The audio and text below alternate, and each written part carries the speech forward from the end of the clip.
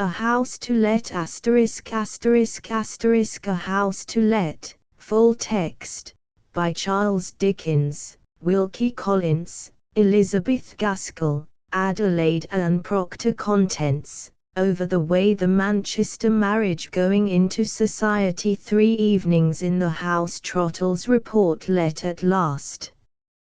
Over the way I had been living at Tunbridge Wells and nowhere else, going on for 10 years, when my medical man, very clever in his profession, and the prettiest player I ever saw in my life of a hand at long whist, which was a noble and a princely game before short was heard of, said to me, one day, as he sat feeling my pulse on the actual sofa which my poor dear sister Jane worked before her spine came on, and laid her on a board for 15 months at a stretch, the most upright woman that ever lived, said to me, what we want, is a Philip. Good gracious, goodness gracious, Dr. Towers, says I, quite startled at the man, for he was so christened himself. Don't talk as if you were alluding to people's names, but say what you mean. I mean, my dear, that we want a little change of air and scene. Bless the man, said I, does he mean we or me? I mean you, Then Lord forgive you, Dr. Towers, I said, why don't you get into a habit of expressing yourself in a straightforward manner, like a loyal subject of our gracious Queen Victoria, and a member of the Church of England? Towers laughed, as he generally does when he has fidgeted me into any of my impatient ways, one of my states, as I call them, and then he began, tone, tone, is all you require. He appealed to Trottle, who just then came in with the coal scuttle, looking, in his nice black suit, like an amiable man putting on coals from motives of benevolence. Trottle, whom I always call my right hand, has been in my service 32 years. He entered my service, far away from England. He is the best of creatures, and the most respectable of men, but opinionated. What you want, says Trottle, making up the fire in his quiet and skillful way, is tone. Lord forgive you both, says I, bursting out a-laughing, I see you are in a conspiracy against me, so I suppose you must do what you like with me, and take me to London for a change. For some weeks Towers had hinted at London, and consequently I was prepared for him. When we had got to this point, we got on so expeditiously, that Trottle was packed off to London next day but one, to find some sort of place for me to lay my troublesome old head in. Trottle came back to me at the Wells after 2 days' absence, with accounts of a charming place that could be taken for 6 months certain, with liberty to renew on the same terms for another 6, and which really did afford every accommodation that I wanted. Could you really find no fault at all in the rooms, Trottle? I asked him. Not a single one, They are exactly suitable to you. There is not a fault in them. There is but one fault outside of them. And what's that? They are opposite a house to let. Oh, I said, considering of it. But is that such a very great objection? I think it my duty to mention it. It is a dull object to look at. Otherwise, I was so greatly pleased with the lodging that I should have closed with the terms at once, as I had your authority to do. Trottle, thinking so highly of the place, in my interest, I wished not to disappoint him. Consequently I said, the empty house may let, perhaps. Oh, dear no, said Trottle, shaking his head with decision, it won't let. It never does let, Mercy me. Why not? Nobody knows, All I have to mention is, that the house won't let. How long has this unfortunate house been to let, in the name of fortune? Said I. Ever so long, said Trottle. Years. Is it in ruins? It's a good deal out of repair, but it's not in ruins. The long and the short of this business was, that next day I had a pair of post horses put to my chariot, for I never travel by railway, not that I have anything to say against railways, except that they came in when I was too old to take to them, and that they made ducks and drakes of a few turnpike bonds I had, and so I went up myself, with Trottle in the rumble, to look at the inside of this same lodging, and at the outside of this same house. As I say, I went and saw for myself. The lodging was perfect. That, I was sure it would be, because Trottle is the best judge of comfort I know. The empty house was an eyesore, and that I was sure it would be too, for the same reason. However, setting the one thing against the other, the good against the bad, the lodging very soon got the victory over the house.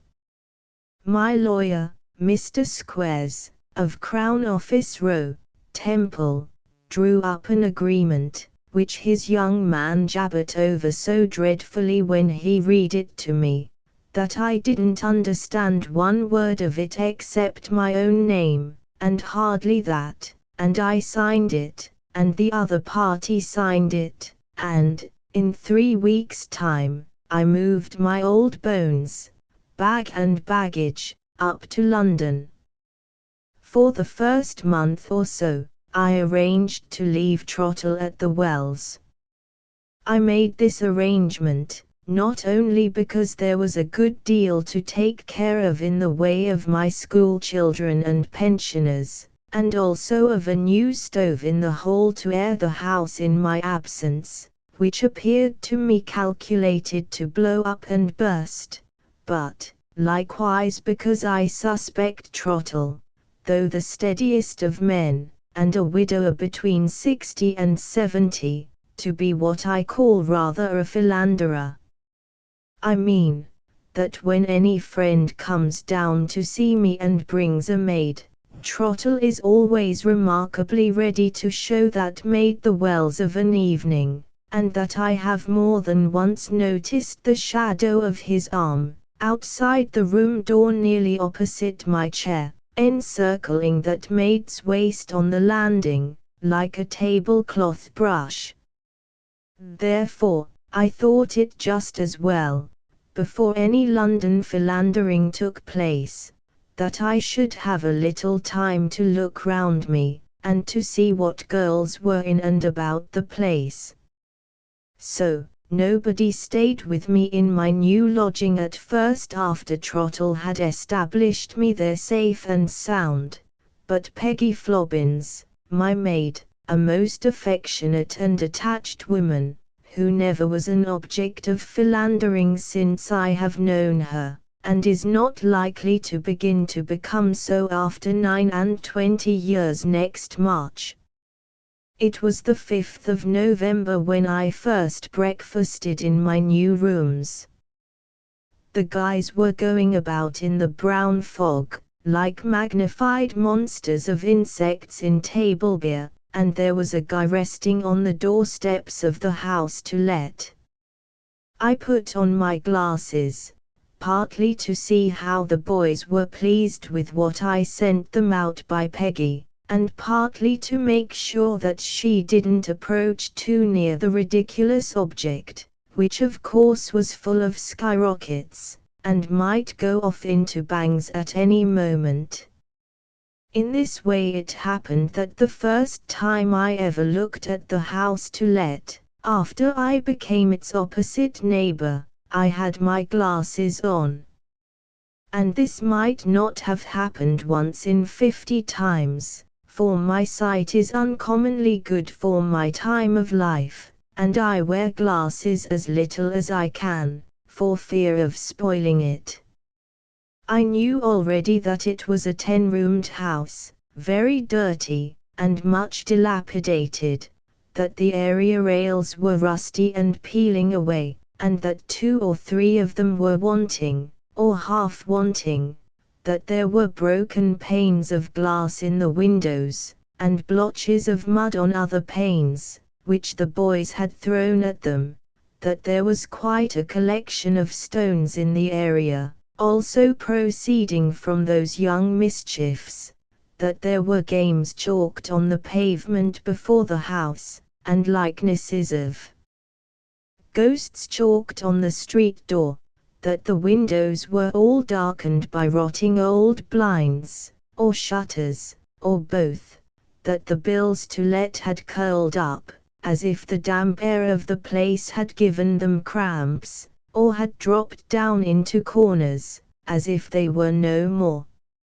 I had seen all this on my first visit, and I had remarked to Trottle, that the lower part of the blackboard about terms was split away, that the rest had become illegible, and that the very stone of the doorsteps was broken across. Notwithstanding, I sat at my breakfast table on that please to remember the 5th of November morning, staring at the house through my glasses, as if I had never looked at it before.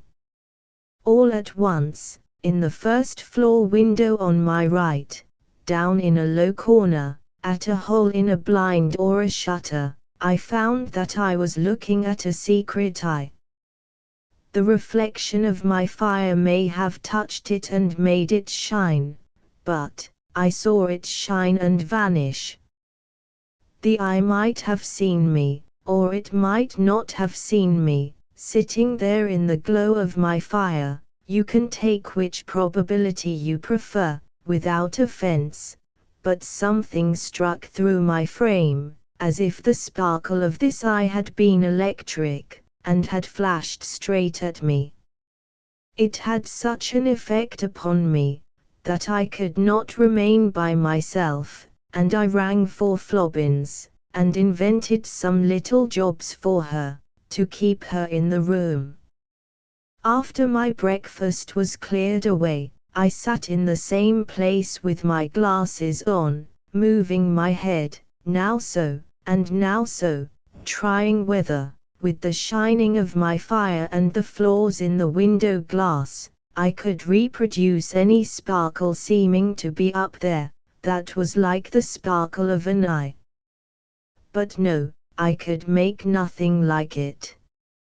I could make ripples and crooked lines in the front of the house to let, and I could even twist one window up and loop it into another, but I could make no eye, nor anything like an eye. So I convinced myself that I really had seen an eye. Well, to be sure I could not get rid of the impression of this eye, and it troubled me, until it was almost a torment.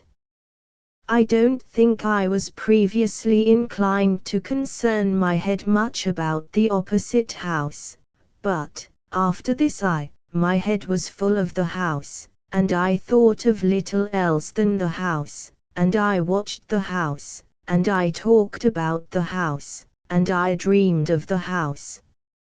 In all this, I fully believe now, there was a good providence. But, you will judge for yourself about that, by and by.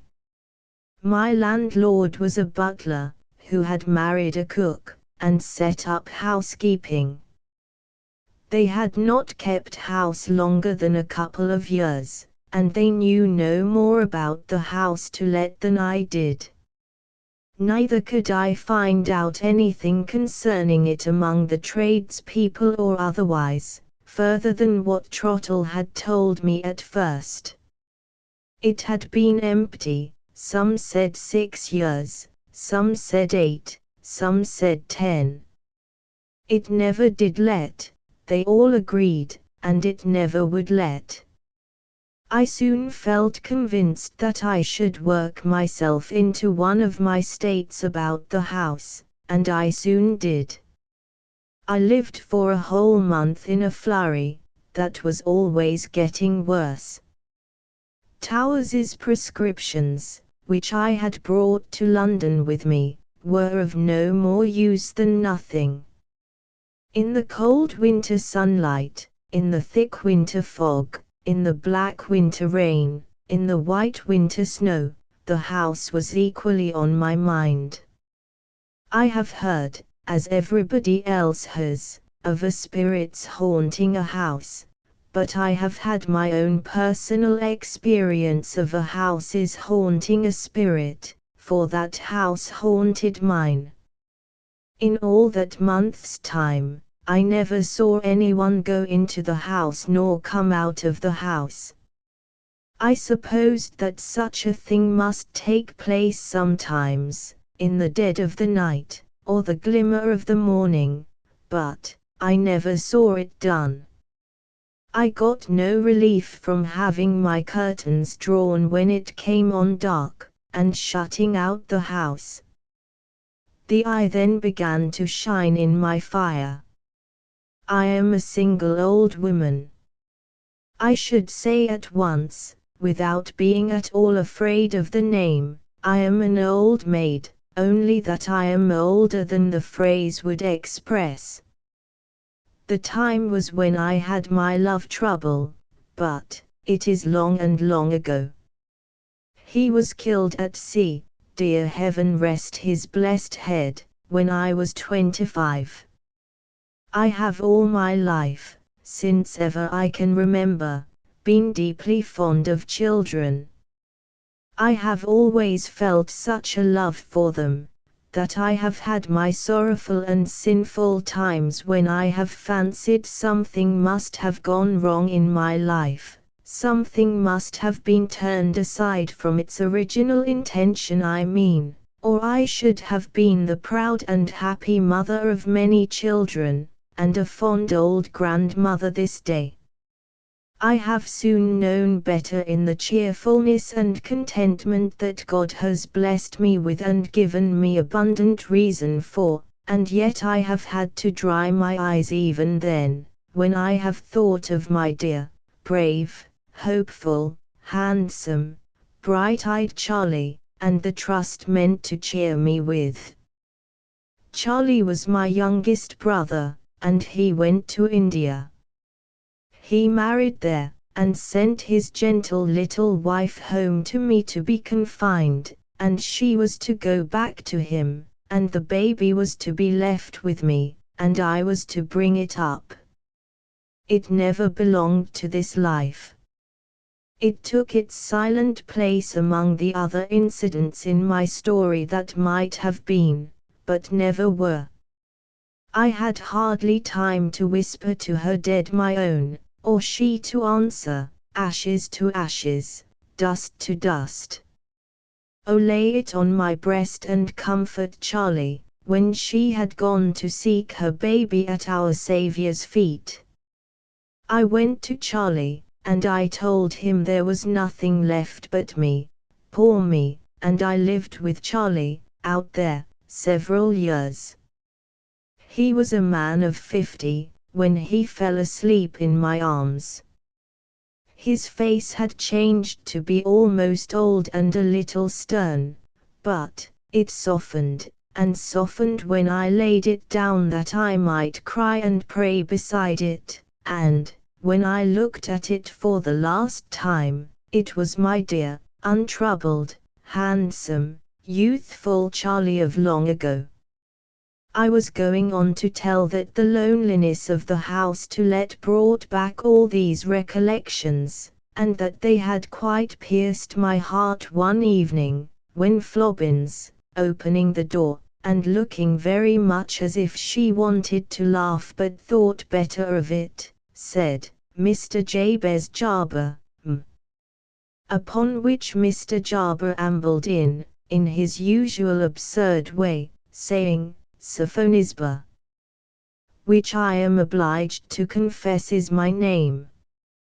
A pretty one and proper one enough when it was given to me, but a good many years out of date now, and always sounding particularly high-flown and comical from his lips. So I said, sharply, "Though it is Sophonisba, Jarber, you are not obliged to mention it, that I see." In reply to this observation, the ridiculous man put the tips of my 5 right-hand fingers to his lips, and said again, with an aggravating accent on the 3rd syllable, "Sophonisba. I don't burn lamps, because I can't abide the smell of oil, and wax candles belonged to my day. I hope the convenient situation of one of my tall old candlesticks on the table at my elbow will be my excuse for saying, that if he did that again, I would chop his toes with it. I am sorry to add that when I told him so, I knew his toes to be tender.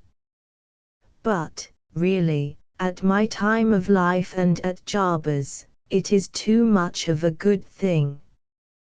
There is an orchestra still standing in the open air at the Wells, before which, in the presence of a throng of fine company, I have walked a minuet with Jarber. But, there is a house still standing, in which I have worn a pinafore, and had a tooth drawn by fastening a thread to the tooth and the door handle, and toddling away from the door.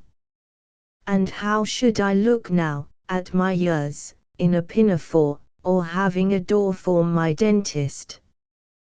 Besides, Jarber always was more or less an absurd man. He was sweetly dressed, and beautifully perfumed, and many girls of my day would have given their ears for him, though I am bound to add that he never cared a fig for them, or their advances either, and that he was very constant to me. For, he not only proposed to me before my love-happiness ended in sorrow, but afterwards too, not once, nor yet twice, nor will we say how many times. However many they were, or however few they were, the last time he paid me that compliment was immediately after he had presented me with a digestive dinner pill stuck on the point of a pin.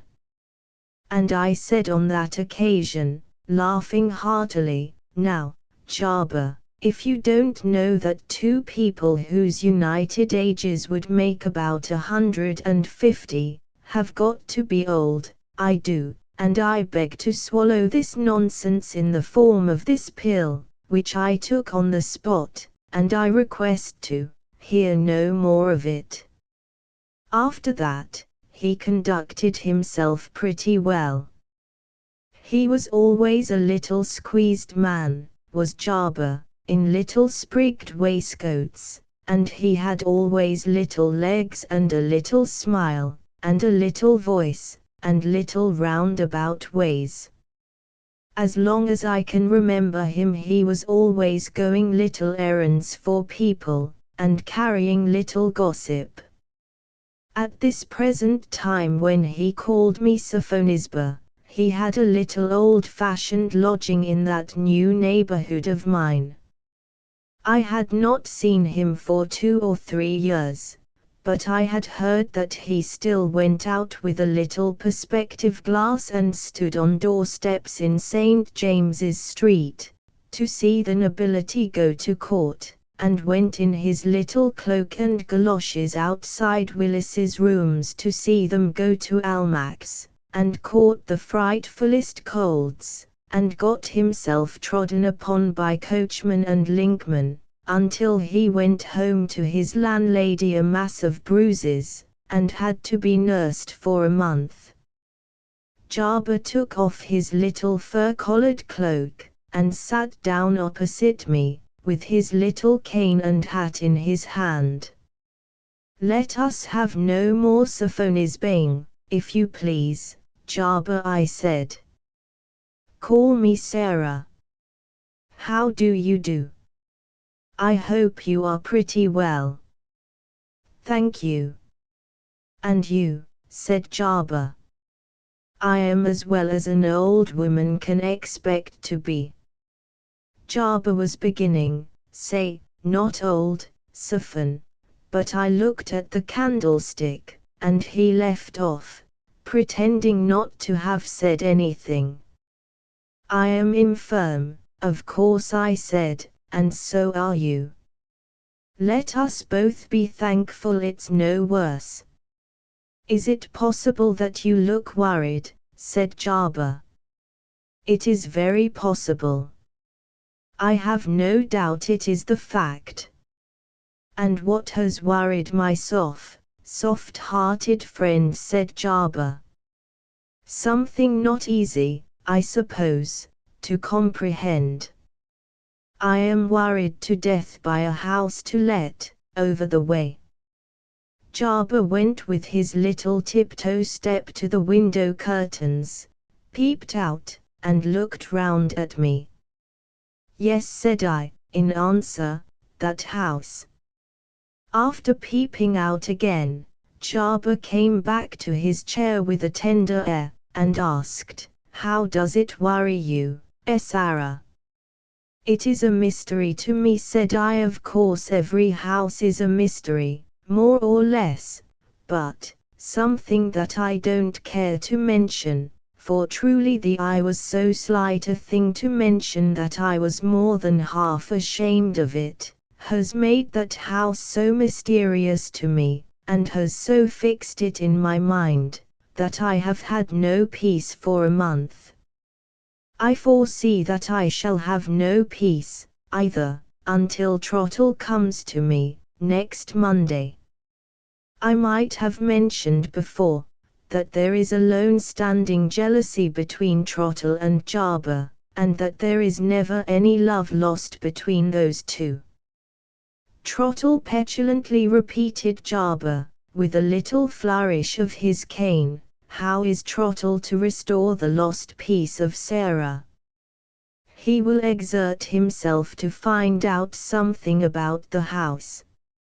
I have fallen into that state about it, that I really must discover by some means or other, good or bad, fair or foul, how and why it is that that house remains to let." "And why Trottle? Why not putting his little hat to his heart, why not, Jarber?" "To tell you the truth, I have never thought of Jarber in the matter. And now I do think of Jarber, through your having the kindness to suggest him, for which I am really and truly obliged to you, I don't think he could do it." "Sarah, I think it would be too much for you, Jarber." "Sarah, there would be coming and going, and fetching and carrying, Jarber, and you might catch cold." "Sarah, what can be done by Trottle, can be done by me. I am on terms of acquaintance with every person of responsibility in this parish. I am intimate at the circulating library. I converse daily with the assessed taxes. I lodge with the water rate. I know the medical man. I lounge habitually at the house agents. I dine with the church wardens. I move to the guardians. Trottle, a person in the sphere of a domestic, and totally unknown to society. Don't be warm, Jarber. In mentioning Trottle, I have naturally relied on my right hand, who would take any trouble to gratify even a whim of his old mistress's. But, if you can find out anything to help to unravel the mystery of this house to let, I shall be fully as much obliged to you as if there was never a Trottle in the land. Jarber rose and put on his little cloak. A couple of fierce brass lions held it tight round his little throat, but a couple of the mildest hares might have done that, I am sure. Sarah, he said, I go. Expect me on Monday evening, the 6th, when perhaps you will give me a cup of tea. May I ask for no green? Adieu. This was on a Thursday, the 2nd of December. When I reflected that Trottle would come back on Monday, too, I had my misgivings as to the difficulty of keeping the two powers from open warfare, and indeed I was more uneasy than I quite like to confess. However, the empty house swallowed up that thought next morning, as it swallowed up most other thoughts now, and the house quite preyed upon me all that day, and all the Saturday. It was a very wet Sunday, raining and blowing from morning to night.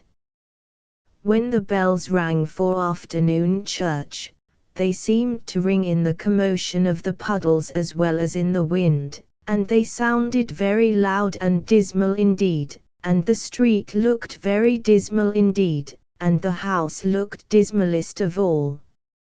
I was reading my prayers near the light, and my fire was growing in the darkening window glass, when, looking up, as I prayed for the fatherless children and widows and all who were desolate and oppressed, I saw the eye again. It passed in a moment, as it had done before, but, this time, I was inwardly more convinced that I had seen it. Well, to be sure, I had a night that night. Whenever I closed my own eyes, it was to see eyes. Next morning, at an unreasonably, and I should have said, but for that railroad, an impossibly early hour, comes Trottle. As soon as he had told me all about the wells, I told him all about the house.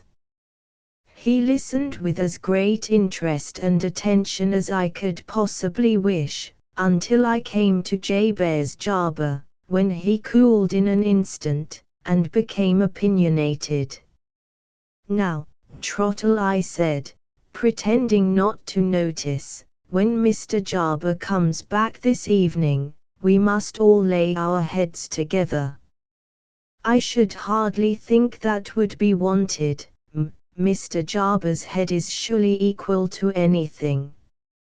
Being determined not to notice, I said again, that we must all lay our heads together. Whatever you order, shall be obeyed. Still, it cannot be doubted, I should think, that Mr. Jarber's head is equal, if not superior, to any pressure that can be brought to bear upon it. This was provoking, and his way, when he came in and out all through the day, of pretending not to see the house to let, was more provoking still. However, being quite resolved not to notice, I gave no sign whatever that I did notice. But, when evening came, and he showed in Jarber, and, when Jarber wouldn't be helped off with his cloak, and poked his cane into cane chair backs and china ornaments and his own eye, in trying to unclasp his brazen lions of himself, which he couldn't do, after all, I could have shaken them both. As it was, I only shook the teapot, and made the tea.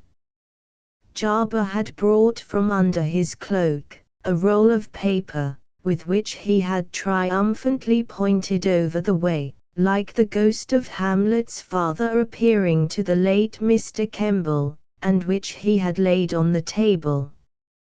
"A discovery," said I, pointing to it, when he was seated, and had got his teacup. "Don't go, Trottle." "The first of a series of discoveries," answered Jarber. "Account of a former tenant, compiled from the water rate and medical man." "Don't go, Trottle," I repeated. For I saw him making imperceptibly to the door. "Begging your pardon, I might be in Mr. Jarber's way." Jarber looked that he decidedly thought he might be. I relieved myself with a good angry croak, and said, always determined not to notice, "Have the goodness to sit down, if you please, Trottle. I wish you to hear this." Trottle bowed in the stiffest manner, and took the remotest chair he could find.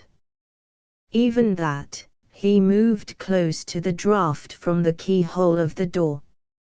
Firstly, Jarber began, after sipping his tea. "Would my Sophon begin again?" Jarber said I would you be much surprised, if this house to let should turn out to be the property of a relation of your own. I should indeed be very much surprised. Then it belongs to your first cousin. I learn, by the way, that he is ill at this time, George Forley. Then that is a bad beginning. I cannot deny that George Forley stands in the relation of first cousin to me, but I hold no communication with him. George Forley has been a hard, bitter, stony father to a child now dead. George Forley was most implacable and unrelenting to one of his 2 daughters who made a poor marriage. George Forley brought all the weight of his band to bear as heavily against that crushed thing, as he brought it to bear lightly, favoringly, and advantageously upon her sister, who made a rich marriage. I hope that, with the measure George Forley meted, it may not be measured out to him again. I will give George Forley no worse wish. I was strong upon the subject, and I could not keep the tears out of my eyes, for that young girl's was a cruel story, and I had dropped many a tear over it before. The house being George Forley's, said I, is almost enough to account for there being a fate upon it, if fate there is. Is there anything about George Forley in those sheets of paper? Not a word. I am glad to hear it. Please to read on. Trottle, why don't you come nearer? Why do you sit mortifying yourself in those Arctic regions? Come nearer. Thank you, I am quite near enough to Mr. Jarber. Jarber rounded his chair, to get his back full to my opinionated friend and servant, and, beginning to read, tossed the words at him over his, Jabez Jarber's, own ear and shoulder. He read what follows. The Manchester marriage. Mr. and Mrs. Openshaw came from Manchester to London and took the house to let. He had been, what is called in Lancashire, a salesman for a large manufacturing firm, who were extending their business, and opening a warehouse in London, where Mr. Openshaw was now to superintend the business. He rather enjoyed the change of residence, having a kind of curiosity about London, which he had never yet been able to gratify in his brief visits to the metropolis. At the same time he had an odd, shrewd contempt for the inhabitants, whom he had always pictured to himself as fine, lazy people, caring nothing but for fashion and aristocracy, and lounging away their days in Bond Street, and such places, ruining good English, and ready in their turn to despise him as a provincial. The hours that the men of business kept in the city scandalized him too, accustomed as he was to the early dinners of Manchester folk, and the consequently far longer evenings. Still, he was pleased to go to London, though he would not for the world have confessed it, even to himself, and always spoke of the step to his friends as one demanded of him by the interests of his employers, and sweetened to him by a considerable increase of salary. His salary indeed was so liberal that he might have been justified in taking a much larger house than this one, had he not thought himself bound to set an example to Londoners of how little a Manchester man of business cared for show. Inside, however, he furnished the house with an unusual degree of comfort, and, in the winter time, he insisted on keeping up as large fires as the grates would allow, in every room where the temperature was in the least chilly. Moreover, his northern sense of hospitality was such, that, if he were at home, he could hardly suffer a visitor to leave the house without forcing meat and drink upon him. Every servant in the house was well warmed, well fed, and kindly treated, for their master scorned all petty saving in aught that conduced to comfort, while he amused himself by following out all his accustomed habits and individual ways in defiance of what any of his new neighbors might think. His wife was a pretty, gentle woman, of suitable age and character. He was 42, she 35. He was loud and decided, she soft and yielding. They had 2 children, or rather, I should say, she had 2, for the elder, a girl of 11, was Mrs. Openshaw's child by Frank Wilson, her first husband. The younger was a little boy, Edwin, who could just prattle, and to whom his father delighted to speak in the broadest and most unintelligible Lancashire dialect, in order to keep up what he called the true Saxon accent. Mrs. Openshaw's Christian name was Alice, and her first husband had been her own cousin. She was the orphan niece of a sea captain in Liverpool, a quiet, grave little creature, of great personal attraction when she was 15 or 16, with regular features and a blooming complexion. But she was very shy, and believed herself to be very stupid and awkward, and was frequently scolded by her aunt, her own uncle's second wife. So when her cousin, Frank Wilson, came home from a long absence at sea, and first was kind and protective to her, secondly, attentive, and thirdly, desperately in love with her, she hardly knew how to be grateful enough to him. It is true she would have preferred his remaining in the first or second stages of behavior, for his violent love puzzled and frightened her. Her uncle neither helped nor hindered the love affair, though it was going on under his own eyes.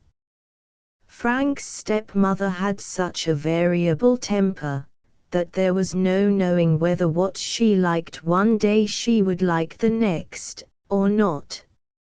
At length she went to such extremes of crossness, that Alice was only too glad to shut her eyes and rush blindly at the chance of escape from domestic tyranny offered her by a marriage with her cousin, and, liking him better than anyone in the world except her uncle, who was at this time at sea. She went off one morning and was married to him, her only bridesmaid being the housemaid at her aunt's. The consequence was that Frank and his wife went into lodgings, and Mrs. Wilson refused to see them, and turned away Nora, the warm-hearted housemaid, whom they accordingly took into their service. When Captain Wilson returned from his voyage, he was very cordial with the young couple, and spent many an evening at their lodgings, smoking his pipe, and sipping his grog, but he told them that, for quietness' sake, he could not ask them to his own house, for his wife was bitter against them. They were not very unhappy about this. The seed of future unhappiness lay rather in Frank's vehement, passionate disposition, which led him to resent his wife's shyness and want of demonstration as failures in conjugal duty. He was already tormenting himself, and her too, in a slighter degree, by apprehensions and imaginations of what might befall her during his approaching absence at sea. At last he went to his father and urged him to insist upon Alice's being once more received under his roof, the more especially as there was now a prospect of her confinement while her husband was away on his voyage. Captain Wilson was, as he himself expressed it, breaking up and unwilling to undergo the excitement of a scene. Yet he felt that what his son said was true. So he went to his wife. And before Frank went to sea, he had the comfort of seeing his wife installed in her old little garret in his father's house. To have placed her in the one best spare room was a step beyond Mrs. Wilson's powers of submission or generosity. The worst part about it, however, was that the faithful Nora had to be dismissed. Her place as housemaid had been filled up, and, even had it not, she had forfeited Mrs. Wilson's good opinion forever. She comforted her young master and mistress by pleasant prophecies of the time when they would have a household of their own, of which, in whatever service she might be in the meantime, she should be sure to form part. Almost the last action Frank Wilson did, before setting sail, was going with Alice to see Nora once more at her mother's house. And then he went away. Alice's father-in-law grew more and more feeble as winter advanced.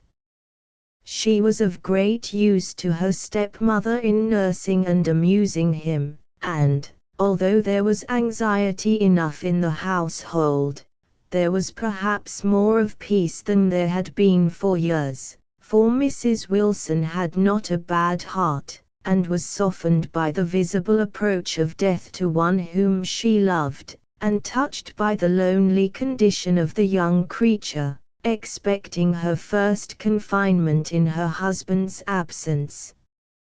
To this relenting mood Nora owed the permission to come and nurse Alice when her baby was born, and to remain to attend on Captain Wilson.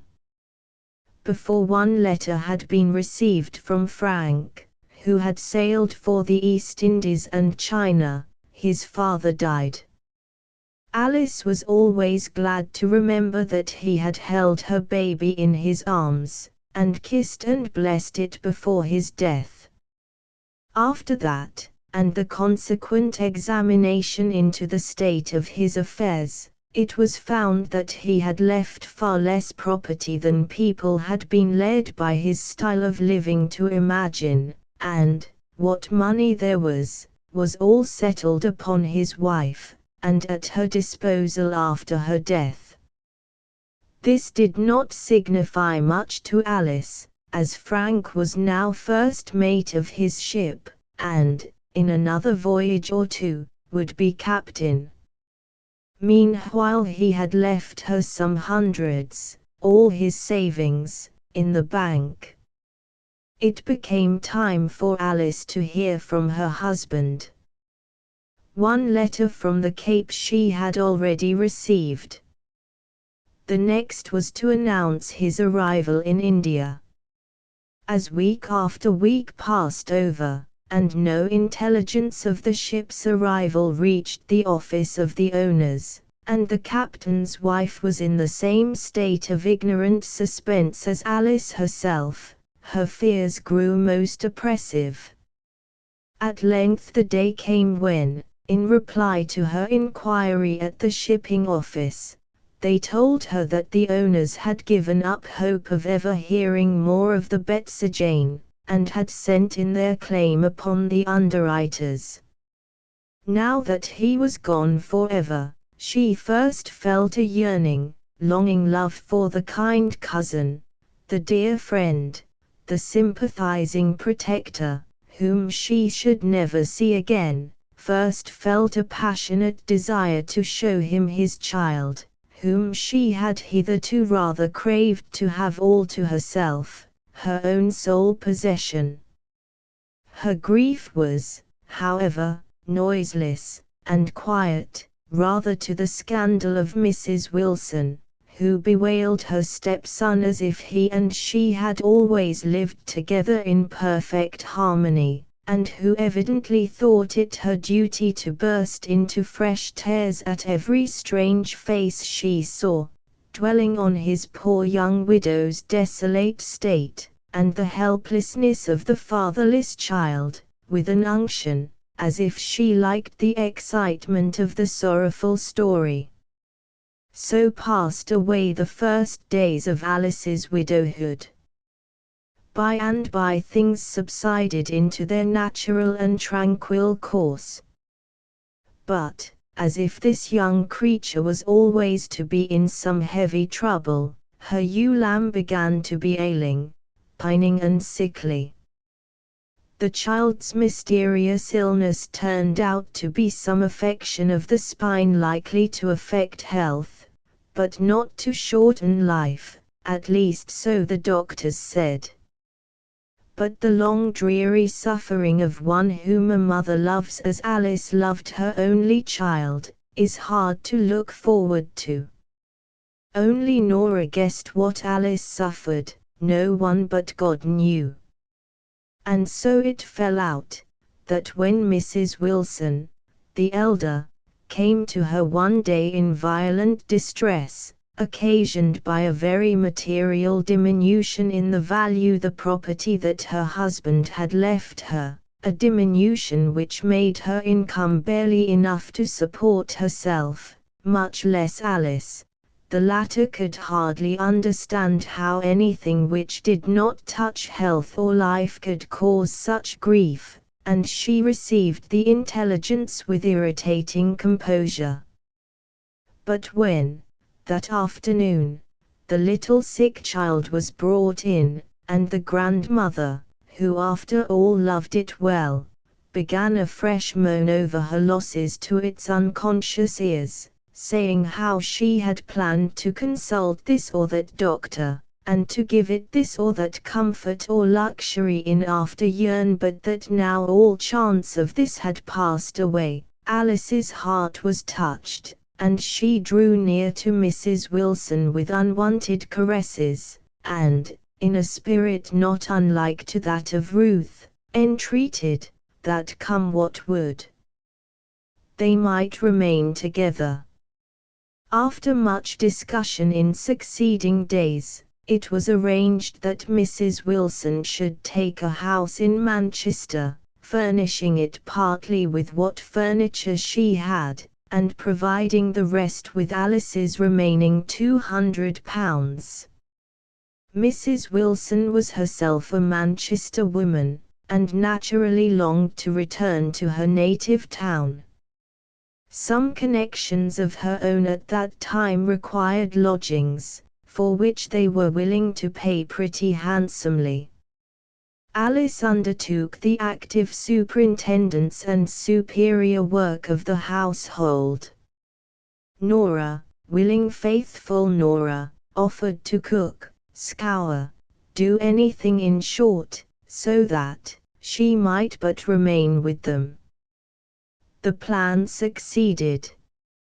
For some years their first lodgers remained with them, and all went smoothly, with the one sad exception of the little girl's increasing deformity. How that mother loved that child, is not for words to tell. Then came a break of misfortune.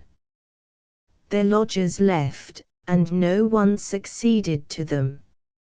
After some months they had to remove to a smaller house, and Alice's tender conscience was torn by the idea that she ought not to be a burden to her mother-in-law, but ought to go out and seek her own maintenance, and leave her child. The thought came like the sweeping boom of a funeral bell over her heart. By and by, Mr. Openshaw came to lodge with them. He had started in life as the errand boy and sweeper out of a warehouse, had struggled up through all the grades of employment in the place, fighting his way through the hard-striving Manchester life with strong pushing energy of character. Every spare moment of time had been sternly given up to self-teaching. He was a capital accountant, a good French and German scholar, a keen, far-seeing tradesman, understanding markets, and the bearing of events, both near and distant, on trade, and yet, with such vivid attention to present details, that I do not think he ever saw a group of flowers in the fields without thinking whether their colors would, or would not, form harmonious contrasts in the coming spring muslins and prints. He went to debating societies, and threw himself with all his heart and soul into politics, esteeming, it must be owned, every man a fool or a knave who differed from him, and overthrowing his opponents rather by the loud strength of his language than the calm strength of his logic. There was something of the Yankee in all this. Indeed, his theory ran parallel to the famous Yankee motto, England flogs creation, and Manchester flogs England. Such a man, as may be fancied, had had no time for falling in love, or any such nonsense. At the age when most young men go through their courting and matrimony, he had not the means of keeping a wife, and was far too practical to think of having one. And now that he was in easy circumstances, a rising man, he considered women almost as encumbrances to the world, with whom a man had better have as little to do as possible. His first impression of Alice was indistinct, and he did not care enough about her to make it distinct. A pretty yenna kind of woman would have been his description of her, if he had been pushed into a corner. He was rather afraid, in the beginning, that her quiet ways arose from a listlessness and laziness of character which would have been exceedingly discordant to his active energetic nature. But, when he found out the punctuality with which his wishes were attended to, and her work was done, when he was called in the morning at the very stroke of the clock, his shaving water scalding hot, his fire bright, his coffee made exactly as his peculiar fancy dictated, for he was a man who had his theory about everything, based upon what he knew of science, and often perfectly original, then he began to think, not that Alice had any peculiar merit, but that he had got into remarkably good lodgings. his restlessness wore away, and he began to consider himself as almost settled for life in them. Mr. Openshaw had been too busy, all his life, to be introspective. He did not know that he had any tenderness in his nature, and if he had become conscious of its abstract existence, he would have considered it as a manifestation of disease in some part of his nature. But he was decoyed into pity unawares, and pity led on to tenderness. That little helpless child, always carried about by one of the 3 busy women of the house, or else patiently threading colored beads in the chair from which, by no effort of its own, could it ever move, the great grave blue eyes, full of serious, not uncheerful, expression, giving to the small delicate face a look beyond its years, the soft plaintive voice dropping out but few words, so unlike the continual prattle of a child, caught Mr. Openshaw's attention in spite of himself. One day, he half scorned himself for doing so. He cut short his dinner hour to go in search of some toy which should take the place of those eternal beads. I forget what he bought, but, when he gave the present, which he took care to do in a short abrupt manner, and when no one was by to see him, he was almost thrilled by the flash of delight that came over that child's face, and could not help all through that afternoon going over and over again the picture left on his memory, by the bright effect of unexpected joy on the little girl's face. When he returned home, he found his slippers placed by his sitting-room fire, and even more careful attention paid to his fancies than was habitual in those model lodgings. When Alice had taken the last of his tea things away, she had been silent as usual till then. She stood for an instant with the door in her hand. Mr. Openshaw looked as if he were deep in his book, though in fact he did not see a line, but was heartily wishing the woman would be gone, and not make any palaver of gratitude. But she only said, "I am very much obliged to you, sir." "Thank you very much," and was gone, even before he could send her away with a "There, my good woman, that's enough." For some time longer he took no apparent notice of the child. He even hardened his heart into disregarding her sudden flush of color, and little timid smile of recognition, when he saw her by chance. But, after all, this could not last forever, and, having a second time given way to tenderness, there was no relapse. The insidious enemy having thus entered his heart, in the guise of compassion to the child, soon assumed the more dangerous form of interest in the mother. He was aware of this change of feeling, despised himself for it, struggled with it, nay, internally yielded to it and cherished it, long before he suffered the slightest expression of it, by word, action, or look, to escape him. He watched Alice's docile obedient ways to her stepmother, the love which she had inspired in the rough Nora, roughened by the wear and tear of sorrow and years, but above all, he saw the wild, deep, passionate affection existing between her and her child. They spoke little to anyone else, or when anyone else was by, but, when alone together, they talked, and murmured, and cooed, and chattered so continually, that Mr. Openshaw first wondered what they could find to say to each other, and next became irritated because they were always so grave and silent with him. All this time, he was perpetually devising small new pleasures for the child. His thoughts ran, in a pertinacious way, upon the desolate life before her, and often he came back from his day's work loaded with the very thing Alice had been longing for, but had not been able to procure. One time it was a little chair for drawing the little sufferer along the streets, and many an evening that ensuing summer Mr. Openshaw drew her along himself, regardless of the remarks of his acquaintances.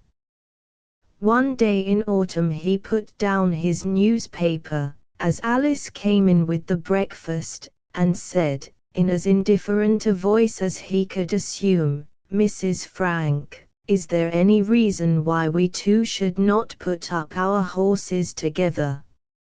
Alice stood still in perplexed wonder. What did he mean? He had resumed the reading of his newspaper, as if he did not expect any answer, so she found silence her safest course, and went on quietly arranging his breakfast without another word passing between them. Just as he was leaving the house, to go to the warehouse as usual, he turned back and put his head into the bright, neat, tidy kitchen, where all the women breakfasted in the morning. "You'll think of what I said, Mrs. Frank," this was her name with the lodgers, "and let me have your opinion upon it tonight." Alice was thankful that her mother and Nora were too busy talking together to attend much to this speech. She determined not to think about it at all through the day, and, of course, the effort not to think made her think all the more. At night she sent up Nora with his tea. But Mr. Openshaw almost knocked Nora down as she was going out at the door, by pushing past her and calling out "Mrs. Frank," in an impatient voice, at the top of the stairs. Alice went up, rather than seem to have affixed too much meaning to his words. "Well, Mrs. Frank," he said, "what answer? Don't make it too long, for I have lots of office work to get through tonight." "I hardly know what you meant, sir," said truthful Alice. "Well, I should have thought you might have guessed.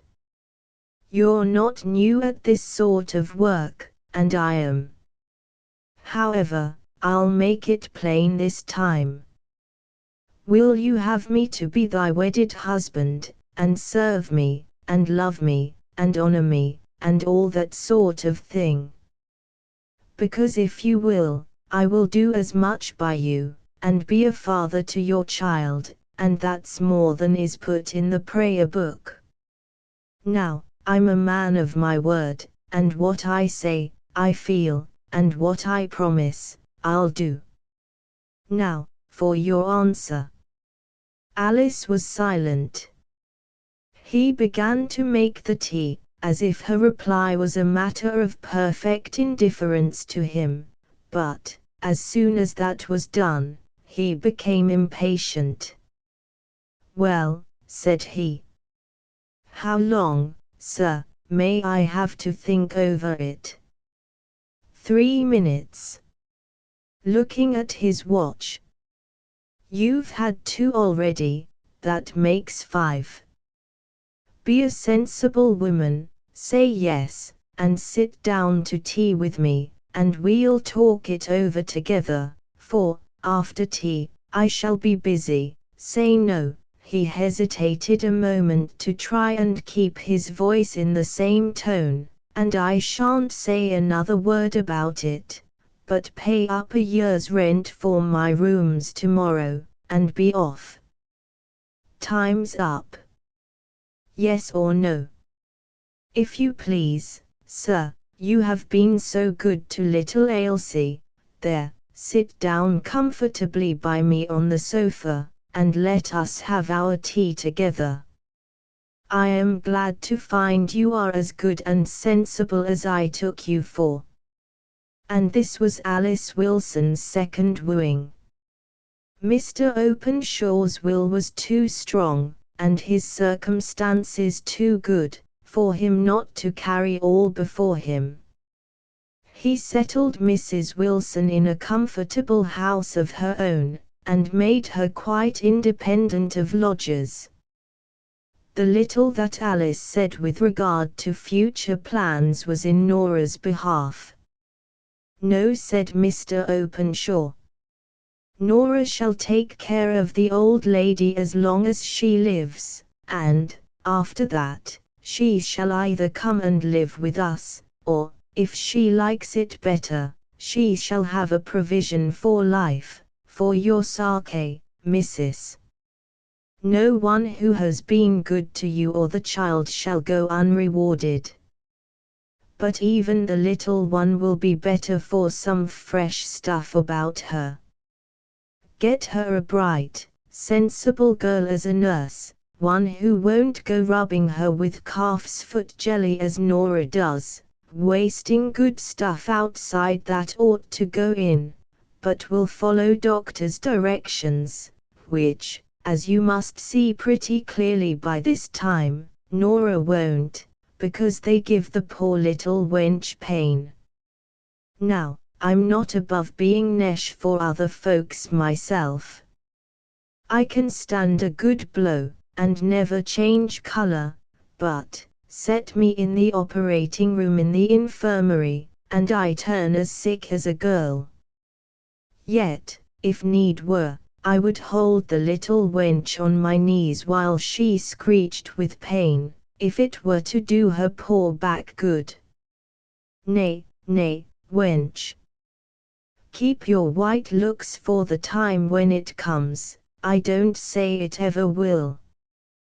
But this I know, Nora will spare the child and cheat the doctor if she can. Now, I say, give the bairn a year or two's chance, and then, when the pack of doctors have done their best, and, maybe, the old lady has gone, we'll have Nora back, or do better for her. The pack of doctors could do no good to little Ailsie. She was beyond their power. But her father, for so he insisted on being called, and also on Alice's no longer retaining the appellation of Mamma, but becoming henceforward Mother, by his healthy cheerfulness of manner, his clear decision of purpose, his odd turns and quirks of humor, added to his real strong love for the helpless little girl, infused a new element of brightness and confidence into her life, and, though her back remained the same, her general health was strengthened, and Alice, never going beyond a smile herself, had the pleasure of seeing her child taught to laugh. As for Alice's own life, it was happier than it had ever been. Mr. Openshaw required no demonstration, no expressions of affection from her. Indeed, these would rather have disgusted him. Alice could love deeply, but could not talk about it. The perpetual requirement of loving words, looks, and caresses, and misconstruing their absence into absence of love, had been the great trial of her former married life. Now, all went on clear and straight, under the guidance of her husband's strong sense, warm heart, and powerful will. Year by year their worldly prosperity increased. At Mrs. Wilson's death, Nora came back to them, as nurse to the newly born little Edwin, into which post she was not installed without a pretty strong oration on the part of the proud and happy father, who declared that if he found out that Nora ever tried to screen the boy by a falsehood, or to make him nesh either in body or mind, she should go that very day. Nora and Mr. Openshaw were not on the most thoroughly cordial terms, neither of them fully recognizing or appreciating the other's best qualities. This was the previous history of the Lancashire family, who had now removed to London, and had come to occupy the house.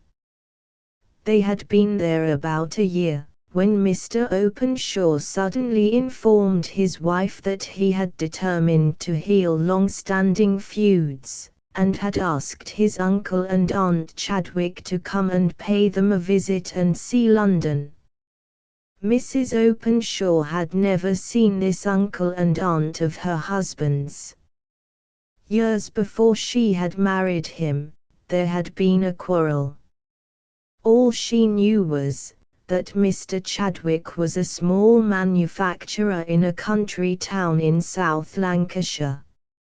She was extremely pleased that the breach was to be healed, and began making preparations to render their visit pleasant. They arrived at last.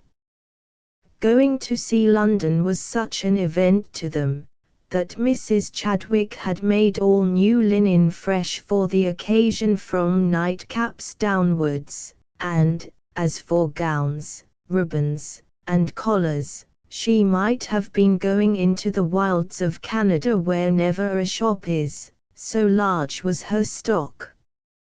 A fortnight before the day of her departure for London, she had formally called to take leave of all her acquaintance, saying she should need all the intermediate time for packing up.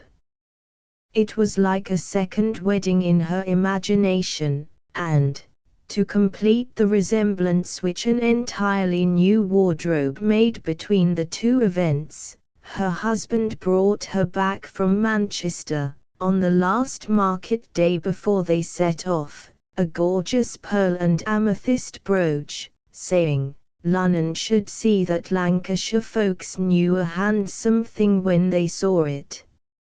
For some time after Mr. and Mrs. Chadwick arrived at the Openshaws, there was no opportunity for wearing this brooch, but at length they obtained an order to see Buckingham Palace, and the spirit of loyalty demanded that Mrs. Chadwick should wear her best clothes in visiting the abode of her sovereign.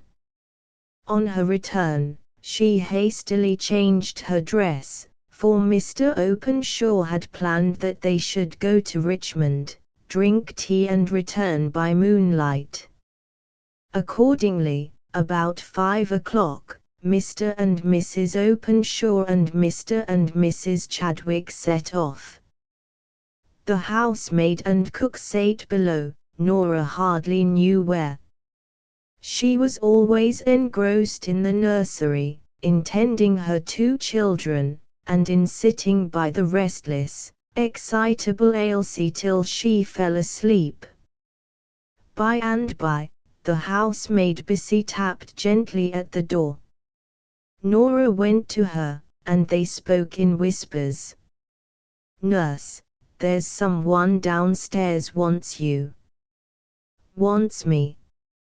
Who is it?" "A gentleman, a gentleman." "Nonsense." "Well, a man, then, and he asks for you, and he rung at the front door bell, and has walked into the dining room."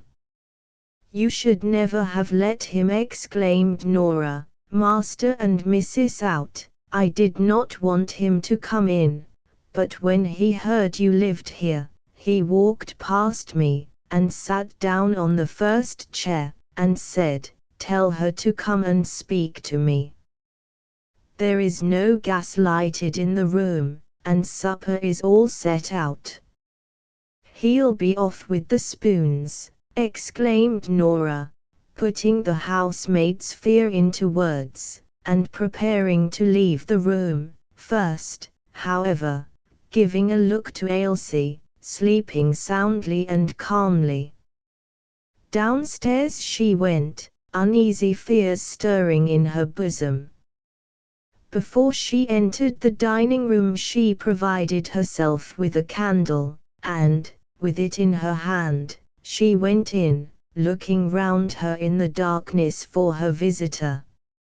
He was standing up, holding by the table.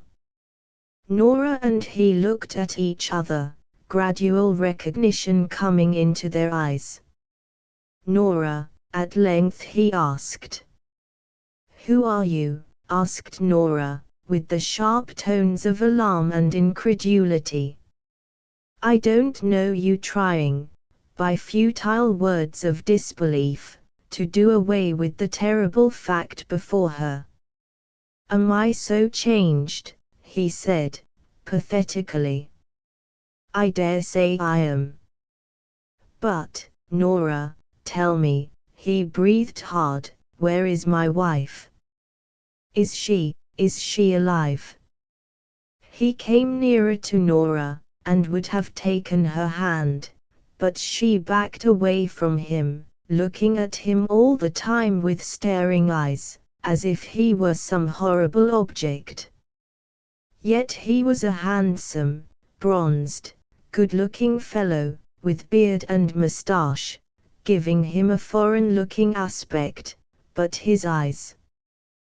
There was no mistaking those eager, beautiful eyes, the very same that Nora had watched not half an hour ago, till sleep stole softly over them. "Tell me, Nora, I can bear it, I have feared it so often. Is she dead?" Nora still kept silence. "She is dead." He hung on Nora's words and looks, as if for confirmation or contradiction. "What shall I do?" groaned Nora. "Oh, sir, why did you come? How did you find me out? Where have you been?" "We thought you dead, we did, indeed." She poured out words and questions to gain time, as if time would help her. "Nora, answer me this question, straight, by yes or no, is my wife dead?" "No, she is not," said Nora, slowly and heavily. "Oh, what a relief! Did she receive my letters? But perhaps you don't know. Why did you leave her? Where is she? Oh, Nora, tell me all quickly." "Mr. Frank," said Nora at last, almost driven to bay by her terror lest her mistress should return at any moment, and find him there, unable to consider what was best to be done or said, rushing at something decisive, because she could not endure her present state. "Mr. Frank, we never heard a line from you, and the ship owners said you had gone down, you and everyone else. We thought you were dead, if ever man was, and poor Miss Alice and her little sick, helpless child." "Oh, sir, you must guess it," cried the poor creature at last, bursting out into a passionate fit of crying, "for indeed I cannot tell it. But it was no one's fault. God help us all this night." Nora had sat down. She trembled too much to stand. He took her hands in his. He squeezed them hard, as if by physical pressure, the truth could be wrung out. "Nora." This time his tone was calm, stagnant as despair. "She has married again." Nora shook her head sadly. The grasp slowly relaxed. The man had fainted. There was brandy in the room. Nora forced some drops into Mr. Frank's mouth, chafed his hands, and, when mere animal life returned, before the mind poured in its flood of memories and thoughts, she lifted him up, and rested his head against her knees. Then she put a few crumbs of bread taken from the supper table, soaked in brandy, into his mouth. Suddenly he sprang to his feet. "Where is she? Tell me this instant." He looked so wild, so mad, so desperate, that Nora felt herself to be in bodily danger, but her time of dread had gone by. She had been afraid to tell him the truth, and then she had been a coward. Now, her wits were sharpened by the sense of his desperate state. He must leave the house. She would pity him afterwards, but now she must rather command and upbraid, for he must leave the house before her mistress came home. That one necessity stood clear before her. "She is not here, that is enough for you to know. Nor can I say exactly where she is," which was true to the letter if not to the spirit. "Go away, and tell me where to find you tomorrow, and I will tell you all. My master and mistress may come back at any minute, and then what would become of me with a strange man in the house?" Such an argument was too petty to touch his excited mind. "I don't care for your master and mistress. If your master is a man, he must feel for me, poor shipwrecked sailor that I am, kept for years a prisoner amongst savages, always, always, always thinking of my wife and my home, dreaming of her by night, talking to her, though she could not hear, by day. I loved her more than all heaven and earth put together. Tell me where she is, this instant, you wretched woman, who served over her wickedness to her, as you do to me." The clock struck 10. Desperate positions require desperate measures. "If you will leave the house now, I will come to you tomorrow and tell you all. What is more, you shall see your child now. She lies sleeping upstairs." "Oh, sir, you have a child, you do not know that as yet, a little weakly girl, with just a heart and soul beyond her years. We have reared her up with such care, we watched her, for we thought for many a year she might die any day, and we tended her, and no hard thing has come near her, and no rough word has ever been said to her. And now you come and will take her life into your hand, and will crush it. Strangers to her have been kind to her, but her own father, Mr. Frank, I am her nurse, and I love her, and I tend her, and I would do anything for her that I could. Her mother's heart beats as hers beats, and, if she suffers a pain, her mother trembles all over. If she is happy, it is her mother that smiles and is glad. If she is growing stronger, her mother is healthy, if she dwindles, her mother languishes. If she dies, well, I don't know, it is not everyone can lie down and die when they wish it. Come upstairs, Mr. Frank, and see your child. Seeing her will do good to your poor heart. Then go away, in God's name, just this one night. Tomorrow, if need be, you can do anything, kill us all if you will, or show yourself, a great grand man, whom God will bless forever and ever.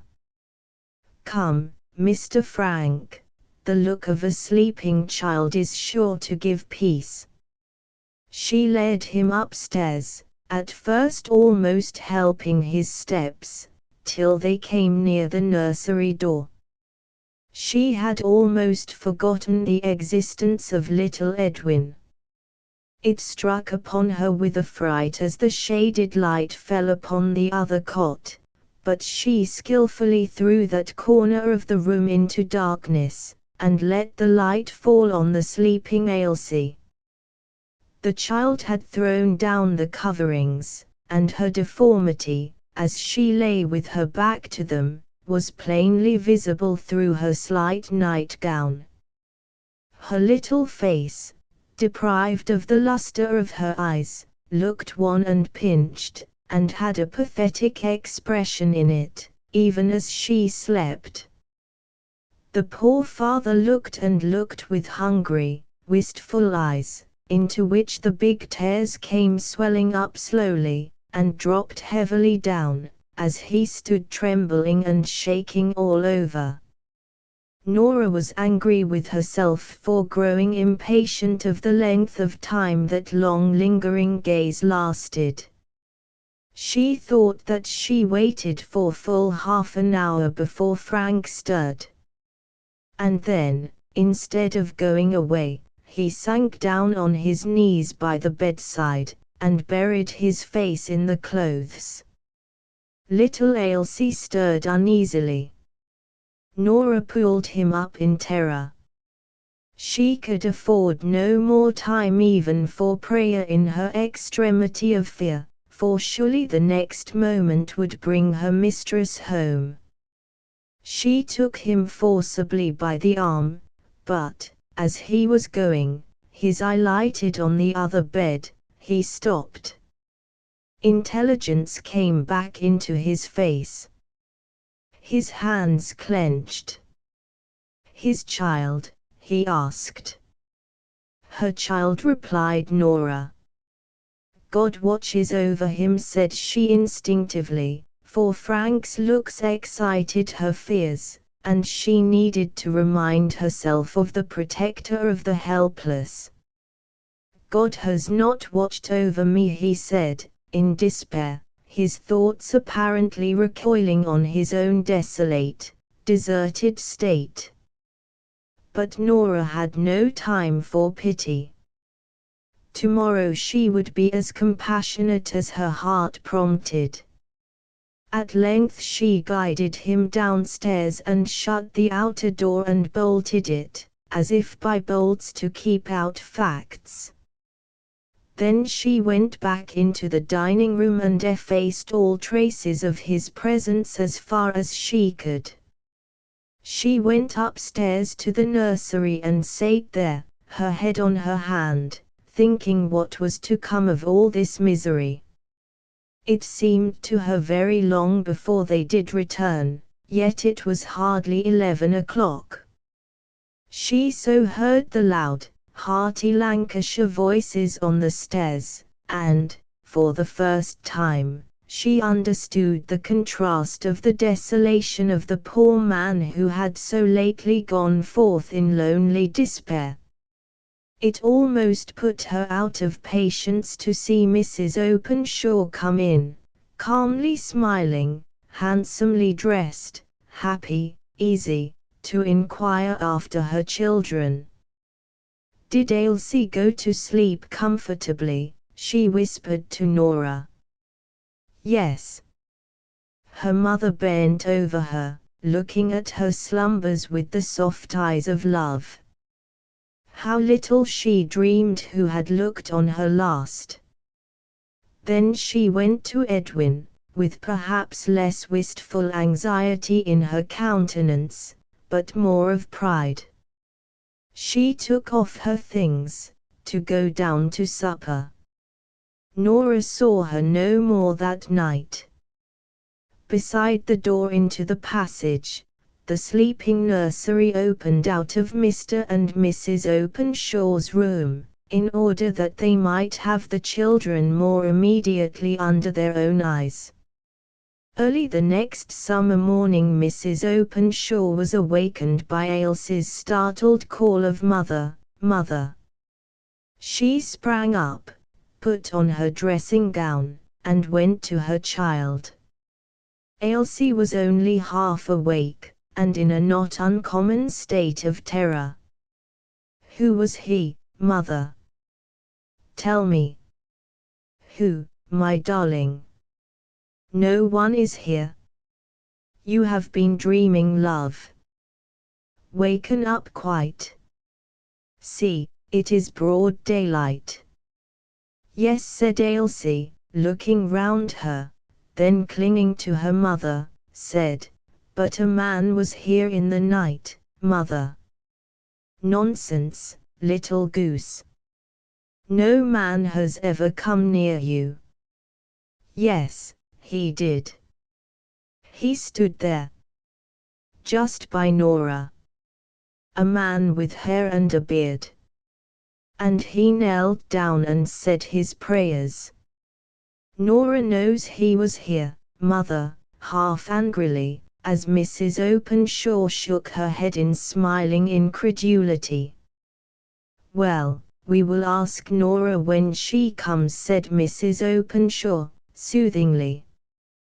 But we won't talk any more about him now. It is not 5 o'clock, it is too early for you to get up. Shall I fetch you a book and read to you? Don't leave me, mother, said the child, clinging to her. So Mrs. Openshaw sat on the bedside talking to Ailsie, and telling her of what they had done at Richmond the evening before, until the little girl's eyes slowly closed and she once more fell asleep. What was the matter? Asked Mr. Openshaw, as his wife returned to bed. Ailsie wakened up in a fright, with some story of a man having been in the room to say his prayers, a dream, I suppose. And no more was said at the time. Mrs. Openshaw had almost forgotten the whole affair when she got up about 7 o'clock. But, by and by, she heard a sharp altercation going on in the nursery. Nora speaking angrily to Ailsie, a most unusual thing. Both Mr. and Mrs. Openshaw listened in astonishment.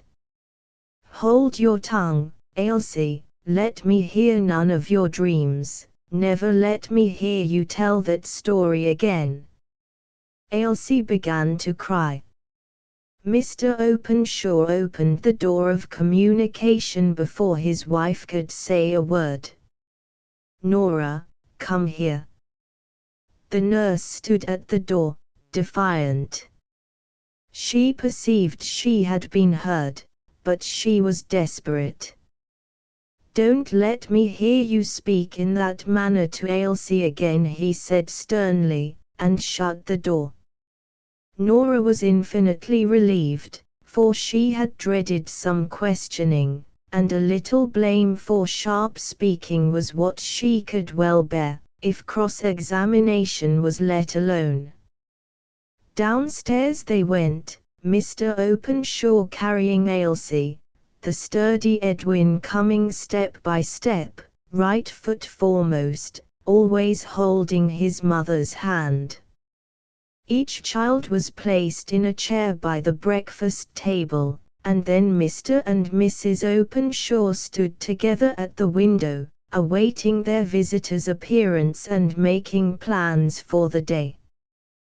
There was a pause. Suddenly Mr. Openshaw turned to Ailsie, and said, "What a little goosey somebody is with her dreams, waking up poor, tired mother in the middle of the night with a story of a man being in the room." "Father, I'm sure I saw him," said Ailsie, half crying. "I don't want to make Nora angry, but I was not asleep, for all she says I was. I had been asleep, and I awakened up quite wide awake though I was so frightened. I kept my eyes nearly shut, and I saw the man quite plain. A great brown man with a beard. He said his prayers. And then he looked at Edwin. And then Nora took him by the arm and led him away, after they had whispered a bit together. Now, my little woman must be reasonable," said Mr. Openshaw, who was always patient with Ailsie. There was no man in the house last night at all. No man comes into the house, as you know, if you think, much less goes up into the nursery. But sometimes we dream something has happened, and the dream is so like reality, that you are not the first person, little woman, who has stood out that the thing has really happened. But, indeed it was not a dream, said Ailsie, beginning to cry. Just then Mr. and Mrs. Chadwick came down, looking grave and discomposed. All during breakfast time they were silent and uncomfortable. As soon as the breakfast things were taken away, and the children had been carried upstairs, Mr. Chadwick began in an evidently preconcerted manner to inquire if his nephew was certain that all his servants were honest, for that Mrs. Chadwick had that morning missed a very valuable brooch, which she had worn the day before. She remembered taking it off when she came home from Buckingham Palace. Mr. Openshaw's face contracted into hard lines, grew like what it was before he had known his wife and her child. He rang the bell even before his uncle had done speaking. It was answered by the housemaid. "Mary, was anyone here last night while we were away?" "A man, sir, came to speak to Nora." To speak to Nora. Who was he? How long did he stay? I'm sure I can't tell, sir. He came, perhaps about 9. I went up to tell Nora in the nursery, and she came down to speak to him. She let him out, sir. She will know who he was, and how long he stayed. She waited a moment to be asked any more questions, but she was not, so she went away. A minute afterwards Openshaw made as though he were going out of the room, but his wife laid her hand on his arm. "Do not speak to her before the children," she said, in her low, quiet voice. "I will go up and question her." "No. I must speak to her." "You must know," said he, turning to his uncle and aunt, "my missus has an old servant, as faithful as ever woman was, I do believe, as far as love goes, but, at the same time, who does not always speak truth, as even the missus must allow. Now, my notion is, that this Nora of ours has been come over by some good-for-nothing chap, for she's at the time o' life when they say women pray for husbands, good Lord, and has let him into our house, and the chap has made off with your brooch, and upon many another thing beside. It's only saying that Nora is soft-hearted, and does not stick at a white lie. That's all, missus." It was curious to notice how his tone, his eyes, his whole face changed as he spoke to his wife, but he was the resolute man through all. She knew better than to oppose him, so she went upstairs, and told Nora her master wanted to speak to her, and that she would take care of the children in the meanwhile. Nora rose to go without a word. Her thoughts were these: if they tear me to pieces they shall never know through me. He may come, and then just Lord have mercy upon us all, for some of us are dead folk to a certainty. But he shall do it, not me. You may fancy, now, her look of determination as she faced her master alone in the dining room, Mr. and Mrs. Chadwick having left the affair in their nephew's hands, seeing that he took it up with such vehemence. Nora. Who was that man that came to my house last night? Man, sir. As if infinitely surprised, but it was only to gain time. Yes, the man whom Mary let in, whom she went upstairs to the nursery to tell you about, whom you came down to speak to, the same chap, I make no doubt, whom you took into the nursery to have your talk out with, whom Ailsie saw, and afterwards dreamed about, thinking, poor wench, she saw him say his prayers, when nothing, I'll be bound, was farther from his thoughts, who took Mrs. Chadwick's brooch, value £10. Now, Nora, don't go off. I am as sure as that my name's Thomas Openshaw, that you knew nothing of this robbery. But I do think you've been imposed on, and that's the truth. Some good-for-nothing chap has been making up to you, and you've been just like all other women, and have turned a soft place in your heart to him, and he came last night a-loving, and you had him up in the nursery, and he made use of his opportunities, and made off with a few things on his way down. Come, now, Nora, it's no blame to you, only you must not be such a fool again.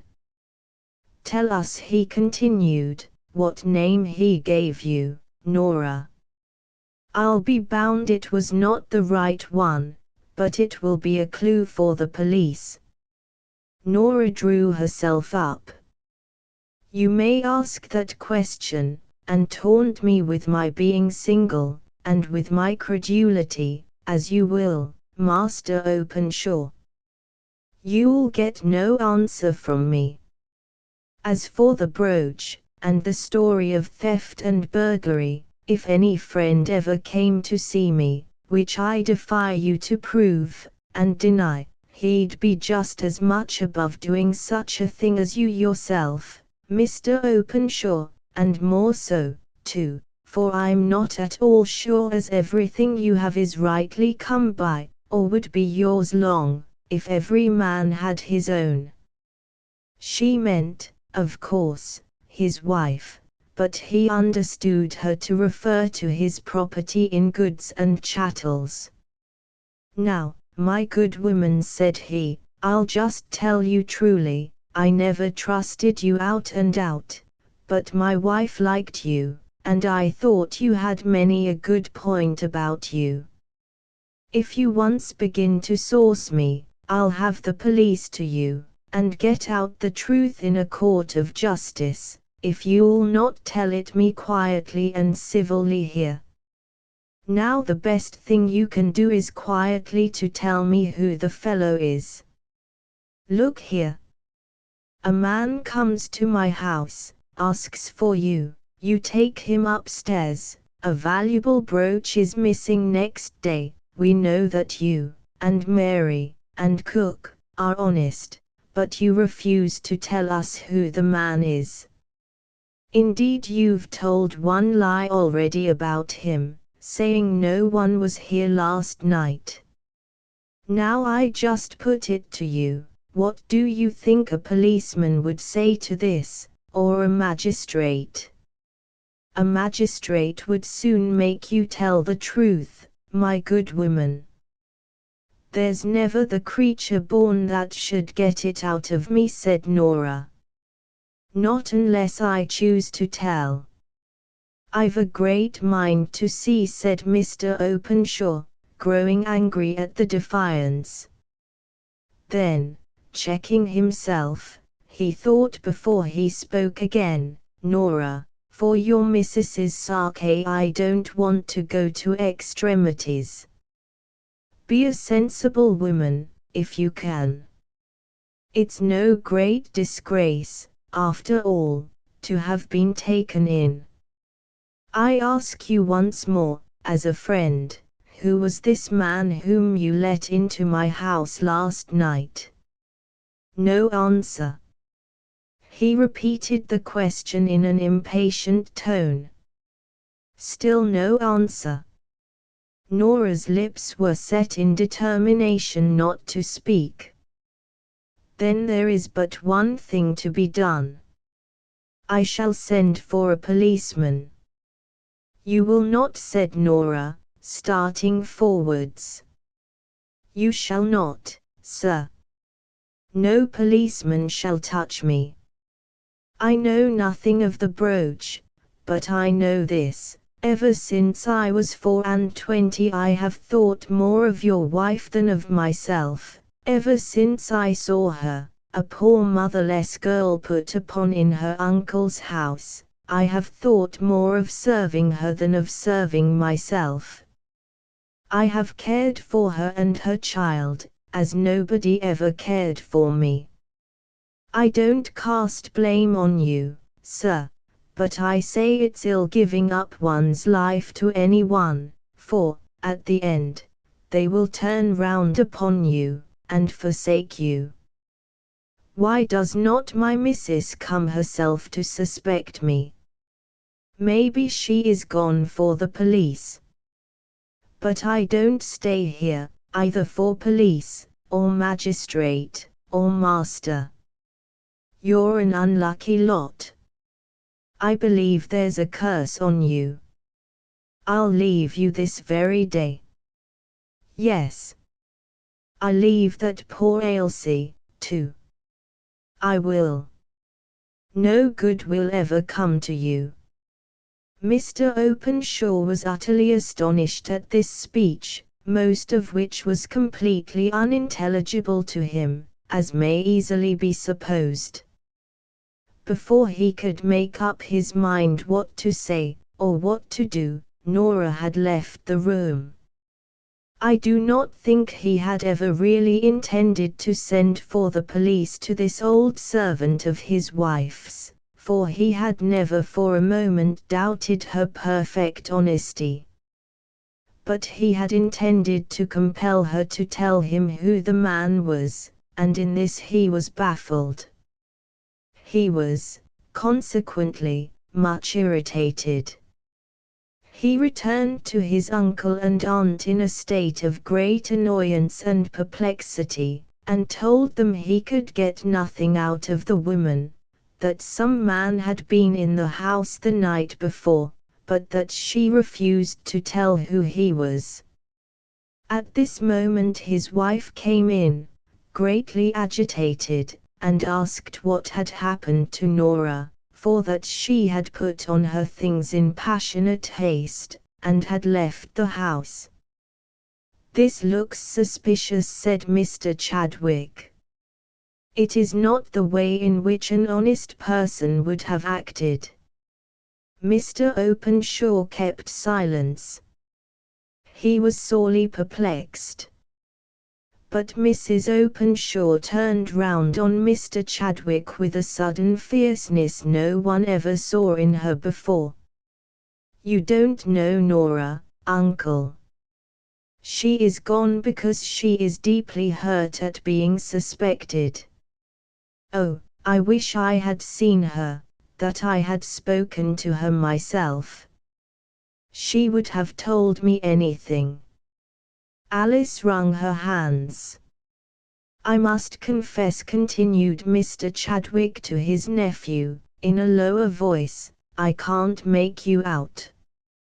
You used to be a word and a blow, and oftenest the blow first, and now, when there is every cause for suspicion, you just do naught. Your missus is a very good woman, I grant, but she may have been put upon as well as other folk, I suppose. If you don't send for the police, I shall." "Very well," replied Mr. Openshaw, surlily. "I can't clear Nora. She won't clear herself, as I believe she might if she would.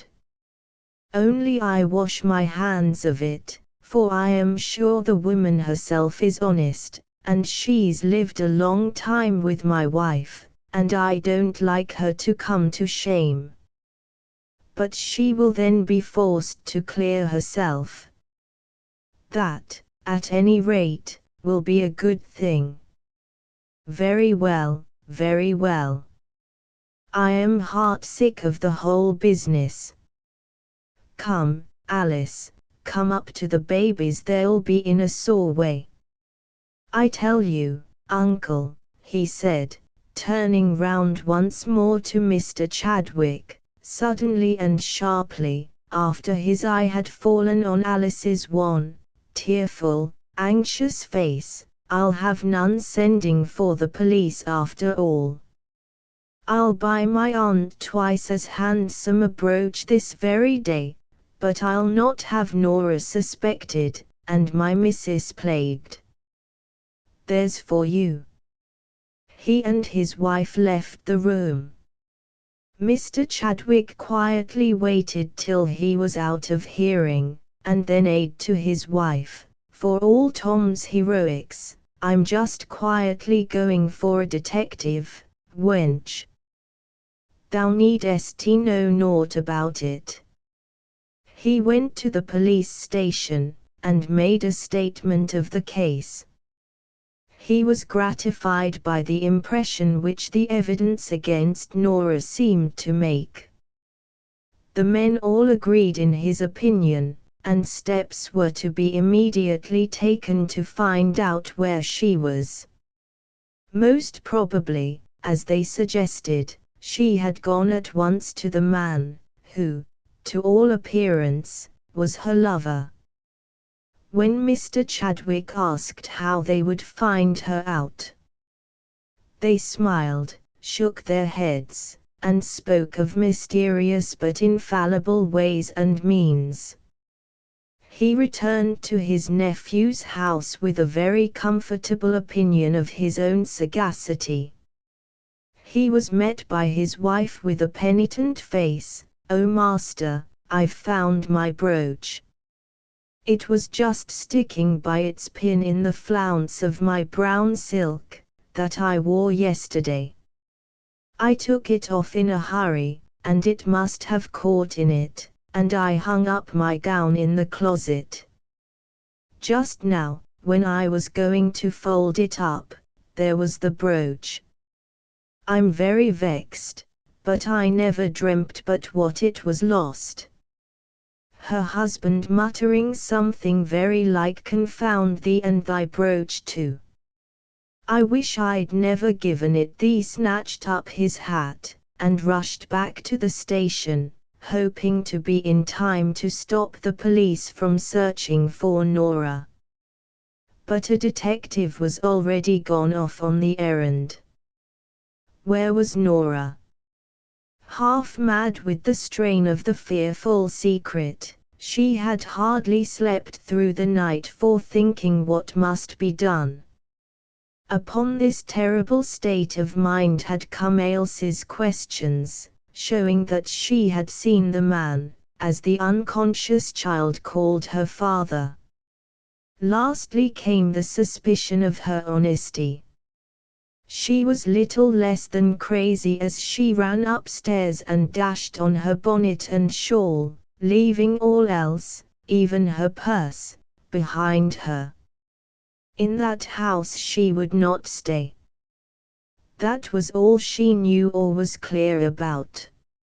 She would not even see the children again, for fear it should weaken her. She feared above everything Mr. Frank's return to claim his wife. She could not tell what remedy there was for a sorrow so tremendous, for her to stay to witness.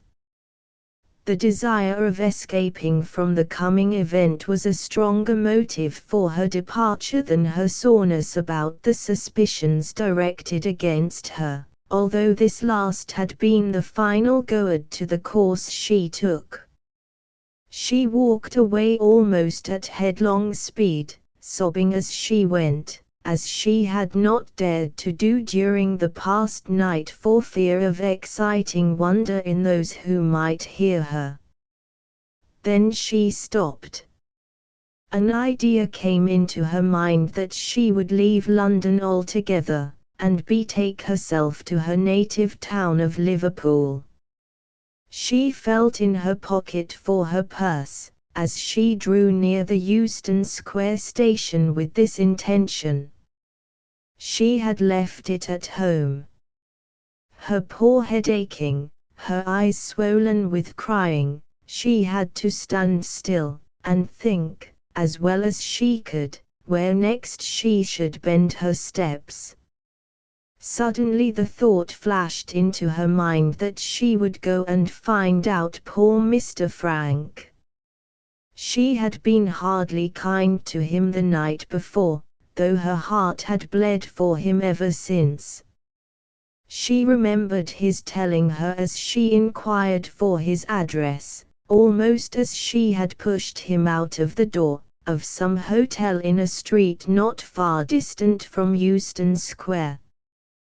Thither she went, with what intention she hardly knew, but to assuage her conscience by telling him how much she pitied him. In her present state she felt herself unfit to counsel, or restrain, or assist, or do aught else but sympathize and weep. The people of the inn said such a person had been there, had arrived only the day before, had gone out soon after his arrival, leaving his luggage in their care, but had never come back. Nora asked for leave to sit down, and await the gentleman's return. The landlady, pretty secure in the deposit of luggage against any probable injury, showed her into a room, and quietly locked the door on the outside. Nora was utterly worn out, and fell asleep, a shivering, starting, uneasy slumber, which lasted for hours.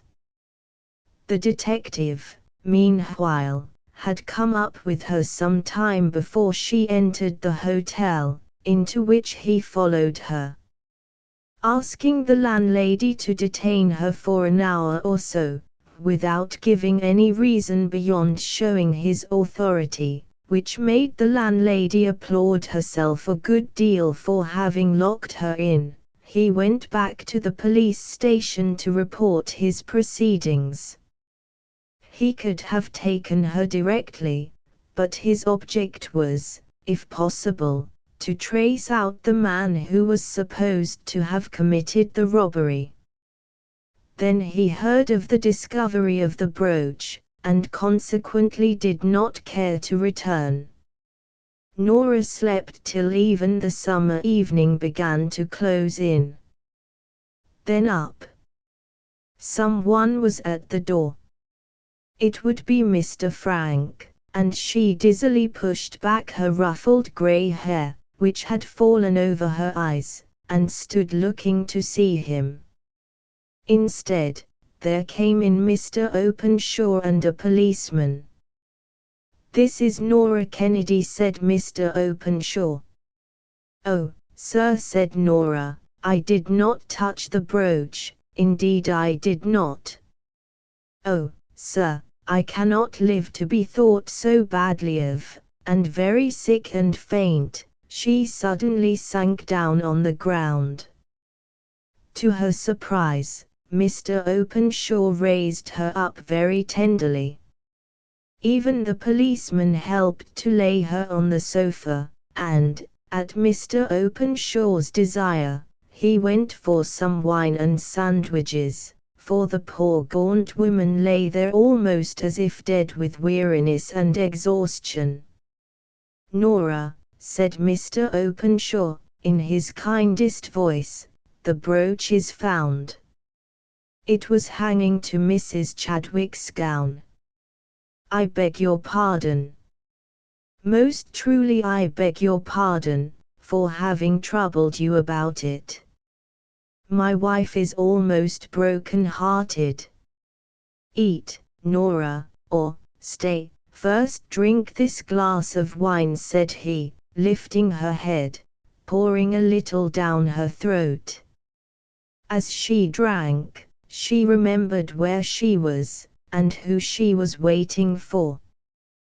She suddenly pushed Mr. Openshaw away, saying, "Oh, sir, you must go.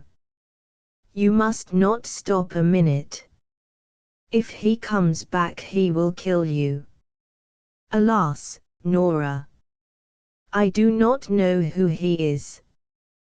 But someone is gone away who will never come back, someone who knew you, and whom I am afraid you cared for."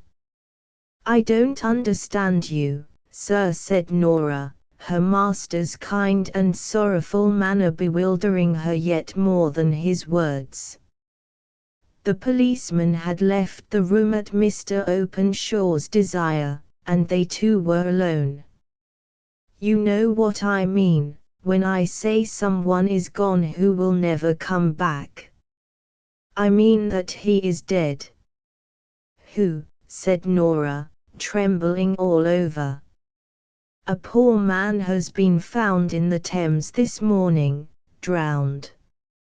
"Did he drown himself?" asked Nora, solemnly.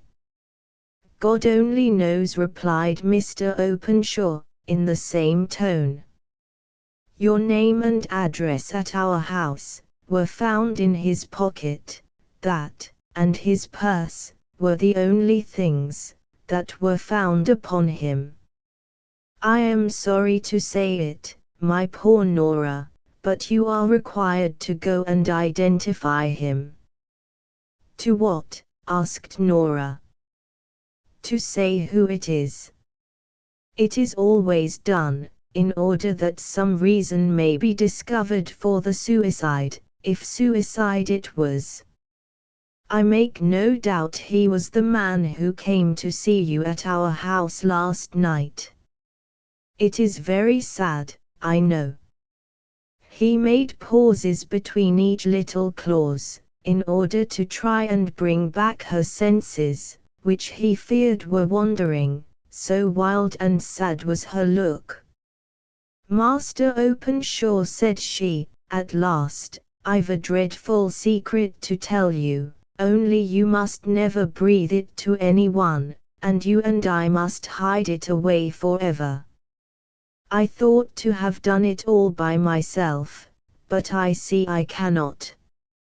Yon poor man, yes. The dead, drowned creature is, I fear, Mr. Frank, my mistress's first husband."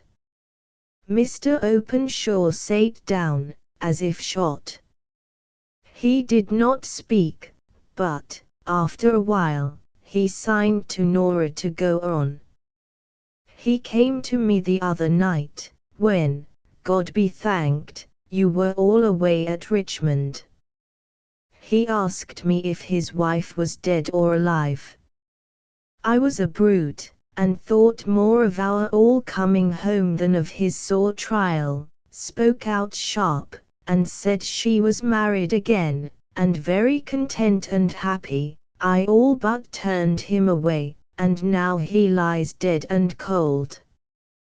"God forgive me," said Mr. Openshaw. "God forgive us all," said Nora.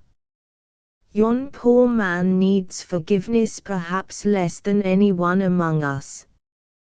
He had been among the savages, shipwrecked, I know not what, and he had written letters which had never reached my poor missus.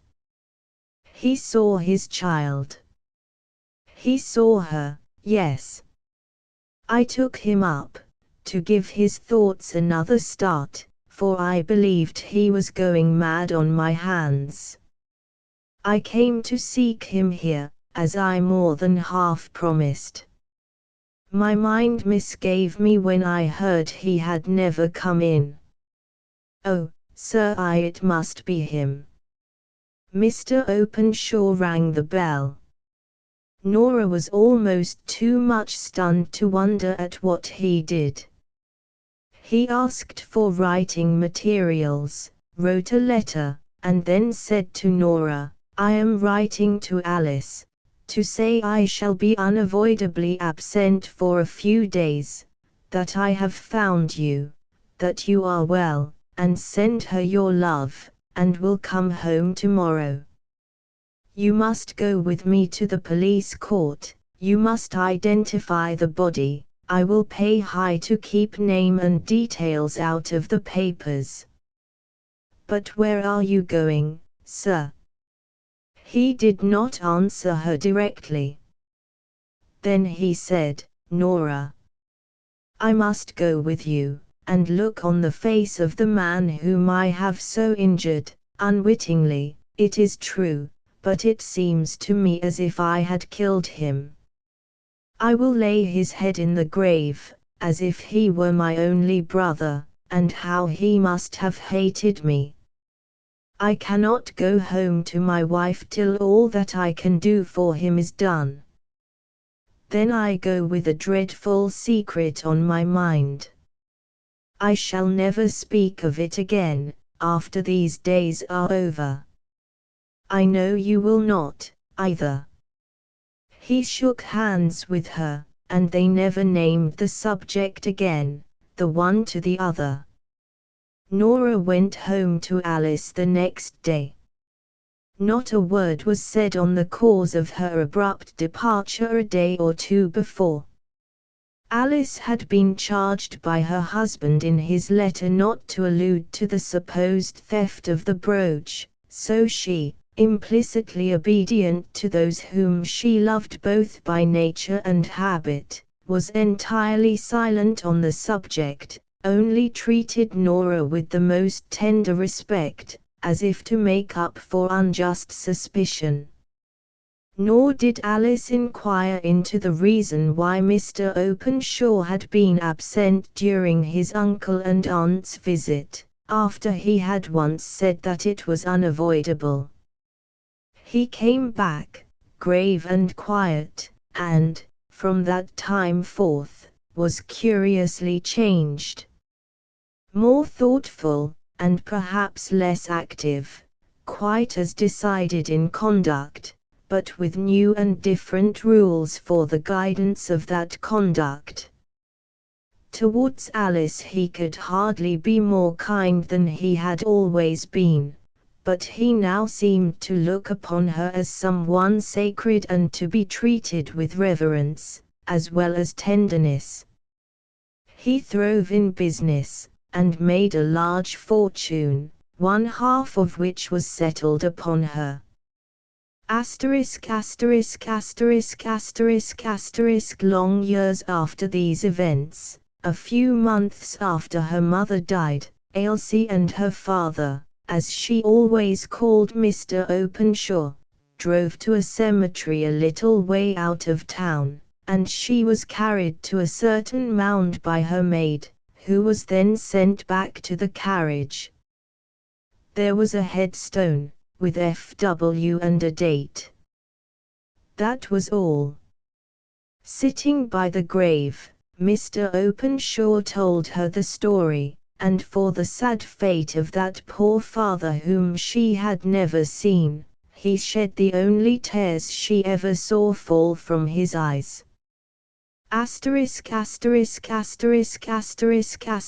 A most interesting story, all through, I said, as Jarber folded up the first of his series of discoveries in triumph. A story that goes straight to the heart, especially at the end. But, I stopped, and looked at Trottle. Trottle entered his protest directly in the shape of a cough. Well, I said, beginning to lose my patience. Don't you see that I want you to speak, and that I don't want you to cough?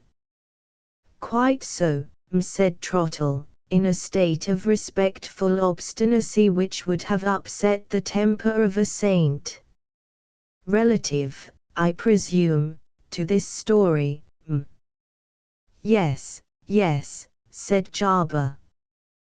By all means let us hear what this good man has to say.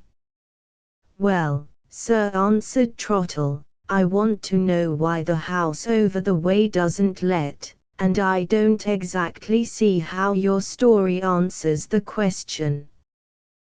That's all I have to say, sir. I should have liked to contradict my opinionated servant, at that moment. But, excellent as the story was in itself, I felt that he had hit on the weak point, so far as Jarber's particular purpose in reading it was concerned. "And that is what you have to say, is it?" repeated Jarber.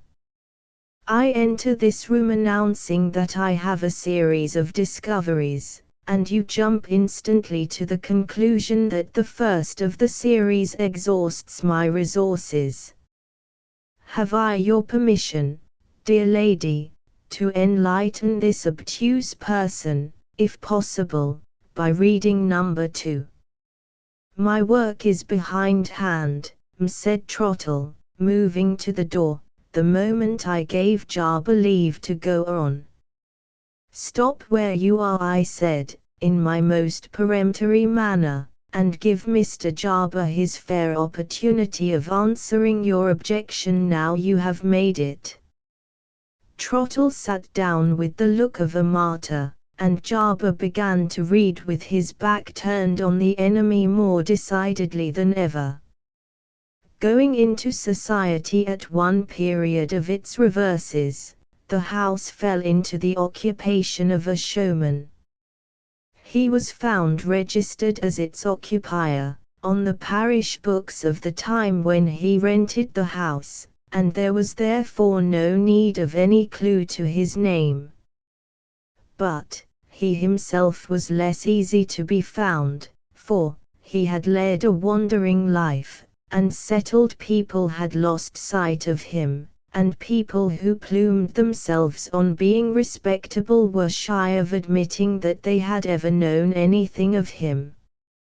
At last, among the marshlands near the river's level, that lie about Deptford and the neighbouring market gardens, a grizzled personage in velveteen, with a face so cut up by varieties of weather that he looked as if he had been tattooed, was found smoking a pipe at the door of a wooden house on wheels. The wooden house was laid up in ordinary for the winter, near the mouth of a muddy creek, and everything near it, the foggy river, the misty marshes, and the steaming market gardens, smoked in company with the grizzled man. In the midst of this smoking party, the funnel chimney of the wooden house on wheels was not remiss, but took its pipe with the rest in a companionable manner. On being asked if it were he who had once rented the house to let, grizzled Velveteen looked surprised, and said yes. Then his name was Magsman. That was it, Toby Magsman, which lawfully christened Robert, but called in the line, from a infant, Toby. There was nothing agin Toby Magsman, he believed. If there was suspicion of such, mention it. There was no suspicion of such, he might rest assured. But some inquiries were making about that house, and would he object to say why he left it? Not at all. Why should he? He left it, along of a dwarf. Along of a dwarf. Mr. Magsman repeated, deliberately and emphatically, along of a dwarf. Might it be compatible with Mr. Magsman's inclination and convenience to enter, as a favour, into a few particulars? Mr. Magsman entered into the following particulars. It was a long time ago, to begin with, afore lotteries and a deal more was done away with. Mr. Magsman was looking about for a good pitch, and he see that house, and he says to himself, I'll have you, if you're to be had. If money'll get you, I'll have you. The neighbours cut up rough, and made complaints, but Mr. Magsman don't know what they would have had. It was a lovely thing. First of all, there was the canvas, representing the picture of the giant, in Spanish trunks and a ruff, who was himself half the height of the house, and was run up with a line and pulley to a pole on the roof, so that his head was coeval with the parapet. Then, there was the canvas, representing the picture of the Albina lady, showing her white heir to the army and navy in correct uniform. Then, there was the canvas, representing the picture of the wild Indian scalping a member of some foreign nation. Then, there was the canvas, representing the picture of a child of a British planter, seized by 2 boa constrictors, not that we never had no child, nor no constrictors neither. Similarly, there was the canvas, representing the picture of the wild ass of the prairies, not that we never had no wild asses, nor wouldn't have had 'em at a gift. Last, there was the canvas, representing the picture of the dwarf, and like him too, considering, with George IV in such a state of astonishment at him as his Majesty couldn't with his utmost politeness and stoutness express. The front of the house was so covered with canvases, that there wasn't a spark of daylight ever visible on that side. Magsman's Amusements, 15 foot long by 2 foot high, ran over the front door and parlor windows. The passage was a arbor of green baize and garden stuff. A barrel organ performed there unceasing. And as to respectability, if threepence ain't respectable, what is? But the dwarf is the principal article at present, and he was worth the money. He was wrote up as Major Tpkovsky, of the Imperial Bulgarian Brigade. Nobody couldn't pronounce the name, and it never was intended anybody should. The public always turned it, as a regular rule, into Chopsky. In the line he was called Chops, partly on that account, and partly because his real name, if he ever had any real name, which was very dubious, was Stakes. He was a uncommon small man, he really was. Certainly not so small as he was made out to be, but where is your dwarf as is? He was a most uncommon small man, with a most uncommon large head, and what he had inside that head, nobody ever knowed but himself, even supposin' himself to have ever took stock of it, which it would have been a stiff job for even him to do. The kindest little man as never growed. Spirited, but not proud. When he travelled with the spotted baby, though he knowed himself to be a natural dwarf, and knowed the baby's spots to be put upon him artificial, he nursed that baby like a mother. You never heard him give a ill name to a giant. He did allow himself to break out into strong language respecting the fat lady from Norfolk, but that was an affair of the art, and when a man's art has been trifled with by a lady, and the preference give to a Indian, he ain't master of his actions. He was always in love, of course, every human natural phenomenon is. And he was always in love with a large woman. I never knowed the dwarf as could be got to love a small one. Which helps to keep 'em the curiosities they are. One singular idea he had in that head of his, which must have meant something, or it wouldn't have been there. It was always his opinion that he was entitled to property. He never would put his name to anything. He had been taught to write, by the young man without arms, who got his living with his toes. Quite a writing master he was, and taught scores in the line, but Chops would have starved to death, afore he'd have gained a bit of bread by putting his hand to a paper. This is the more curious to bear in mind, because he had no property, nor hope of property, except his house and a sarser. When I say his house, I mean the box, painted and got up outside like a reg'lar six-roomer, that he used to creep into, with a diamond ring, or quite as good to look at, on his forefinger, and ring a little bell out of what the public believed to be the drawing-room window.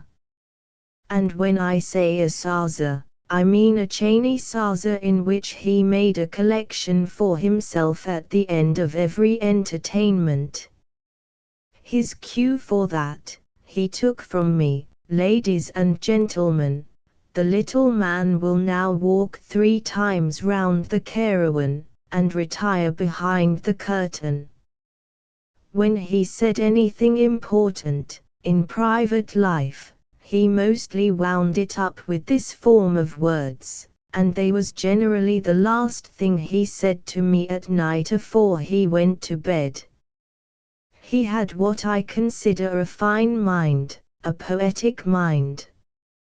His ideas respecting his property never come upon him so strong as when he sat upon a barrel organ and had the handle turned.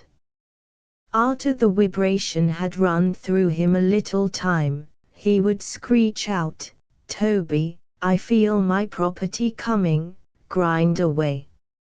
I'm counting my guineas by thousands, Toby, grind away. Toby, I shall be a man of fortune. I feel the mint a jingling in me, Toby, and I'm swelling out into the Bank of England." Such is the influence of music on a poetic mind. Not that he was partial to any other music but a barrel organ, on the contrary, hated it. He had a kind of a everlasting grudge agin the public, which is a thing you may notice in many phenomenons that get their living out of it. What riled him most in the nature of his occupation was, that it kept him out of society. He was continually saying, "Toby, my ambition is, to go into society. The curse of my position towards the public is, that it keeps me out of society. This don't signify to a low beast of a Indian, he and he formed for society. This don't signify to a spotted baby, he and he formed for society. I am. Nobody never could make out what Chops done with his money.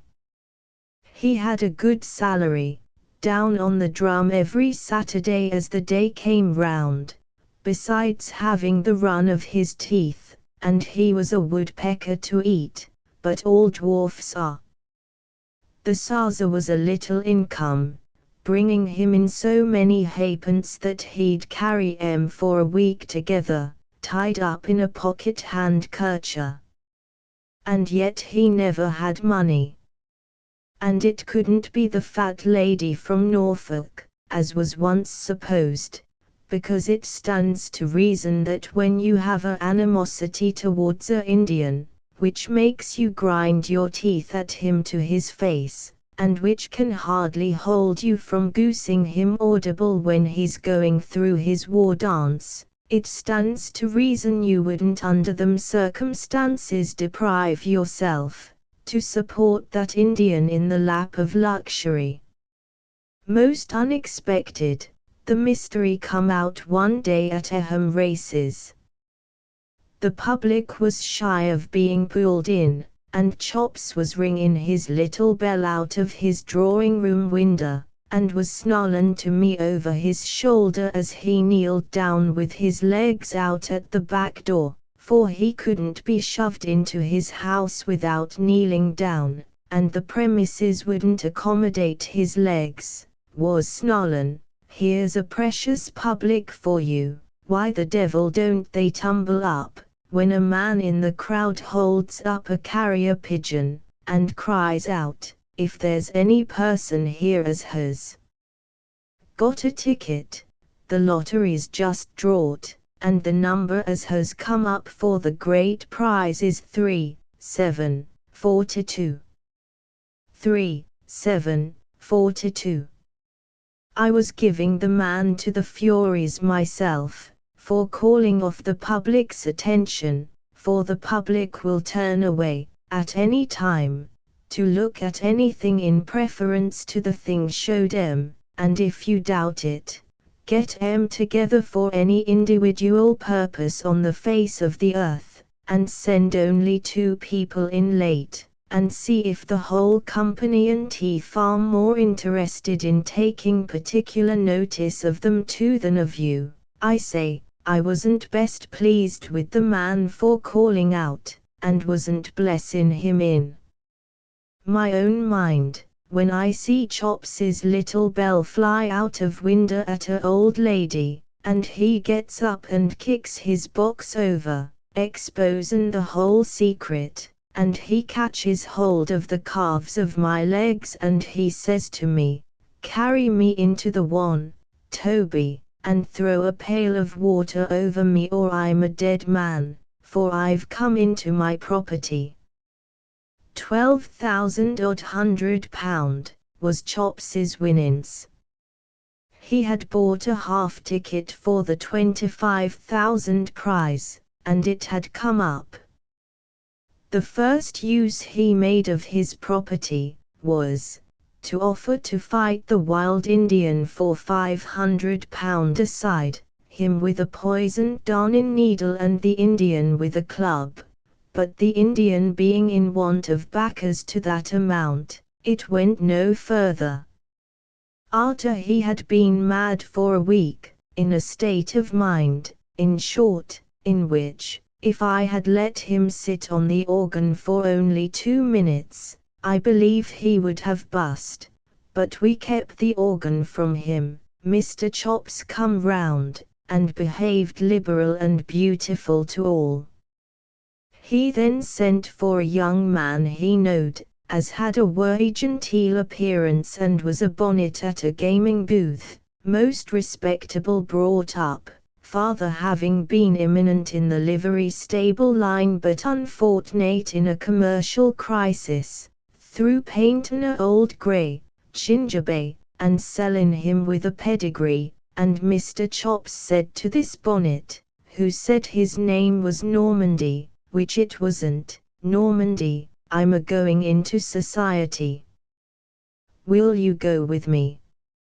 Says Normandy, "Do I understand you, Mr. Chops, to intimate that the outlay of the expenses of that move will be borne by yourself?" "Correct," says Mr. Chops. "And you shall have a princely allowance too."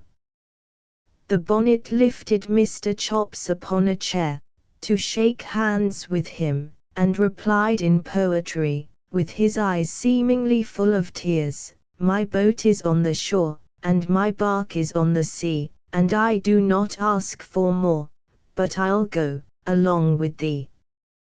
They went into society, in a chay and 4 greys with silk jackets. They took lodgings in Pall Mall, London, and they blazed away. In consequence of a note that was brought to Bartlemy Fair in the autumn of next year by a servant, most wonderful got up in milk-white cords and tops, I cleaned myself and went to Pall Mall, one evening appointed. The gentleman was at their wine after dinner, and Mr. Chops's eyes was more fixed in that head of his than I thought good for him. There was 3 of 'em, in company, I mean, and I knowed the third well. When last met, he had on a white Roman shirt, and a bishop's mitre covered with leopard skin, and played the clarionet all wrong, in a band at a wild beast show. This gent took on not to know me, and Mr. Chops said, "Gentlemen, this is a old friend of former days," and Normandy looked at me through a eyeglass, and said, "Magsman, glad to see you." Which I'll take my oath he wasn't. Mr. Chops, to git him convenient to the table, had his chair on a throne, much of the form of George IV's in the canvas, but he hardly appeared to me to be king there in any other point of view, for his two gentlemen ordered about like emperors. They was all dressed like May-Day, gorgeous, and as to wine, they swam in all sorts. I made the round of the bottles, first separate, to say I had done it, and then mixed 'em all together, to say I had done it, and then tried 2 of 'em as half and half, and then t'other 2. Altogether, I passed a pleasin' evening, but with a tendency to feel muddled, until I considered it good manners to get up and say, "Mr. Chops, the best of friends must part. I thank you for the variety of foreign drains you have stood so handsome. I looks towards you in red wine, and I takes my leave." Mr. Chops replied, "If you'll just hitch me out of this over your right arm, Magsman, and carry me downstairs, I'll see you out." I said I couldn't think of such a thing, but he would have it, so I lifted him off his throne. He smelled strong of Madeira, and I couldn't help thinking as I carried him down that it was like carrying a large bottle full of wine, with a rather ugly stopper, a good deal out of proportion. When I set him on the doormat in the hall, he kept me close to him by holding on to my coat collar, and he whispers, "I ain't happy, Magsman." "What's on your mind, Mr. Chops?" "They don't use me well. They ain't grateful to me.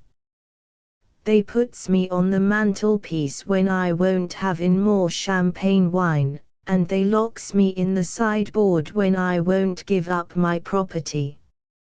Get rid of 'em, Mr. Chops." "I can't. We're in society together, and what would society say?" "Come out of society," says I can't. "You don't know what you're talking about. When you have once gone into society, you mustn't come out of it." "Then if you'll excuse the freedom, Mr. Chops," were my remark, shaking my head grave, "I think it's a pity you ever went in." Mr. Chops shook that deep head of his, to a surprising extent, and slapped it half a dozen times with his hand, and with more wise than I thought were in him. Then, he says, "You're a good fellow, but you don't understand. Good night, go along. Magsman, the little man will now walk 3 times round the caravan, and retire behind the curtain." The last I see of him on that occasion was his trying, on the extremest verge of insensibility, to climb up the stairs, one by one, with his hands and knees. They'd have been much too steep for him, if he had been sober, but he wouldn't be helped. It warn't long after that I read in the newspaper of Mr. Chops's being presented at court. It was printed, it will be recollected, and I've noticed in my life, that it is sure to be printed that it will be recollected, whenever it won't, that Mr. Chops is the individual of small stature, whose brilliant success in the last state lottery attracted so much attention. Well, I says to myself, such is life. He has been and done it in earnest at last. He has astonished George IV. On account of which, I had that canvas new painted, him with a bag of money in his hand, a present in it to George IV, and a lady in ostrich feathers falling in love with him in a bag wig, sword, and buckles correct. I took the house as is the subject of present inquiries, though not the honor of being acquainted, and I run Magsman's amusements in it 13 months, sometimes one thing, sometimes another, sometimes nothing particular, but always all the canvases outside. One night, when we had played the last company out, which was a shy company, through its raining heavens hard, I was taking a pipe in the one pair back along with the young man with the toes, which I had taken on for a month, though he never drawed, except on paper, and I heard a kick in at the street door. "Hullo," I says to the young man, "what's up?" He rubs his eyebrows with his toes, and he says, "I can't imagine, Mr. Magsman," which he never could imagine nothing, and was monotonous company. The noise not leaving off, I laid down my pipe, and I took up a candle, and I went down and opened the door. I looked out into the street, but nothing could I see, and nothing was I aware of, until I turned round quick, because some creature run between my legs into the passage. There was Mr. Chops. "Magsman," he says, "take me, on the old terms, and you've got me, if it's done, say done." I was all of amaze, but I said, "Done, sir." "Done to your done, and double done," says he. "Have you got a bit of supper in the house?" Bearin' in mind them sparklin' varieties of foreign drains as we'd guzzled away at in Pall Mall, I was ashamed to offer him cold sausages and gin and water, but he took 'em both and took 'em free, having a chair for his table, and sitting down at it on a stool, like old times. I, all of amaze all the while. It was after he had made a clean sweep of the sausages, beef, and to the best of my calculations 2 pound and a quarter, that the wisdom as was in that little man began to come out of him like perspiration. "Magsman," he says, "look upon me. You see afore you, one as has both gone into society and come out. Oh, you are out of it, Mr. Chops. How did you get out, sir?" "Sold out," says he. You never saw the like of the wisdom as his Ed expressed, when he made use of them 2 words. My friend Magsman, I'll impart to you a discovery I've made. It's wallable, it's cost £12,500, it may do you good in life. The secret of this matter is, that it ain't so much that a person goes into society, as that society goes into a person." Not exactly keeping up with his meanin', I shook my head, put on a deep look, and said, "You're right there, Mr. Chops." "Magsman," he says, twitching me by the leg, "society has gone into me, to the tune of every penny of my property." I felt that I went pale, and though naturally a bold speaker, I couldn't hardly say, "Where's Normandy?" "Bolted with the plate," said Mr. Chops. "And t'other one, meaning him as formerly wore the bishop's mitre. Bolted. With the jewels, said Mr. Chops. I sat down and looked at him, and he stood up and looked at me. Magsman, he says, and he seemed to myself to get wiser as he got hoarser. Society, taken in the lump, is all dwarfs. At the court of St. James's, they was all a-doing my old business, all a-going 3 times round the carawan, in the hold court suits and properties. Elsewheres, they was most of 'em ringing their little bells out of make-believes. Everywheres, the Sarza was a-going round. Magsman, the Sarza is the universal institution. I perceived, you understand, that he was soured by his misfortunes, and I felt for Mr. Chops.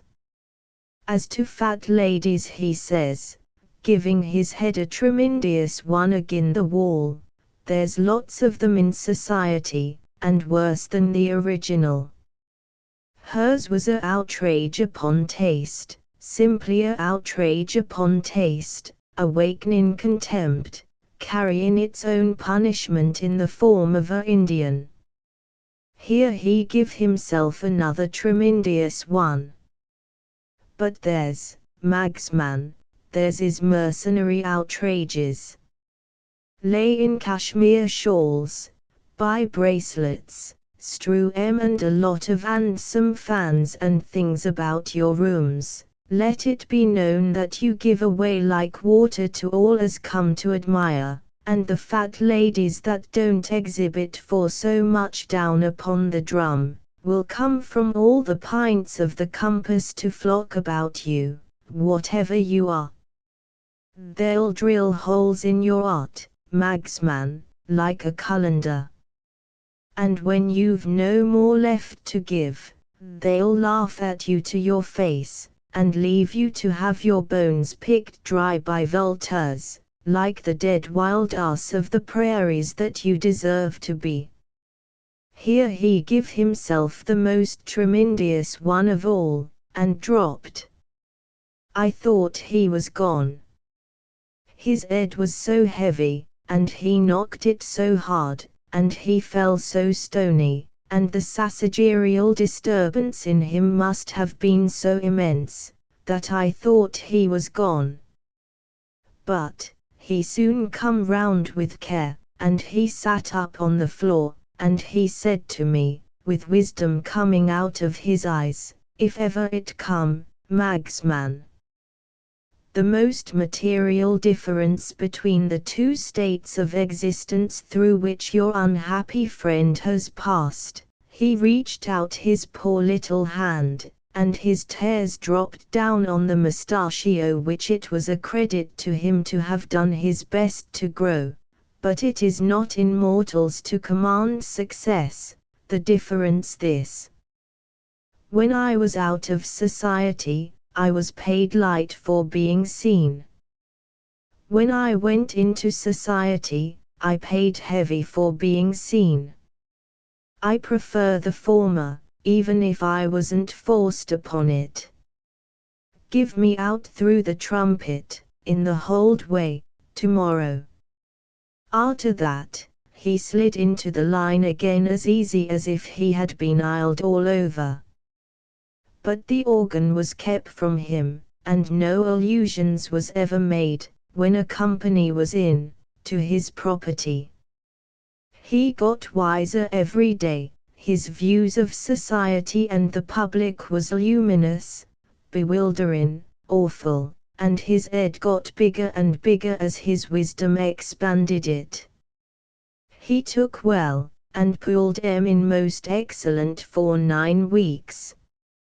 At the expiration of that period, when his head was a sight, he expressed one evening, the last company having been turned out, and the door shut, a wish to have a little music.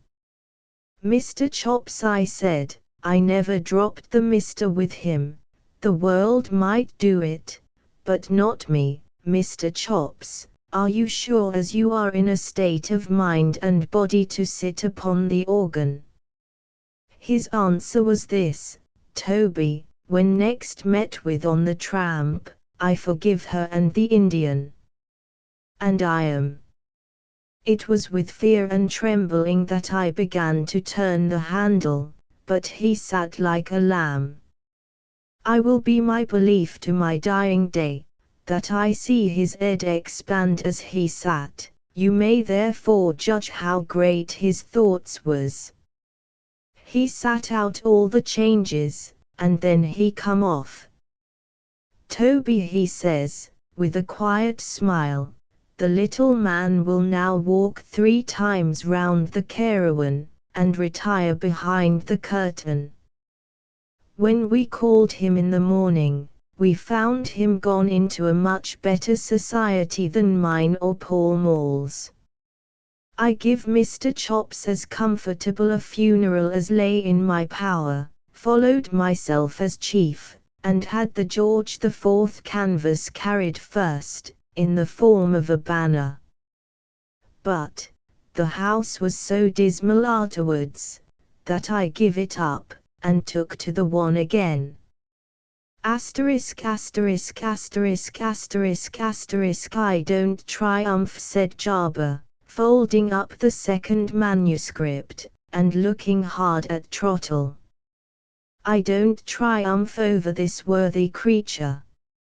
I merely ask him if he is satisfied now. How can he be anything else? I said, answering for Trottle, who sat obstinately silent. This time, Jarber, you have not only read us a delightfully amusing story, but you have also answered the question about the house. Of course it stands empty now. Who would think of taking it after it had been turned into a caravan? I looked at Trottle, as I said those last words, and Jarber waved his hand indulgently in the same direction. Let this excellent person speak, said Jarber. You were about to say, my good man.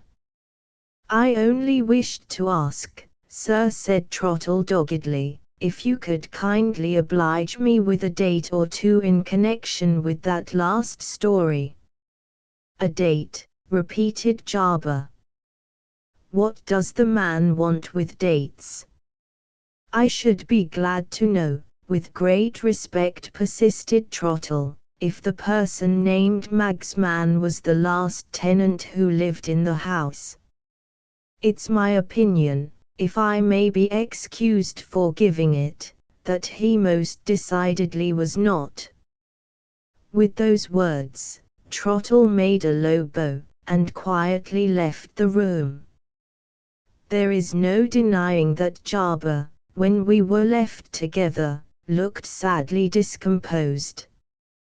He had evidently forgotten to inquire about dates, and, in spite of his magnificent talk about his series of discoveries, it was quite as plain that the 2 stories he had just read had really and truly exhausted his present stock.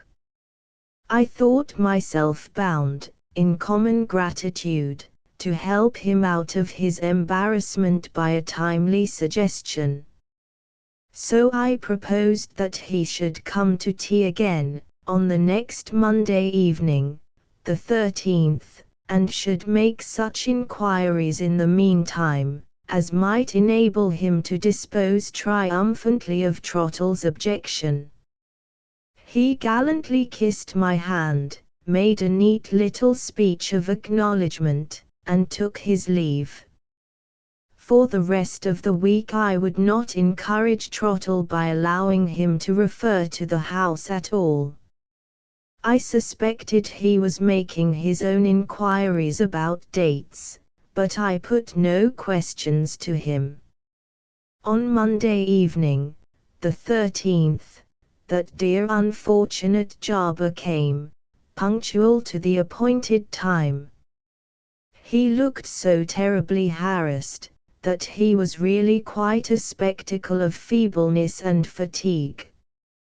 I saw, at a glance, that the question of dates had gone against him, that Mr. Magsman had not been the last tenant of the house, and that the reason of its emptiness was still to seek.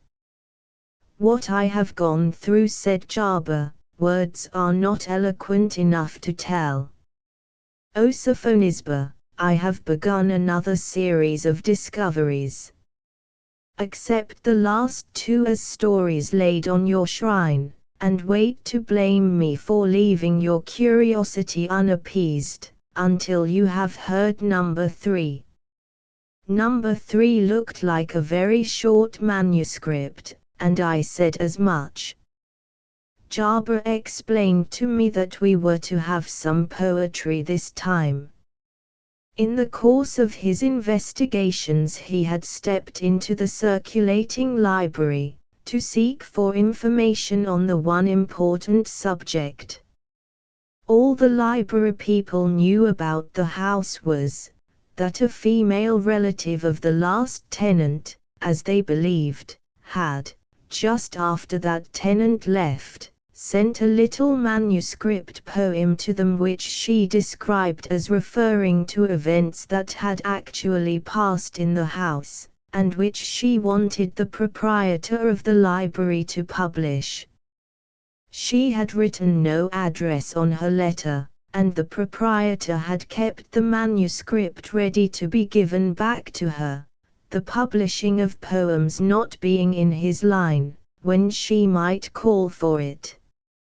She had never called for it, and the poem had been lent to Jarber, at his express request, to read to me. Before he began, I rang the bell for Trottle, being determined to have him present at the new reading, as a wholesome check on his obstinacy. To my surprise Peggy answered the bell, and told me that Trottle had stepped out without saying where. I instantly felt the strongest possible conviction that he was at his old tricks, and that his stepping out in the evening, without leave, meant philandering. Controlling myself on my visitor's account, I dismissed Peggy, stifled my indignation, and prepared, as politely as might be, to listen to Jarber. 3 evenings in the house number 1. Ah yes, it looked dark and dreary, that long and narrow street, only the sound of the rain, and the tramp of passing feet, the duller glow of the fire, and gathering mists of night to mark how slow and weary the long day's cheerless flight. 2. Watching the sullen fire, hearing the dreary rain, drop after drop, run down on the darkening window pane, chill was the heart of Bertha, chill as that winter day, for the star of her life had risen only to fade away. 3. The voice that had been so strong to bid the snare depart, the true and earnest will, and the calm and steadfast heart, were now weighed down by sorrow, were quivering now with pain, the clear path now seemed clouded, and all her grief in vain. 4. Duty, right, truth, who promised to help and save their own, seemed spreading wide their pinions to leave her there alone. So, turning from the present to well-known days of yore, she called on them to strengthen and guard her soul once more. She thought how in her girlhood her life was given away, the solemn promise spoken she kept so well today, how to her brother Herbert she had been help and guide, and how his artist nature on her calm strength relied. 6. How through life's fret and turmoil the passion and fire of art in him was soothed and quickened by her true sister heart, how future hopes had always been for his Sake alone, and now, what strange new feeling possessed her as its own? 7. Her home, each flower that breathed there, the wind's sigh, soft and low, each trembling spray of ivy, the river's murmuring flow, the shadow of the forest, sunset, or twilight dim, dear as they were dearer by leaving them for him. 8. And each year as it found her in the dull, feverish town, saw self still more forgotten, and selfish care kept down by the calm joy of evening that brought him to her side, to warn him with wise counsel, or praise with tender pride.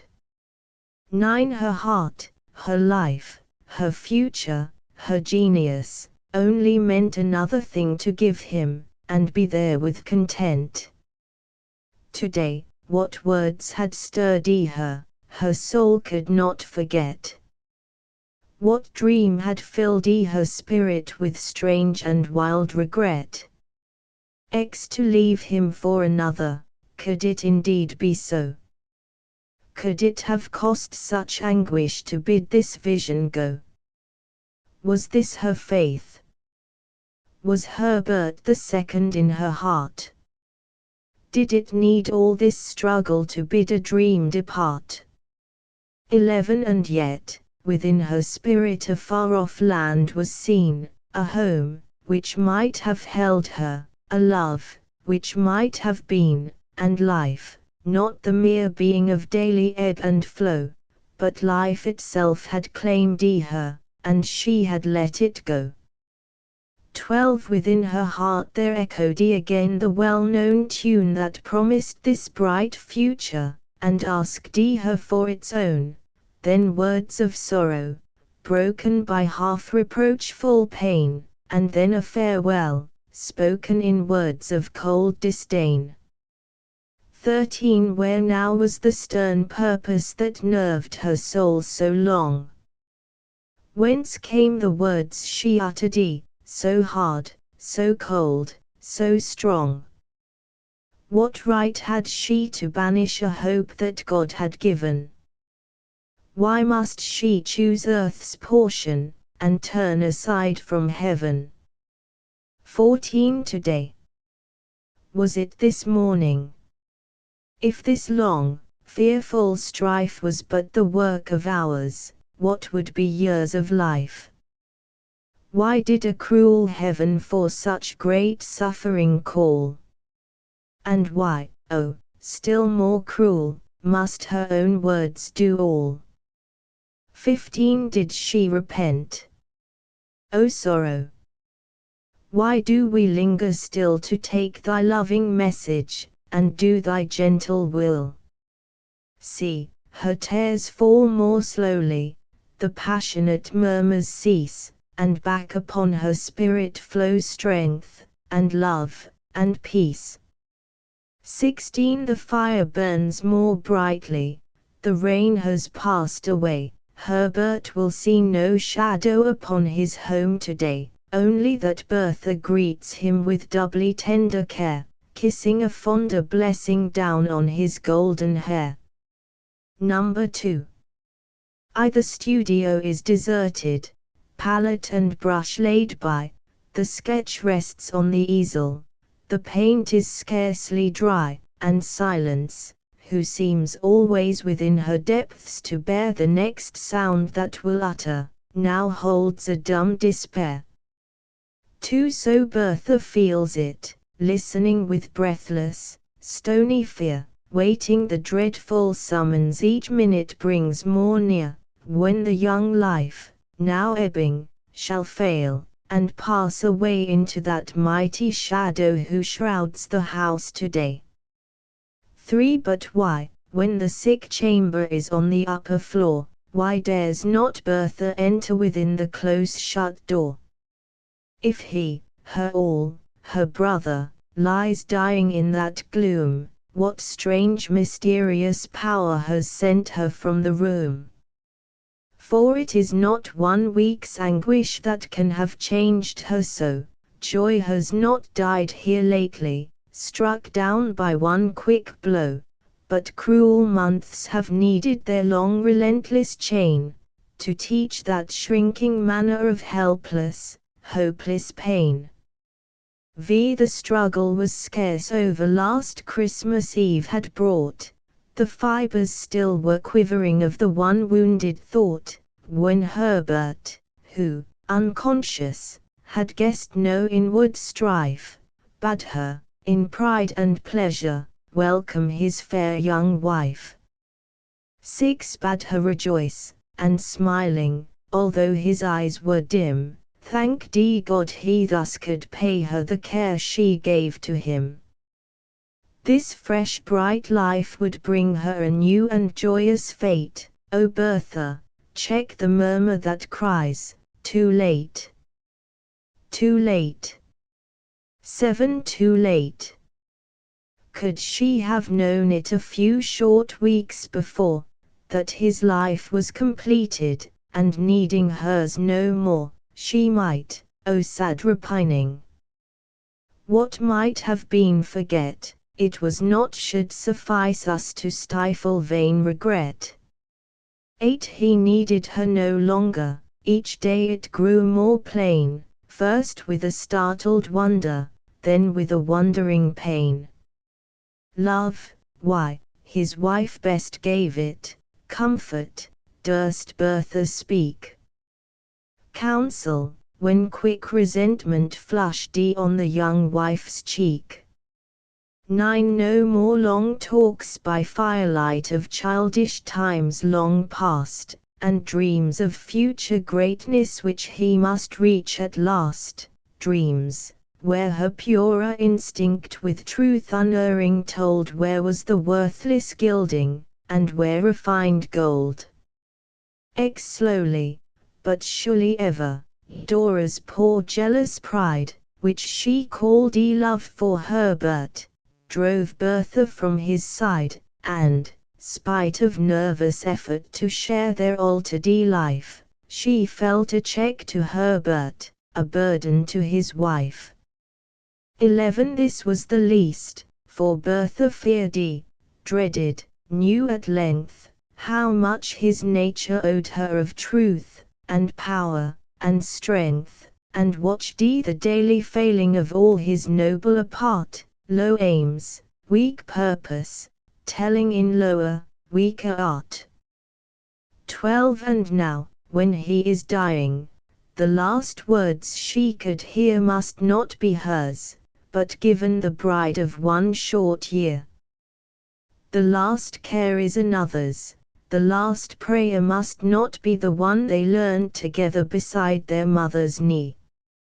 13 Summoned at last, she kisses the clay-cold stiffening hand, and, reading pleading efforts to make her understand, answers, with solemn promise, in clear but trembling tone, to Dora's life henceforward she will devote her own. 14 Now all is over. Bertha dares not remain to weep, but soothes the frightened Dora into a sobbing sleep. The poor weak child will need her, oh, who can dare complain, when God sends a new duty to comfort each new pain. Number 3.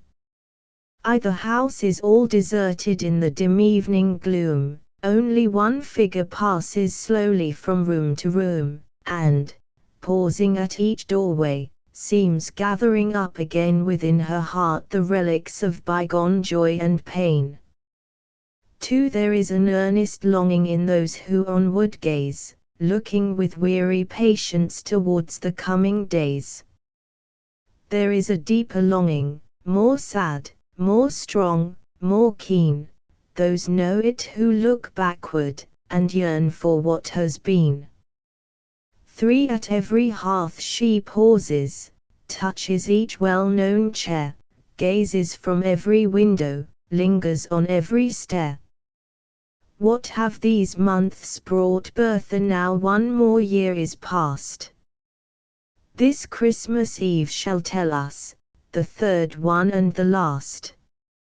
For the wilful, wayward Dora, in those first weeks of grief, could seek and find in Bertha strength, soothing, and relief. And Bertha, last sad comfort true woman heart can take, had something still to suffer and do for Herbert's sake. Spring, with her western breezes, from Indian islands bore to Bertha news that Leonard would seek his home once more. What was it, joy or sorrow?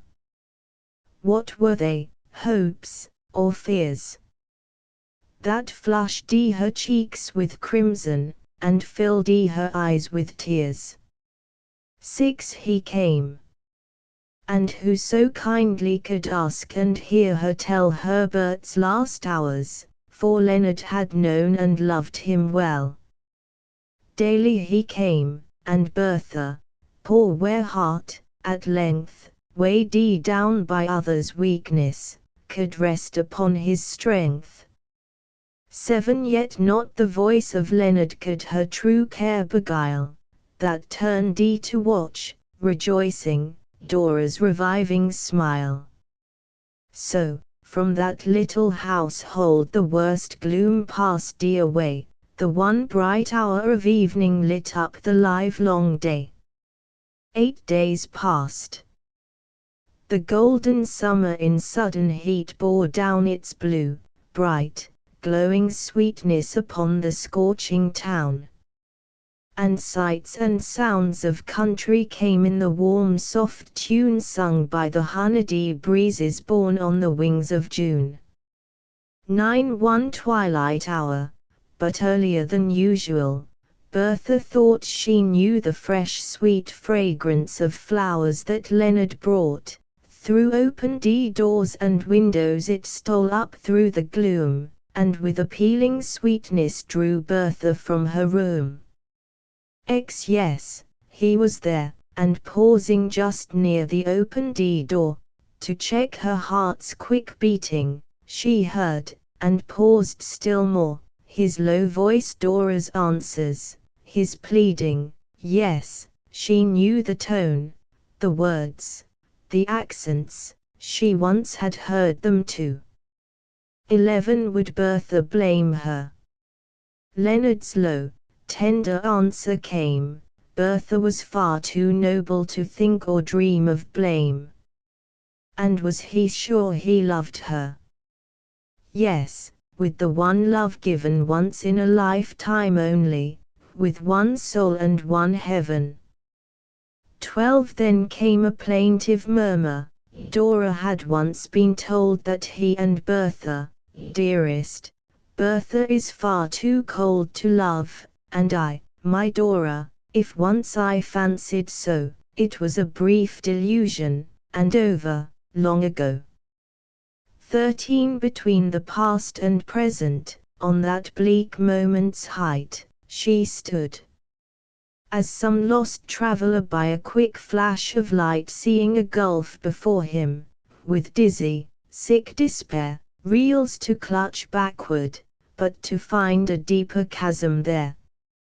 14 The twilight grew still darker, the fragrant flowers more sweet, the stars shone out in heaven, the lamps gleamed down the street, and hours passed in dreaming over their new-found fate, ere they could think of wondering why Bertha was so late. 15 She came, and calmly listened in vain they strove to trace if Herbert's memory shadowed in grief upon her face. No blame, no wonder showed there, no feeling could be told, her voice was not less steady, her manner not more cold. 16 They could not hear the anguish that broke in words of pain through that calm summer midnight, my Herbert, mine again.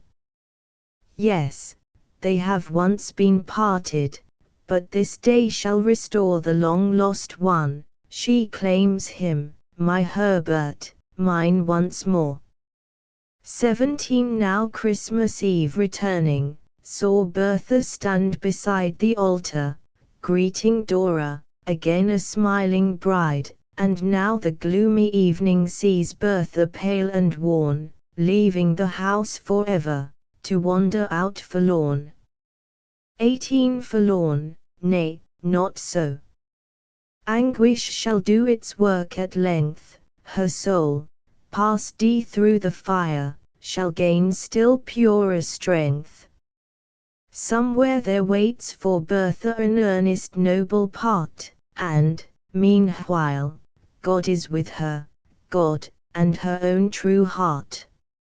Asterisk asterisk asterisk asterisk asterisk I could warmly and sincerely praise the little poem, when Jarber had done reading it, but I could not say that it tended in any degree towards clearing up the mystery of the empty house.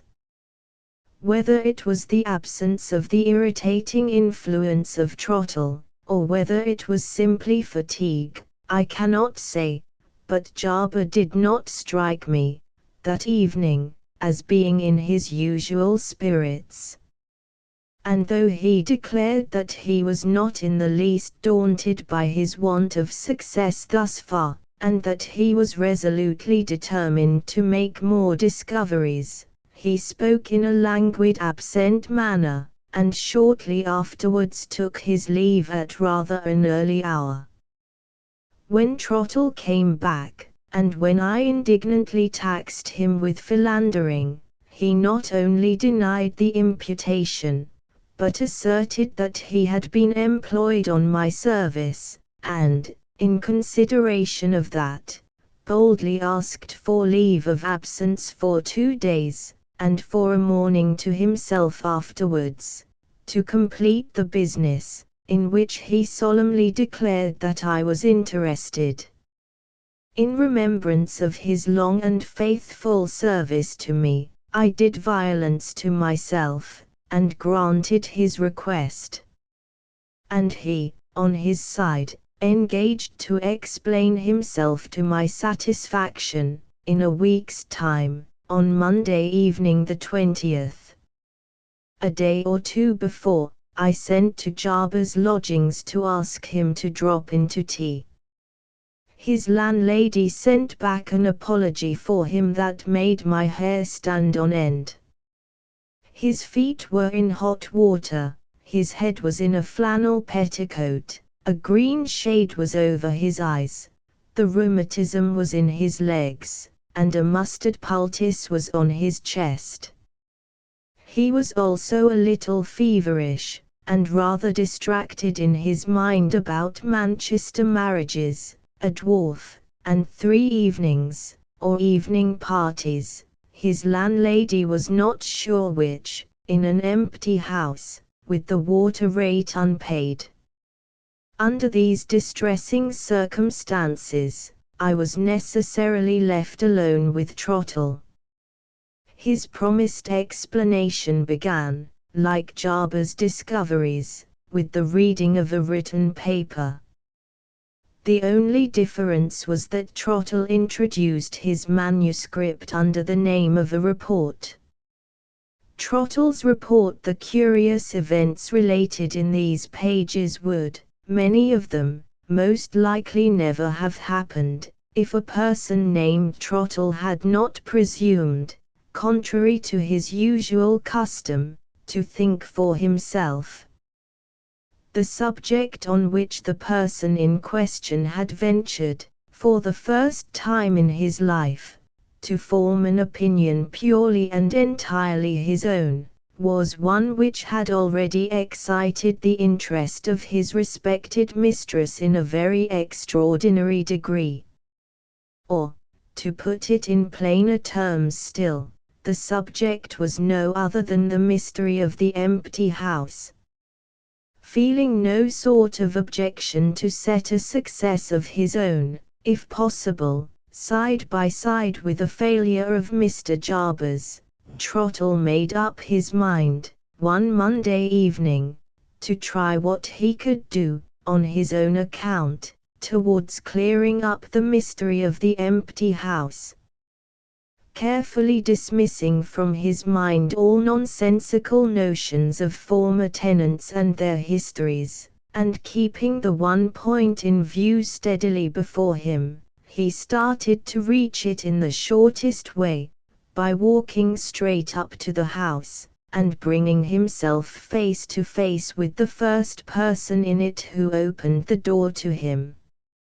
It was getting towards dark, on Monday evening, the 13th of the month, when Trottle first set foot on the steps of the house. When he knocked at the door, he knew nothing of the matter which he was about to investigate, except that the landlord was an elderly widower of good fortune, and that his name was Fawley. A small beginning enough for a man to start from, certainly.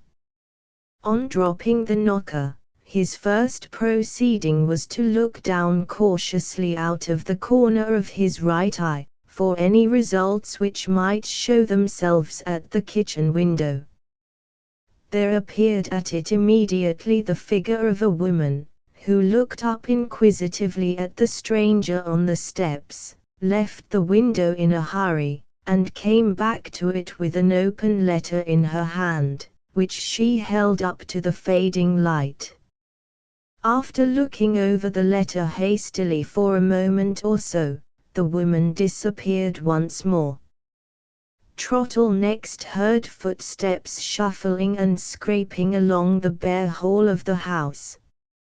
On a sudden they ceased, and the sound of two voices, a shrill persuading voice and a gruff resisting voice, confusedly reached his ears.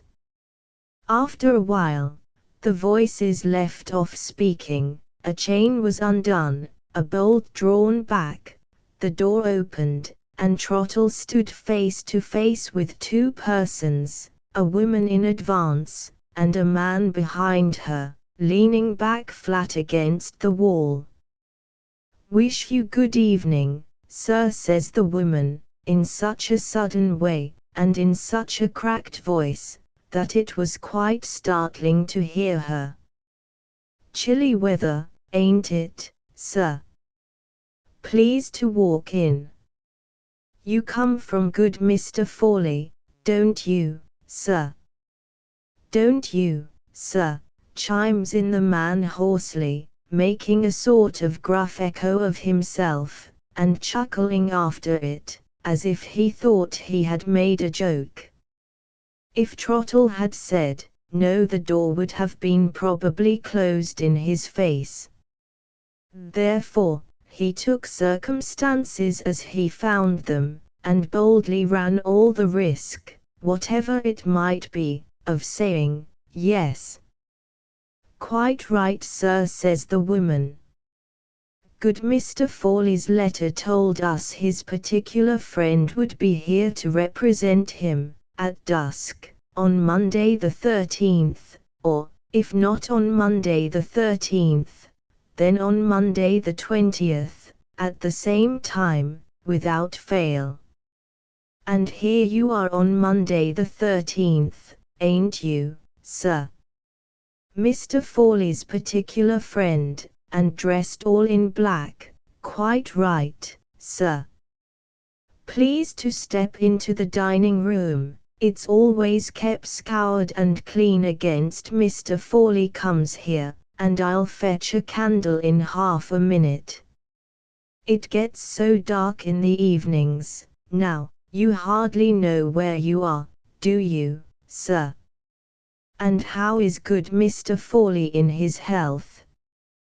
"We trust he is better, Benjamin, don't we?" "We are so sorry not to see him as usual, Benjamin, ain't we?" "In half a minute, sir, if you don't mind waiting, I'll be back with the candle." "Come along, Benjamin." "Come along," Benjamin chimes in the echo, and chuckles again as if he thought he had made another joke. Left alone in the empty front parlor, Trottle wondered what was coming next, as he heard the shuffling, scraping footsteps go slowly down the kitchen stairs.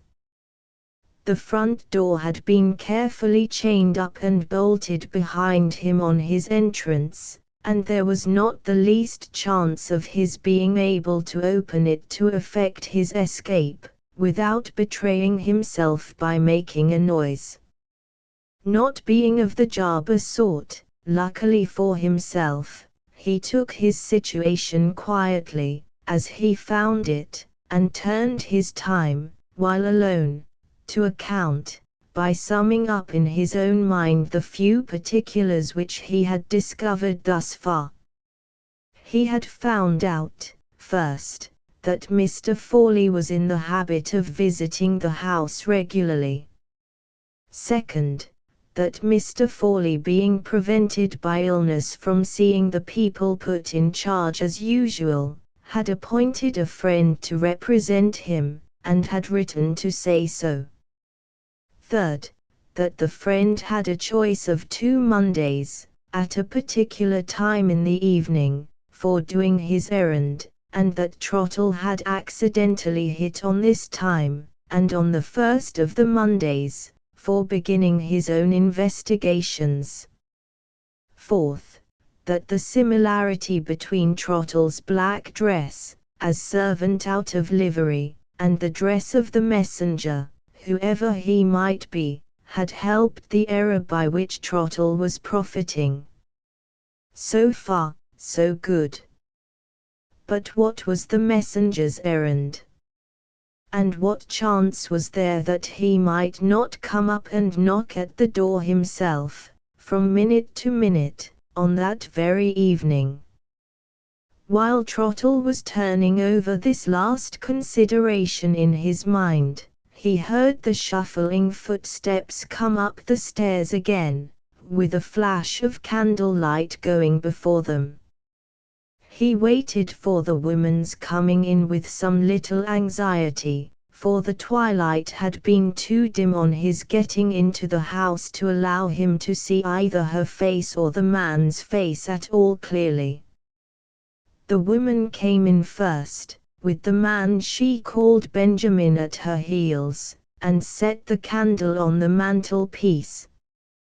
Trottle takes leave to describe her as an offensively cheerful old woman, awfully lean and wiry, and sharp all over, at eyes, nose, and chin, devilishly brisk, smiling, and restless, with a dirty false front and a dirty black cap, and short fidgety arms, and long hooked fingernails, an unnaturally lusty old woman, who walked with a spring in her wicked old feet, and spoke with a smirk on her wicked old face, the sort of old woman, as Trottle thinks, who ought to have lived in the Dark Ages, and been ducked in a horse pond, instead of flourishing in the 19th century, and taking charge of a Christian house. "You'll please to excuse my son, Benjamin, won't you, sir?" says this witch without a broomstick, pointing to the man behind her, propped against the bare wall of the dining room, exactly as he had been propped against the bare wall of the passage. "He's got his inside dreadful bad again, has my son Benjamin. And he won't go to bed, and he will follow me about the house, upstairs and downstairs, and in my lady's chamber, as the song says, you know. It's his indigestion, poor dear, that sours his temper and makes him so aggravating, and indigestion is a wearing thing to the best of us, ain't it, sir?" "Ain't it, sir?" chimes in aggravating Benjamin, winking at the candlelight like an owl at the sunshine. Trottle examined the man curiously, while his horrid old mother was speaking of him. He found my son Benjamin to be little and lean, and buttoned up slovenly in a frowsy old greatcoat that fell down to his ragged carpet slippers. His eyes were very watery, his cheeks very pale, and his lips very red, His breathing was so uncommonly loud, that it sounded almost like a snore. His head rolled helplessly in the monstrous big collar of his great coat, and his limp, lazy hands pottered about the wall on either side of him, as if they were groping for an imaginary bottle. In plain English, the complaint of my son Benjamin was drunkenness, of the stupid, pig-headed, sottish kind. Drawing this conclusion easily enough, after a moment's observation of the man, Trottle found himself, nevertheless, keeping his eyes fixed much longer than was necessary on the ugly drunken face rolling about in the monstrous big coat collar, and looking at it with a curiosity that he could hardly account for at first.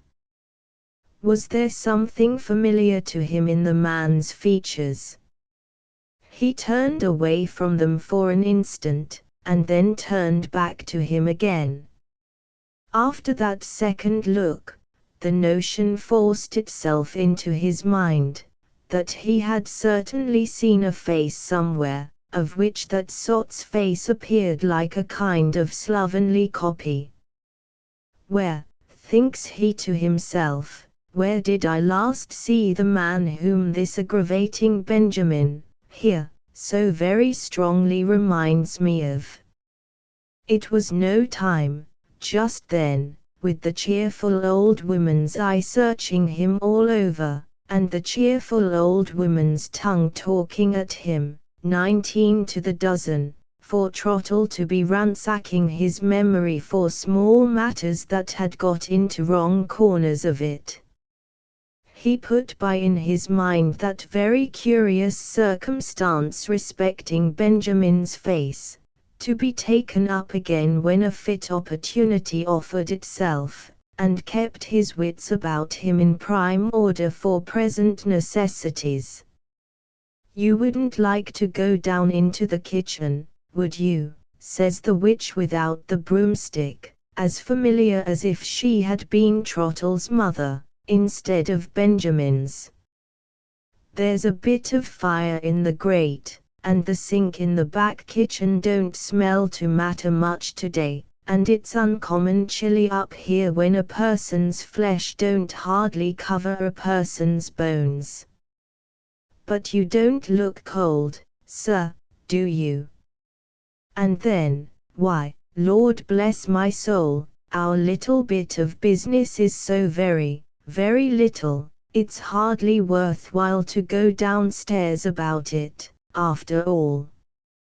Quite a game at business, ain't it, sir? Give and take, that's what I call it, give and take." With that, her wicked old eyes settled hungrily on the region round about Trottle's waistcoat pocket, and she began to chuckle like her son, holding out one of her skinny hands, and tapping cheerfully in the palm with the knuckles of the other.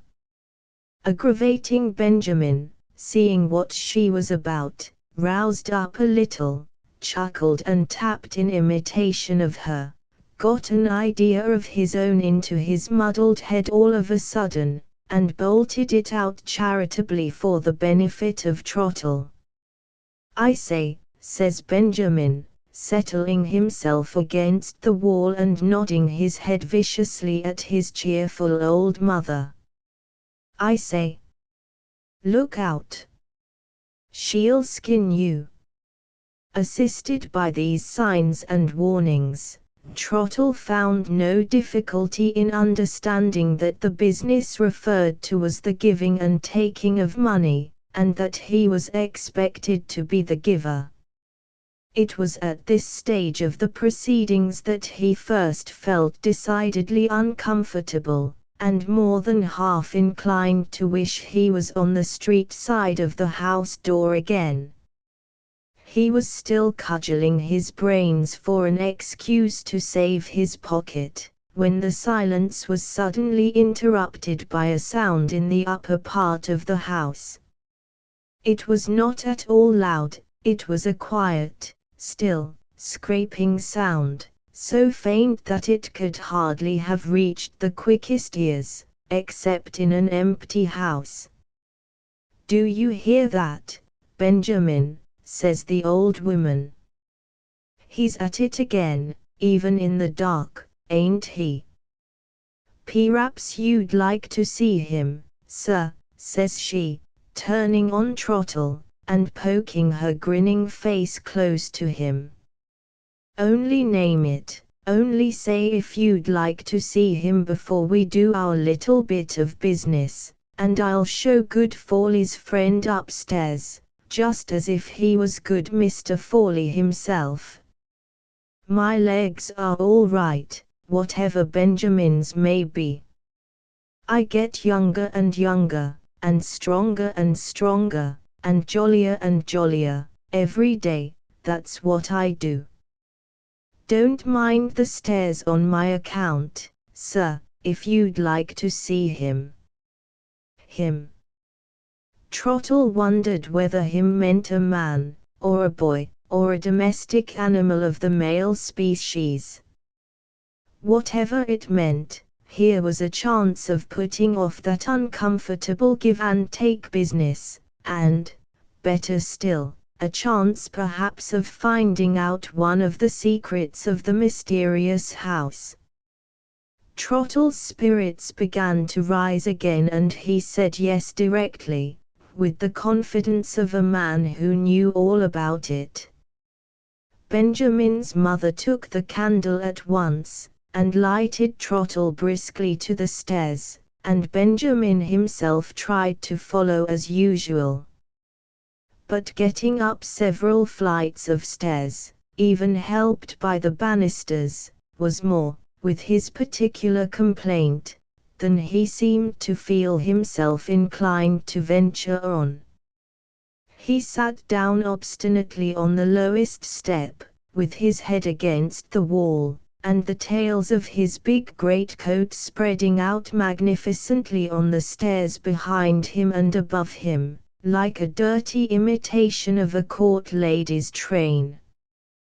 "Don't sit there, dear," says his affectionate mother, stopping to snuff the candle on the first landing. "I shall sit here," says Benjamin, aggravating to the last, "till the milk comes in the morning." The cheerful old woman went on nimbly up the stairs to the first floor, and Trottle followed, with his eyes and ears wide open. He had seen nothing out of the common in the front parlor, or up the staircase, so far. The house was dirty and dreary and close-smelling, but there was nothing about it to excite the least curiosity, except the faint scraping sound, which was now beginning to get a little clearer, though still not at all loud, as Trottle followed his leader up the stairs to the second floor. Nothing on the second floor landing, but cobwebs above and bits of broken plaster below, cracked off from the ceiling. Benjamin's mother was not a bit out of breath, and looked all ready to go to the top of the monument if necessary. The faint scraping sound had got a little clearer still, but Trottle was no nearer to guessing what it might be, than when he first heard it in the parlor downstairs. On the third, and last, floor, there were two doors, one, which was shut, leading into the front garret, and one, which was ajar, leading into the back garret. There was a loft in the ceiling above the landing, but the cobwebs all over it vouched sufficiently for its not having been opened for some little time. The scraping noise, plainer than ever here, sounded on the other side of the back garret door, and, to Trottle's great relief, that was precisely the door which the cheerful old woman now pushed open. Trottle followed her in, and, for once in his life, at any rate, was struck dumb with amazement, at the sight which the inside of the room revealed to him. The garret was absolutely empty of everything in the shape of furniture. It must have been used at one time or other, by somebody engaged in a profession or a trade which required for the practice of it a great deal of light, for the one window in the room, which looked out on a wide open space at the back of the house, was 3 or 4 times as large, every way, as a garret window usually is. Close under this window, kneeling on the bare boards with his face to the door, there appeared, of all the creatures in the world to see alone at such a place and at such a time, a mere mite of a child, a little, lonely, wizen, strangely clad boy, who could not at the most have been more than 5 years old. He had a greasy old blue shawl crossed over his breast, and rolled up, to keep the ends from the ground, into a great big lump on his back. A strip of something which looked like the remains of a woman's flannel petticoat, showed itself under the shawl, and, below that again, a pair of rusty black stockings, worlds too large for him, covered his legs and his shoeless feet. A pair of old clumsy muffetees, which had worked themselves up on his little frail red arms to the elbows, and a big cotton nightcap that had dropped down to his very eyebrows, finished off the strange dress which the poor little man seemed not half big enough to fill out, and not near strong enough to walk about in. But there was something to see even more extraordinary than the clothes the child was swaddled up in, and that was the game which he was playing at, all by himself, and which, moreover, explained in the most unexpected manner the faint scraping noise that had found its way downstairs, through the half-opened door, in the silence of the empty house. It has been mentioned that the child was on his knees in the garret, when Trottle first saw him. He was not saying his prayers, and not crouching down in terror at being alone in the dark. He was, odd and unaccountable as it may appear, doing nothing more or less than playing at a charwoman's or housemaid's business of scouring the floor. Both his little hands had tight hold of a mangy old blacking brush, with hardly any bristles left in it, which he was rubbing backwards and forwards on the boards, as gravely and steadily as if he had been at scouring work for years, and had got a large family to keep by it. The coming in of Trottle and the old woman did not startle or disturb him in the least. He just looked up for a minute at the candle, with a pair of very bright, sharp eyes, and then went on with his work again, as if nothing had happened. On one side of him was a battered pint saucepan without a handle, which was his make-believe pail, and on the other a morsel of slate-colored cotton rag, which stood for his flannel to wipe up with. After scrubbing bravely for a minute or two, he took the bit of rag, and mopped up, and then squeezed make-believe water out into his make-believe pail, as grave as any judge that ever sat on a bench. By the time he thought he had got the floor pretty dry, he raised himself upright on his knees, and blew out a good long breath, and set his little red arms akimbo, and nodded at Trottle. "There," says the child, knitting his little downy eyebrows into a frown. "Drat the dirt. I've cleaned up. Where's my beer?" Benjamin's mother chuckled till Trottle thought she would have choked herself. "Lord ha' mercy on us," says she, "just hear the imp. You would never think he was only 5 years old, would you, sir?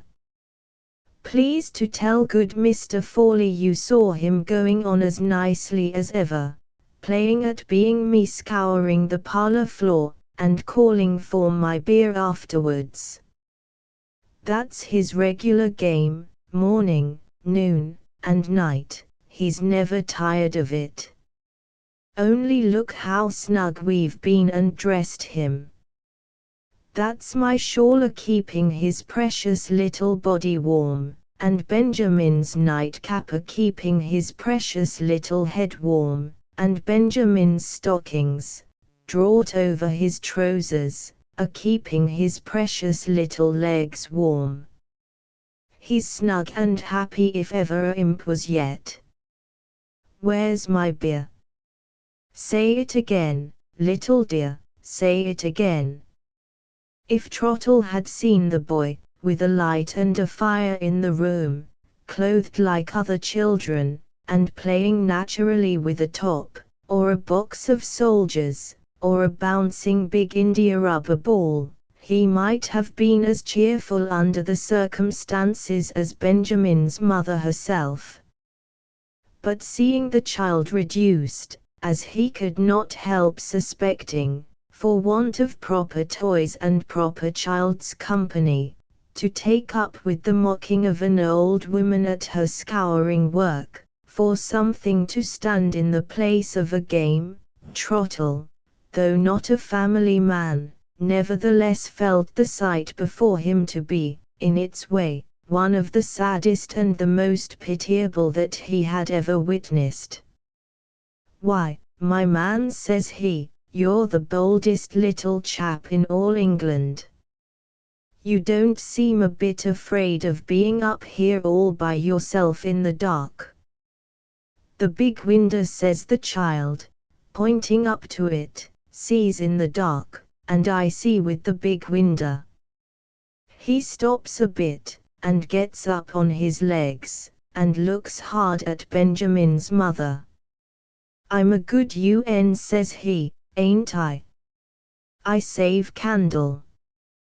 Trottle wondered what else the forlorn little creature had been brought up to do without, besides candlelight, and risked putting a question as to whether he ever got a run in the open air to cheer him up a bit.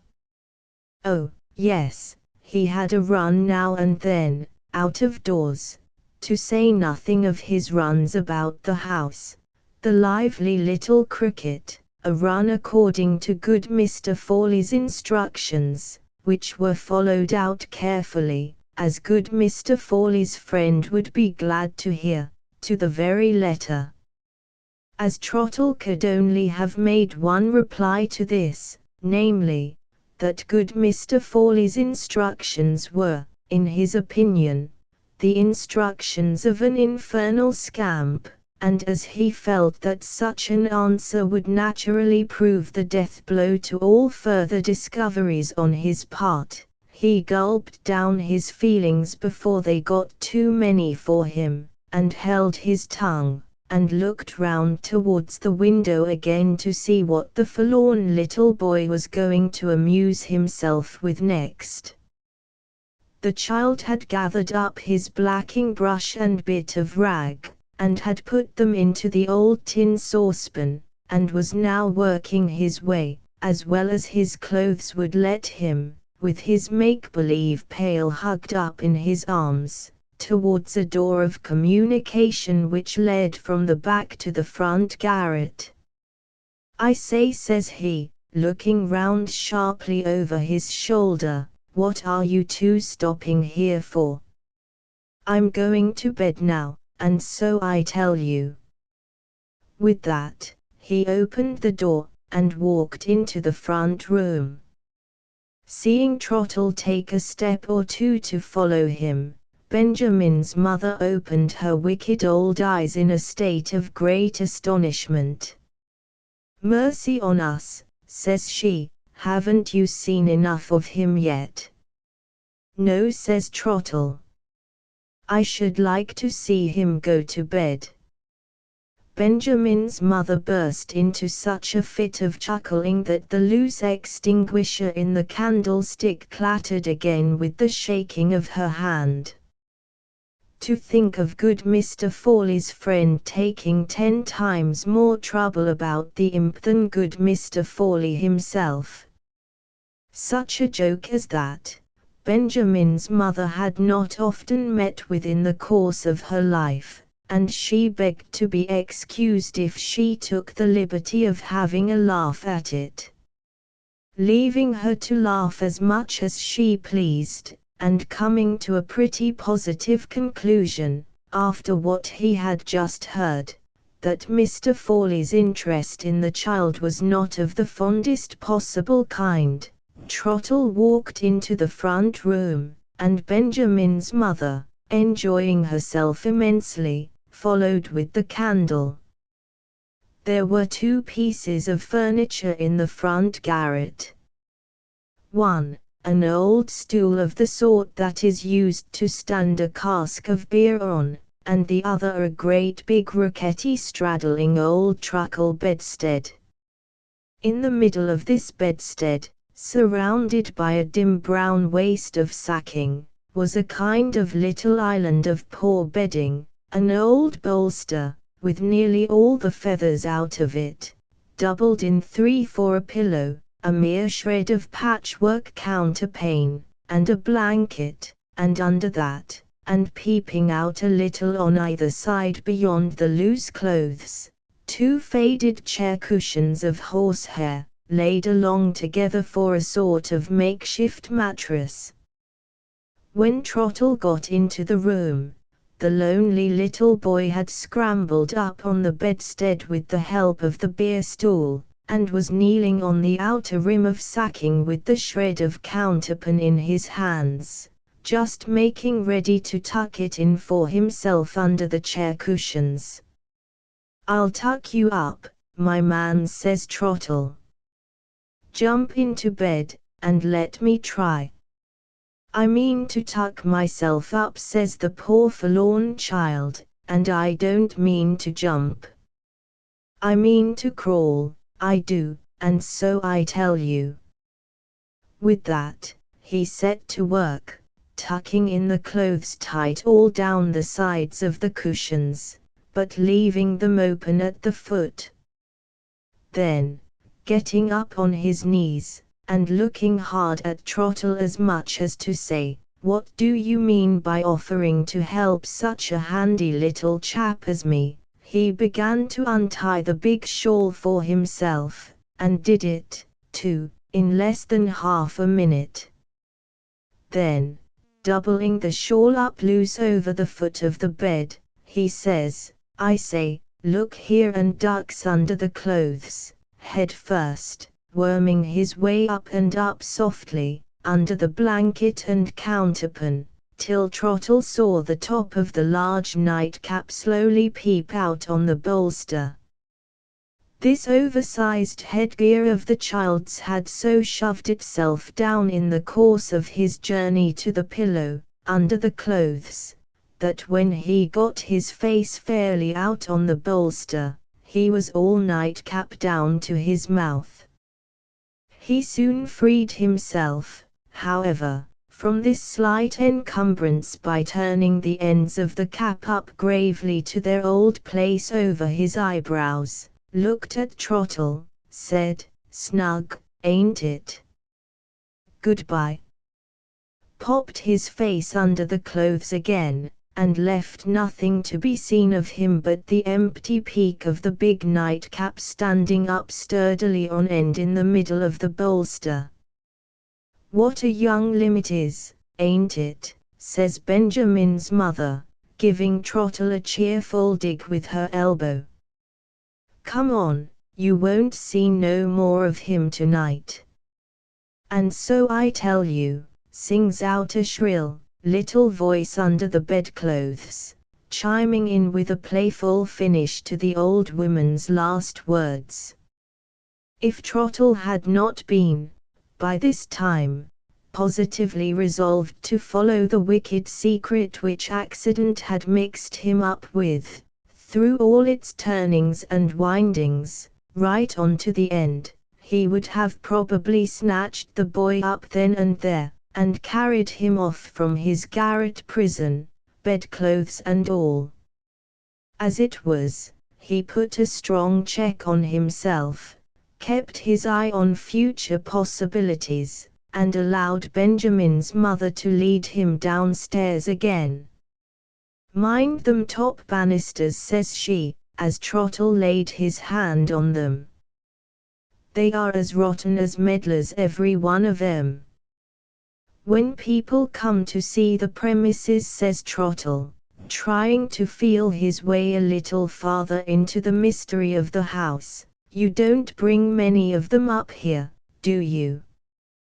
"Bless your heart alive," says she, "nobody ever comes now. The outside of the house is quite enough to warn them off. More's the pity, as I say. It used to keep me in spirits, staggering 'em all, one after another, with the frightful high rent, specially the women, drat 'em.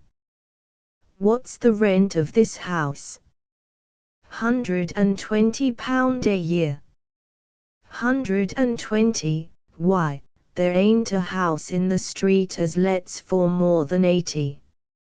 Likely enough, other landlords may lower their rents if they please, but this here landlord sticks to his rights, and means to have as much for his house as his father had before him. But the neighbourhood's gone off since then. £120, The landlord must be mad. £120, Open the door, you impertinent woman. Lord! What a happiness it was to see 'em bounce out, with that awful rent ringing in their ears all down the street. She stopped on the second-floor landing to treat herself to another chuckle, while Trottle privately posted up in his memory what he had just heard. 2 points made out, he thought to himself.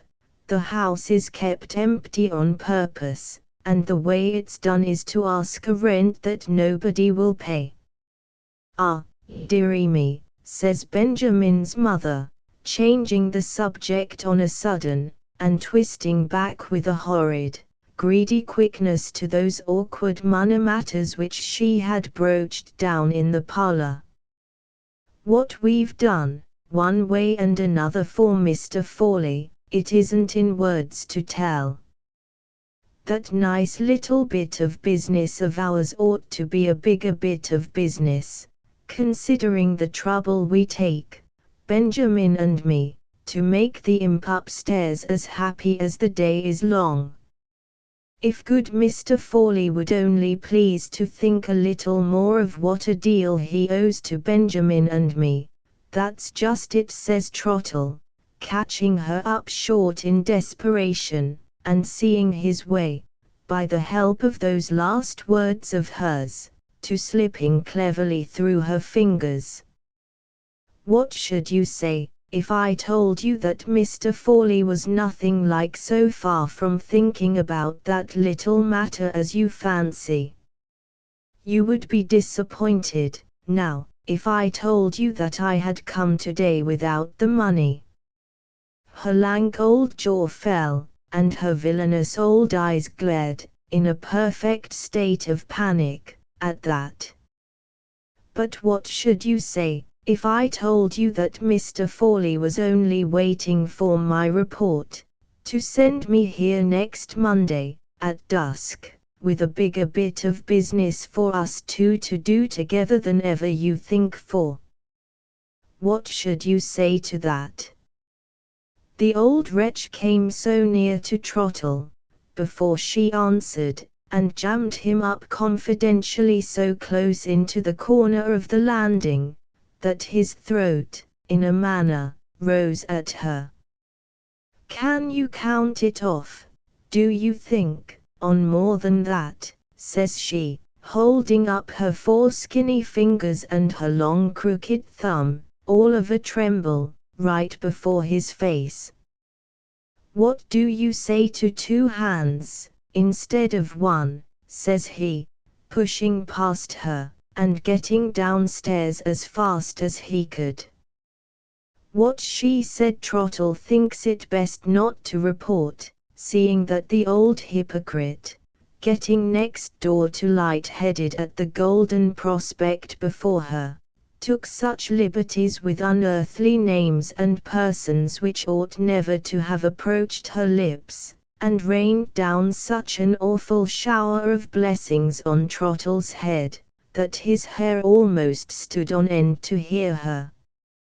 He went on downstairs as fast as his feet would carry him, till he was brought up all standing, as the sailors say, on the last flight, by aggravating Benjamin, lying right across the stair, and fallen off, as might have been expected, into a heavy drunken sleep. The sight of him instantly reminded Trottle of the curious half-likeness which he had already detected between the face of Benjamin and the face of another man, whom he had seen at a past time in very different circumstances.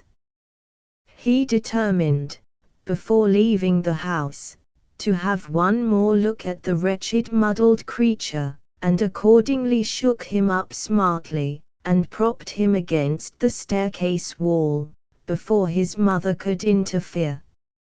"Leave him to me, I'll freshen him up," says Trottle to the old woman, looking hard in Benjamin's face, while he spoke. The fright and surprise of being suddenly woke up, seemed, for about a quarter of a minute, to sober the creature. When he first opened his eyes, there was a new look in them for a moment, which struck home to Trottle's memory as quick and as clear as a flash of light. The old maudlin sleepy expression came back again in another instant, and blurred out all further signs and tokens of the past. But Trottle had seen enough in the moment before it came, and he troubled Benjamin's face with no more inquiries. "Next Monday, at dusk," says he, cutting short some more of the old woman's palaver about Benjamin's indigestion. "I've got no more time to spare, tonight. Please to let me out." With a few last blessings, a few last dutiful messages to good Mr. Fawley, and a few last friendly hints not to forget next Monday at dusk, Trottle contrived to struggle through the sickening business of leave-taking, to get the door opened, and to find himself, to his own indescribable relief, once more on the outer side of the house to let. "Let at last there," said Trottle, folding up the manuscript from which he had been reading, and setting it down with a smart tap of triumph on the table. "May I venture to ask what you think of that plain statement, as a guess on my part, and not on Mr. Jarber's, at the riddle of the empty house?" For a minute or two I was unable to say a word. When I recovered a little, my first question referred to the poor forlorn little boy. "Today is Monday the 20th," I said. "Surely you have not let a whole week go by without trying to find out something more?" "Except at bedtime, and meals," answered Trottle, "I have not let an hour go by. Please to understand that I have only come to an end of what I have written, and not to an end of what I have done. I wrote down those first particulars, because they are of great importance, and also because I was determined to come forward with my written documents, seeing that Mr. Jarber chose to come forward, in the first instance, with his. I am now ready to go on with the second part of my story as shortly and plainly as possible, by word of mouth. The first thing I must clear up, if you please, is the matter of Mr. Forley's family affairs. I have heard you speak of them, at various times, and I have understood that Mr. Forley had 2 children only by his deceased wife, both daughters. The eldest daughter married, to her father's entire satisfaction, one Mr. Bain, a rich man, holding a high government situation in Canada. She is now living there with her husband, and her only child, a little girl of 8 or 9 years old. Right so far, I think. Quite right, I said. The second daughter Trottle went on, and Mr. Forley's favourite, set her father's wishes and the opinions of the world at flat defiance, by running away with a man of low origin, a mate of a merchant vessel, named Kirkland. Mr. Forley not only never forgave that marriage, but vowed that he would visit the scandal of it heavily in the future on husband and wife. Both escaped his vengeance, whatever he meant it to be. The husband was drowned on his first voyage after his marriage, and the wife died in childbed. Right again, I believe. Again quite right. Having got the family matter all right, we will now go back, to me and my doings. Last Monday, I asked you for leave of absence for 2 days. I employed the time in clearing up the matter of Benjamin's face. Last Saturday I was out of the way when you wanted me. I played truant, on that occasion, in company with a friend of mine, who is managing clerk in a lawyer's office, and we both spent the morning at Doctors' Commons, over the last will and testament of Mr. Forley's father. Leaving the will business for a moment, please to follow me first, if you have no objection, into the ugly subject of Benjamin's face.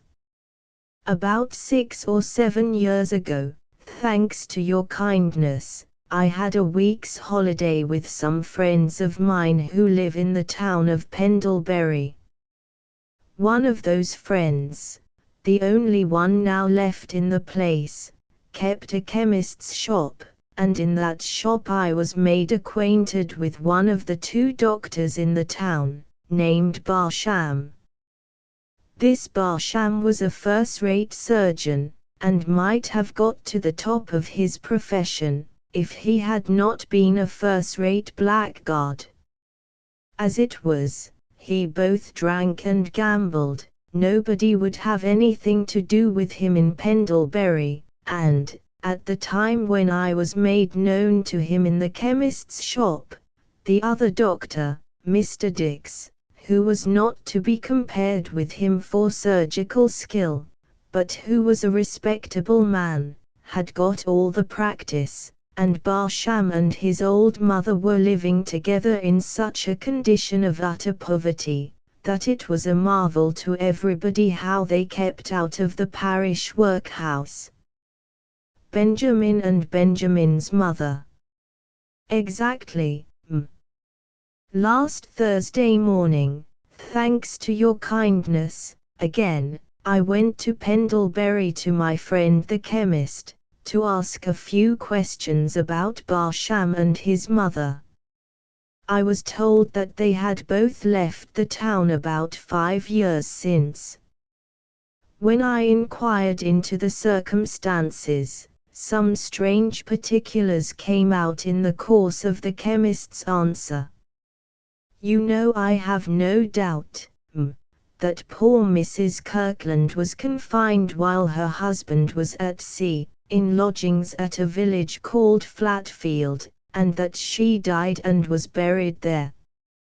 But what you may not know is, that Flatfield is only 3 miles from Pendlebury, that the doctor who attended on Mrs. Kirkland was Barsham, that the nurse who took care of her was Barsham's mother, and that the person who called them both in, was Mr. Fawley. Whether his daughter wrote to him, or whether he heard of it in some other way, I don't know, but he was with her, though he had sworn never to see her again when she married, a month or more before her confinement, and was backwards and forwards a good deal between Flatfield and Pendlebury. How he managed matters with the Barshams cannot at present be discovered, but it is a fact that he contrived to keep the drunken doctor sober, to everybody's amazement. It is a fact that Barsham went to the poor woman with all his wits about him. It is a fact that he and his mother came back from Flatfield after Mrs. Kirkland's death, packed up what few things they had, and left the town mysteriously by night. And, lastly, it is also a fact that the other doctor, Mr. Dix, was not called in to help, till a week after the birth and burial of the child, when the mother was sinking from exhaustion, to give the vagabond, Barsham, his due, not produced, in Mr. Dix's opinion, by improper medical treatment, but by the bodily weakness of the poor woman herself, burial of the child. I interrupted, trembling all over. Trottle, you spoke that word burial in a very strange way. You are fixing your eyes on me now with a very strange look. Trottle leaned over close to me, and pointed through the window to the empty house. The child's death is registered, at Pendlebury, he said, on Barsham's certificate, under the head of male infant, stillborn. The child's coffin lies in the mother's grave, in Flatfield churchyard. The child himself, as surely as I live and breathe, is living and breathing now, a castaway and a prisoner in that villainous house. I sank back in my chair. It's guesswork, so far, but it is borne in on my mind, for all that, as truth.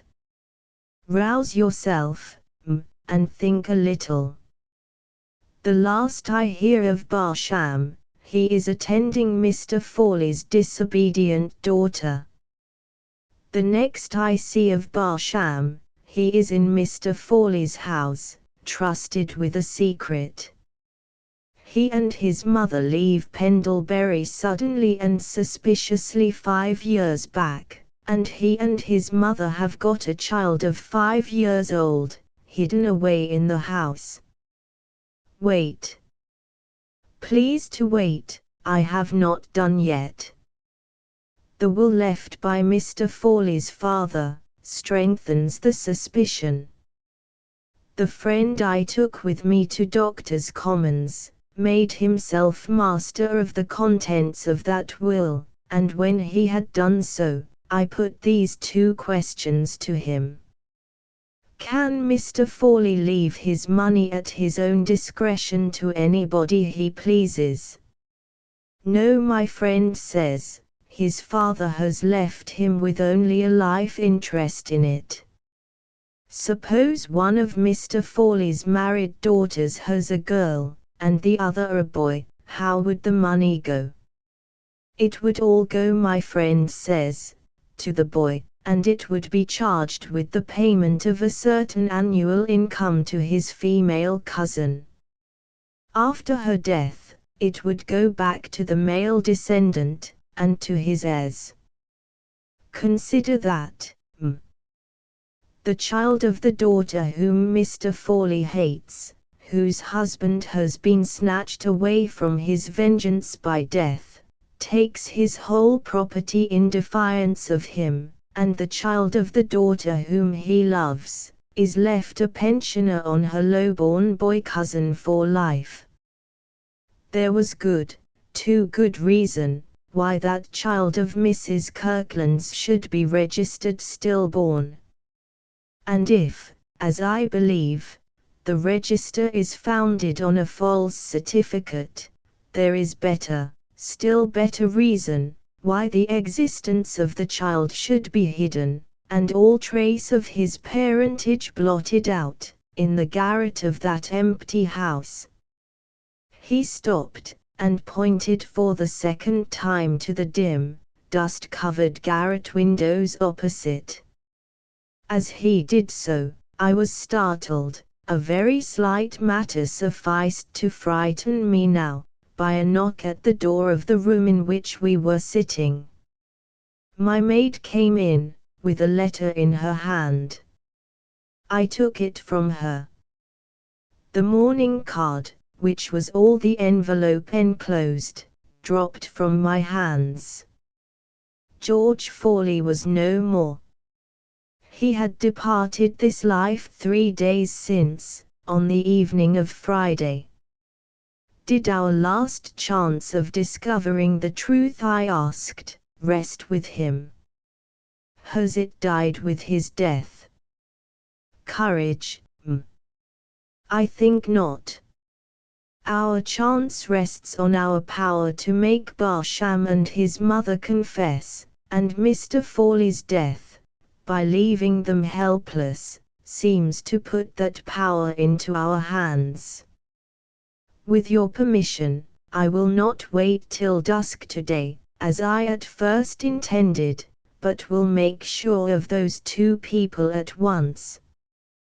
With a policeman in plain clothes to watch the house, in case they try to leave it, with this card to vouch for the fact of Mr. Forley's death, and with a bold acknowledgment on my part of having got possession of their secret, and of being ready to use it against them in case of need, I think there is little doubt of bringing Barsham and his mother to terms. In case I find it impossible to get back here before dusk, please to sit near the window, and watch the house, a little before they light the street lamps.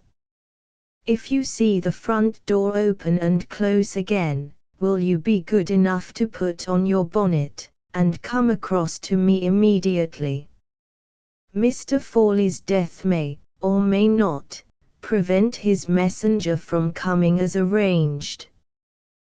But, if the person does come, it is of importance that you, as a relative of Mr. Forley's, should be present to see him, and to have that proper influence over him which I cannot pretend to exercise. The only words I could say to Trottle as he opened the door and left me, were words charging him to take care that no harm happened to the poor forlorn little boy. Left alone, I drew my chair to the window, and looked out with a beating heart at the guilty house. I waited and waited through what appeared to me to be an endless time, until I heard the wheels of a cab stop at the end of the street. I looked in that direction, and saw Trottle get out of the cab alone, walk up to the house, and knock at the door. He was let in by Barsham's mother. A minute or 2 later, a decently dressed man sauntered past the house, looked up at it for a moment, and sauntered on to the corner of the street close by. Here he leant against the post, and lighted a cigar, and stopped there smoking in an idle way, but keeping his face always turned in the direction of the house door. I waited and waited still. I waited and waited, with my eyes riveted to the door of the house. At last I thought I saw it open in the dusk, and then felt sure I heard it shut again softly. Though I tried hard to compose myself, I trembled so that I was obliged to call for Peggy to help me on with my bonnet and cloak, and was forced to take her arm to lean on, in crossing the street. Trottle opened the door to us, before we could knock. Peggy went back, and I went in. He had a lighted candle in his hand. "It has happened, as I thought it would," he whispered, leading me into the bare, comfortless, empty parlor. "Barsham and his mother have consulted their own interests, and have come to terms. My guesswork is guesswork no longer. It is now what I felt it was, truth. Something strange to me, something which women who are mothers must often know, trembled suddenly in my heart, and brought the warm tears of my youthful days thronging back into my eyes. I took my faithful old servant by the hand, and asked him to let me see Mrs. Kirkland's child, for his mother's sake. "If you desire it," said Trottle, with a gentleness of manner that I had never noticed in him before. "But pray don't think me wanting in duty and right feeling, if I beg you to try and wait a little. You are agitated already, and a first meeting with the child will not help to make you so calm, as you would wish to be, if Mr. Forley's messenger comes. The little boy is safe upstairs. Pray think first of trying to compose yourself for a meeting with a stranger, and believe me you shall not leave the house afterwards without the child." I felt that Trottle was right, and sat down as patiently as I could in a chair he had thoughtfully placed ready for me. I was so horrified at the discovery of my own relations' wickedness that when Trottle proposed to make me acquainted with the confession wrung from Barsham and his mother, I begged him to spare me all details, and only to tell me what was necessary about George Forley. All that can be said for Mr. Forley, is, that he was just scrupulous enough to hide the child's existence and blot out its parentage here, instead of consenting, at the first, to its death, or afterwards, when the boy grew up, to turning him adrift, absolutely helpless in the world. The fraud has been managed, with the cunning of Satan himself. Mr. Forley had the hold over the Barshams, that they had helped him in his villainy, and that they were dependent on him for the bread they eat. He brought them up to London to keep them securely under his own eye. He put them into this empty house, taking it out of the agent's hands previously, on pretence that he meant to manage the letting of it himself, and by keeping the house empty, made it the surest of all hiding places for the child. Here, Mr. Forley could come, whenever he pleased, to see that the poor lonely child was not absolutely starved, sure that his visits would only appear like looking after his own property. Here the child was to have been trained to believe himself Barsham's child, till he should be old enough to be provided for in some situation, as low and as poor as Mr. Forley's uneasy conscience would let him pick out. He may have thought of atonement on his deathbed, but not before. I am only too certain of it, not before. A low, double knock startled us. "The messenger," said Trottle, under his breath. He went out instantly to answer the knock, and returned, leading in a respectable-looking elderly man, dressed like Trottle, all in black, with a white cravat, but otherwise not at all resembling him. "I am afraid I have made some mistake," said the stranger. "Trottle, considerately taking the office of explanation into his own hands, assured the gentleman that there was no mistake, mentioned to him who I was, and asked him if he had not come on business connected with the late Mr. Forley. Looking greatly astonished, the gentleman answered, "Yes." There was an awkward moment of silence. After that, the stranger seemed to be not only startled and amazed, but rather distrustful and fearful of committing himself as well. Noticing this, I thought it best to request Trottle to put an end to further embarrassment, by stating all particulars truthfully, as he had stated them to me, and I begged the gentleman to listen patiently for the late Mr. Forley's sake. He bowed to me very respectfully, and said he was prepared to listen with the greatest interest. It was evident to me, and, I could see, to Trottle also, that we were not dealing, to say the least, with a dishonest man. "Before I offer any opinion on what I have heard," he said, earnestly and anxiously, after Trottle had done, "I must be allowed, in justice to myself, to explain my own apparent connection with this very strange and very shocking business. I was the confidential legal adviser of the late Mr. Forley, and I am left his executor. Rather more than a fortnight back, when Mr. Forley was confined to his room by illness, he sent for me, and charged me to call and pay a certain sum of money here, to a man and woman whom I should find taking charge of the house. He said he had reasons for wishing the affair to be kept a secret. He begged me so to arrange my engagements that I could call at this place either on Monday last, or today, at dusk, and he mentioned that he would write to warn the people of my coming, without mentioning my name.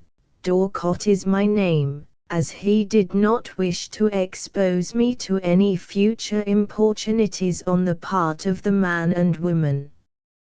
I need hardly tell you that this commission struck me as being a strange one, but, in my position with Mr. Forley, I had no resource but to accept it without asking questions, or to break off my long and friendly connection with my client. I chose the first alternative. Business prevented me from doing my errand on Monday last, and if I am here today, notwithstanding Mr. Forley's unexpected death, it is emphatically because I understood nothing of the matter, on knocking at this door, and therefore felt myself bound, as executor, to clear it up. That, on my word of honor, is the whole truth, so far as I am personally concerned. I feel quite sure of it, sir, I answered. You mentioned Mr. Forley's death, just now, as unexpected. May I inquire if you were present, and if he has left any last instructions? 3 hours before Mr. Forley's death, said Mr. Dorcott, his medical attendant left him apparently in a fair way of recovery. The change for the worse took place so suddenly, and was accompanied by such severe suffering, to prevent him from communicating his last wishes to anyone. When I reached his house, he was insensible. I have since examined his papers. Not one of them refers to the present time or to the serious matter which now occupies us. In the absence of instructions, I must act cautiously on what you have told me, but I will be rigidly fair and just at the same time. The first thing to be done, he continued, addressing himself to Trottle, is to hear what the man and woman, downstairs, have to say. If you can supply me with writing materials, I will take their declarations separately on the spot, in your presence, and in the presence of the policeman who is watching the house.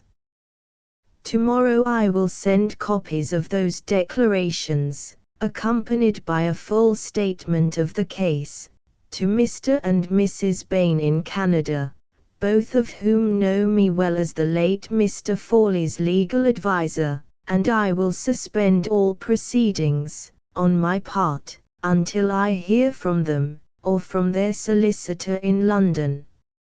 In the present posture of affairs, this is all I can safely do. We could do no less than agree with him, and thank him for his frank and honest manner of meeting us.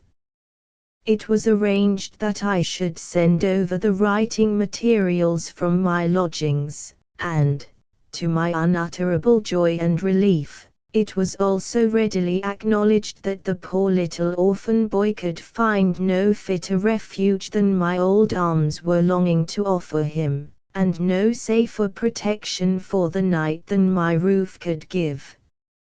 Trottle hastened away upstairs, as actively as if he had been a young man, to fetch the child down. And he brought him down to me without another moment of delay, and I went on my knees before the poor little mite, and embraced him, and asked him if he would go with me to where I lived. He held me away for a moment, and his wan, shrewd little eyes looked sharp at me. Then he clung close to me all at once, and said, "I may going along with you, I am, and so I tell you." For inspiring the poor neglected child with this trust in my old self, I thanked heaven, then, with all my heart and soul, and I thank it now. I bundled the poor darling up in my own cloak, and I carried him in my own arms across the road. Peggy was lost in speechless amazement to behold me trudging out of breath upstairs, with a strange pair of poor little legs under my arm, but she began to cry over the child the moment she saw him, like a sensible woman as she always was, and she still cried her eyes out over him in a comfortable manner, when he at last lay fast asleep, tucked up by my hands in Trottle's bed. "And Trottle, bless you, my dear man," said I, kissing his hand, as he looked on, "the forlorn baby came to this refuge through you, and he will help you on your way to heaven." Trottle answered that I was his dear mistress, and immediately went and put his head out at an open window on the landing, and looked into the back street for a quarter of an hour. That very night, as I sat thinking of the poor child, and of another poor child who is never to be thought about enough at Christmas time, the idea came into my mind which I have lived to execute, and in the realization of which I am the happiest of women this day. "The executor will sell that house, Trottle," said I. "Not a doubt of it, if he can find a purchaser. I'll buy it."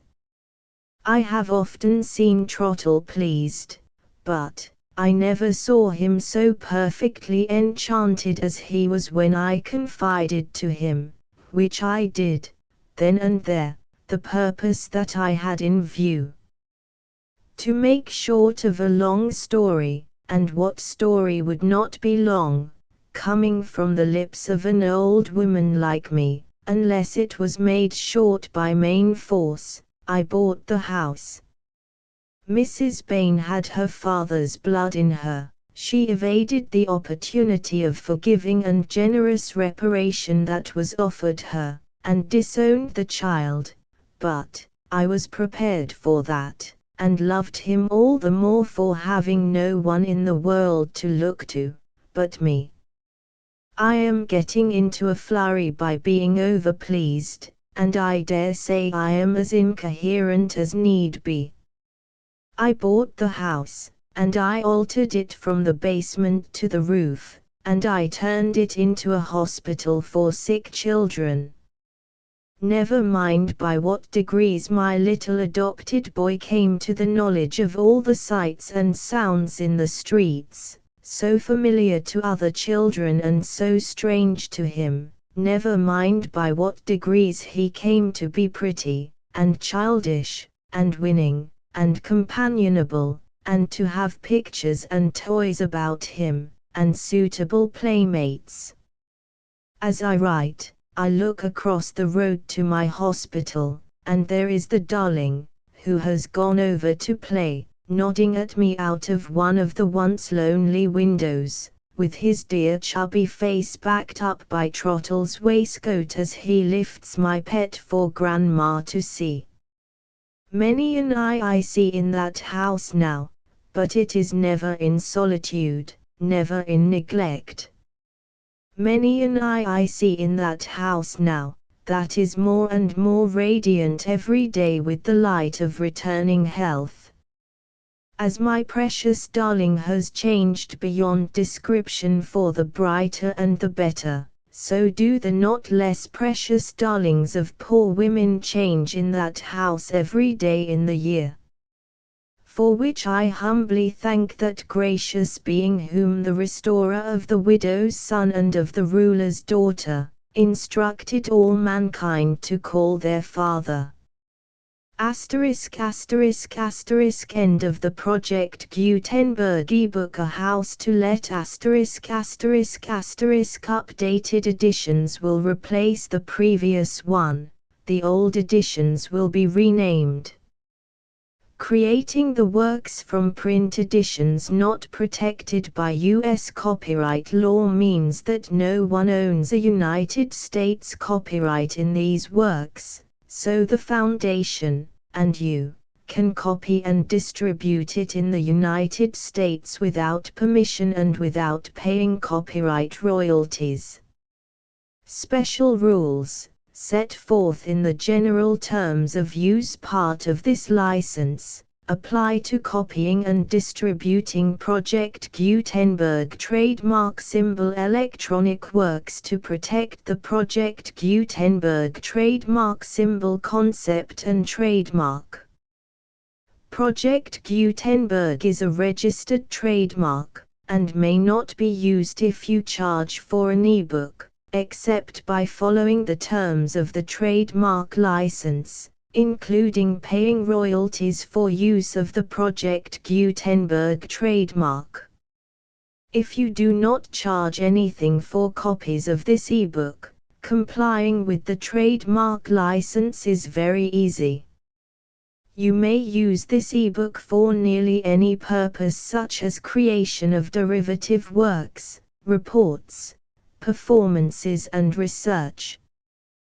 Project Gutenberg ebooks may be modified and printed and given away. You may do practically anything in the United States with ebooks not protected by U.S. copyright law.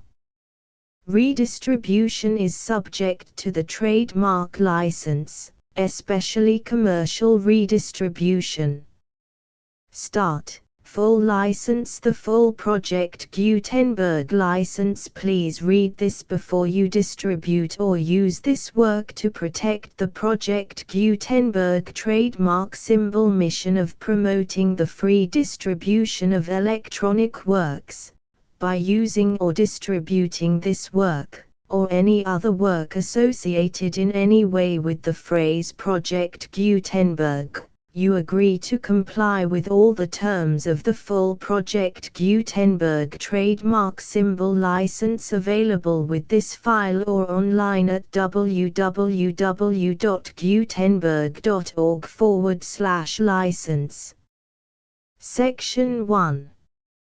General Terms of Use and Redistributing Project Gutenberg Trademark Symbol Electronic Works 1.0 By reading or using any part of this Project Gutenberg trademark symbol electronic work, you indicate that you have read, understand, agree to and accept all the terms of this license and intellectual property, trademark/copyright, agreement. If you do not agree to abide by all the terms of this agreement, you must cease using and return or destroy all copies of Project Gutenberg trademark symbol electronic works in your possession. If you paid a fee for obtaining a copy of or access to a Project Gutenberg trademark symbol electronic work and you do not agree to be bound by the terms of this agreement, you may obtain a refund from the person or entity to whom you paid the fee as set forth in paragraph 1.e.8. 1.b Project Gutenberg is a registered trademark. It may only be used on or associated in any way with an electronic work by people who agree to be bound by the terms of this agreement. There are a few things that you can do with most Project Gutenberg trademark symbol electronic works even without complying with the full terms of this agreement. See paragraph 1.c below. There are a lot of things you can do with Project Gutenberg trademark symbol electronic works if you follow the terms of this agreement and help preserve free future access to Project Gutenberg trademark symbol electronic works. See paragraph 1.e below. 1.c. The Project Gutenberg Literary Archive Foundation, the Foundation or PGLAF, owns a compilation copyright in the collection of Project Gutenberg trademark symbol electronic works. Nearly all the individual works in the collection are in the public domain in the United States.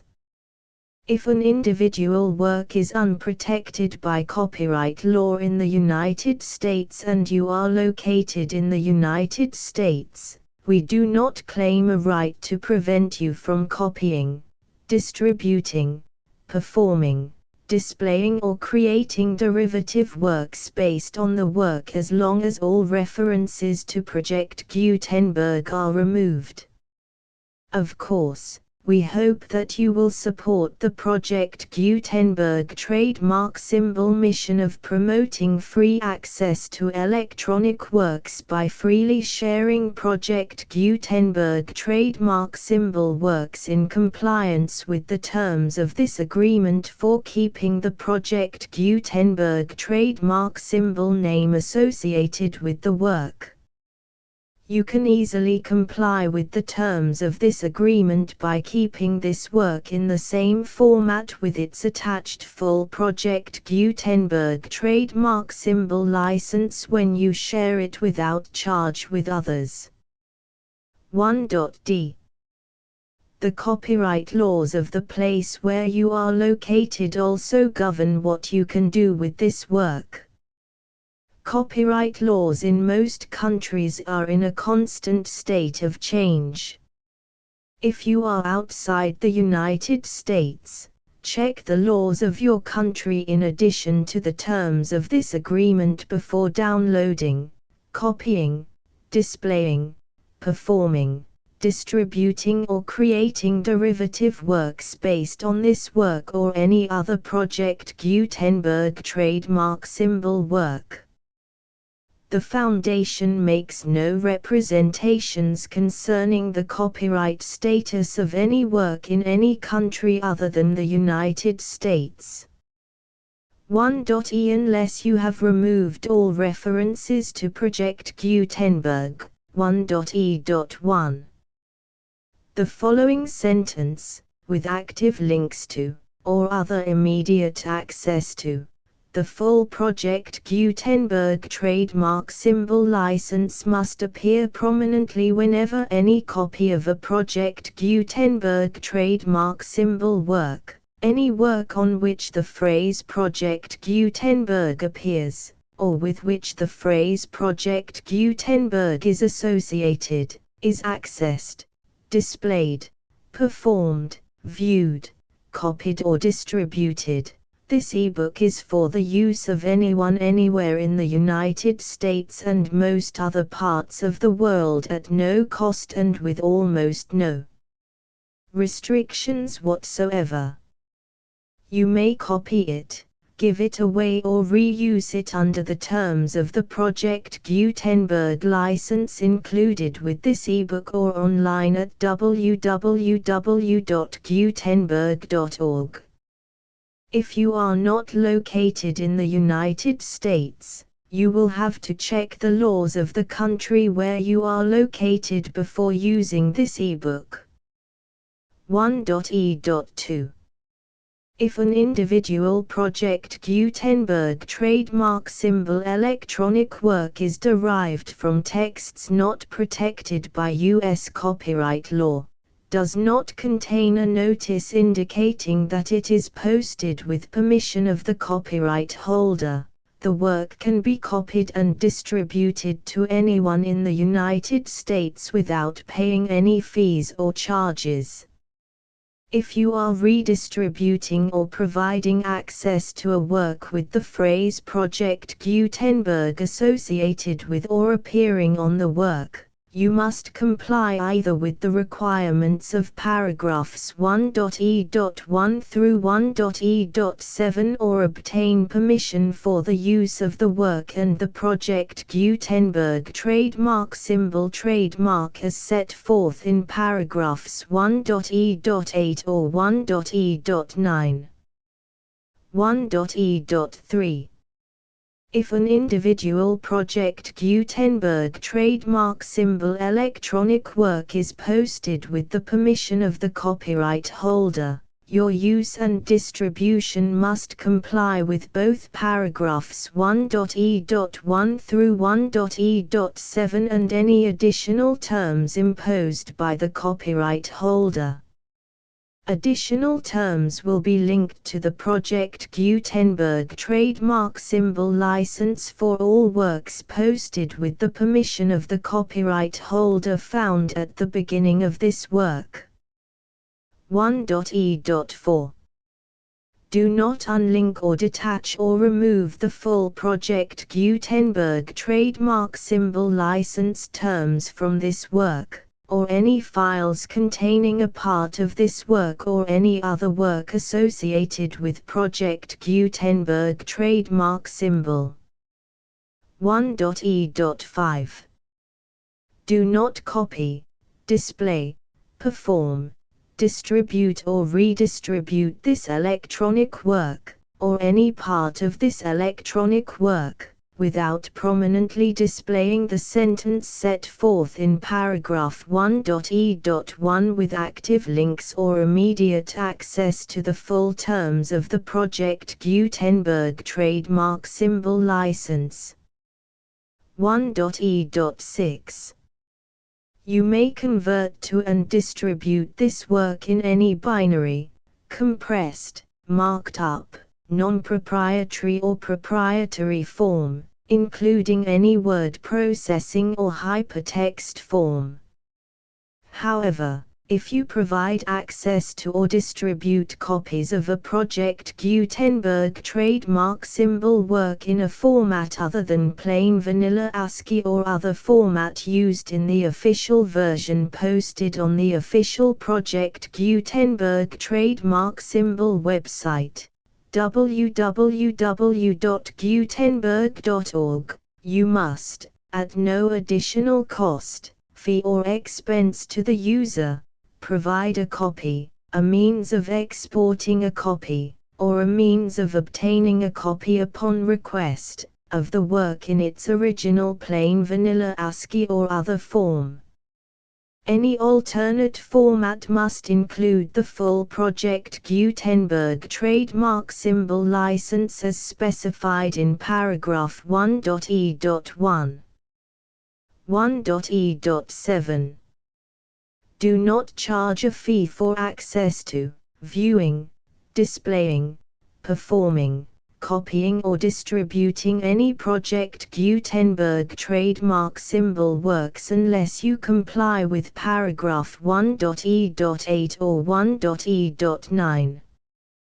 1.e.8. You may charge a reasonable fee for copies of or providing access to or distributing Project Gutenberg trademark symbol electronic works provided that you pay a royalty fee of 20% of the gross profits you derive from the use of Project Gutenberg trademark symbol works calculated using the method you already use to calculate your applicable taxes. The fee is owed to the owner of the Project Gutenberg trademark symbol trademark, but he has agreed to donate royalties under this paragraph to the Project Gutenberg Literary Archive Foundation. Royalty payments must be paid within 60 days following each date on which you prepare, or are legally required to prepare, your periodic tax returns. Royalty payments should be clearly marked as such and sent to the Project Gutenberg Literary Archive Foundation at the address specified in Section 4. Information about donations to the Project Gutenberg Literary Archive Foundation. You provide a full refund of any money paid by a user who notifies you in writing, or by email, within 30 days of receipt that he does not agree to the terms of the full Project Gutenberg trademark symbol license. You must require such a user to return or destroy all copies of the works possessed in a physical medium and discontinue all use of and all access to other copies of Project Gutenberg trademark symbol works. You provide, in accordance with paragraph 1.f.3, a full refund of any money paid for a work or a replacement copy, if a defect in the electronic work is discovered and reported to you within 90 days of receipt of the work. You comply with all other terms of this agreement for free distribution of Project Gutenberg trademark symbol works. 1.e.9. If you wish to charge a fee or distribute a Project Gutenberg trademark symbol electronic work or group of works on different terms than are set forth in this agreement, you must obtain permission in writing from the Project Gutenberg Literary Archive Foundation, the manager of the Project Gutenberg trademark symbol trademark. Contact the Foundation as set forth in Section 3 below. 1.f1.f.1. Project Gutenberg volunteers and employees expend considerable effort to identify, do copyright research on, transcribe and proofread works not protected by U.S. copyright law in creating the Project Gutenberg trademark symbol collection. Despite these efforts, Project Gutenberg trademark symbol electronic works, and the medium on which they may be stored, may contain defects such as, but not limited to, incomplete, inaccurate or corrupt data, transcription errors, a copyright or other intellectual property infringement, a defective or damaged disk or other medium, a computer virus, or computer codes that damage or cannot be read by your equipment. 1.f.2. Limited warranty, disclaimer of damages, except for the right of replacement or refund described in paragraph 1.f.3, the Project Gutenberg Literary Archive Foundation, the owner of the Project Gutenberg trademark symbol trademark, and any other party distributing a Project Gutenberg trademark symbol electronic work under this agreement, disclaim all liability to you for damages, costs and expenses, including legal fees. You agree that you have no remedies for negligence, strict liability, breach of warranty or breach of contract except those provided in paragraph 1.f.3. You agree that the foundation, the trademark owner, and any distributor under this agreement will not be liable to you for actual, direct, indirect, consequential, punitive or incidental damages even if you give notice of the possibility of such damage. 1.f.3.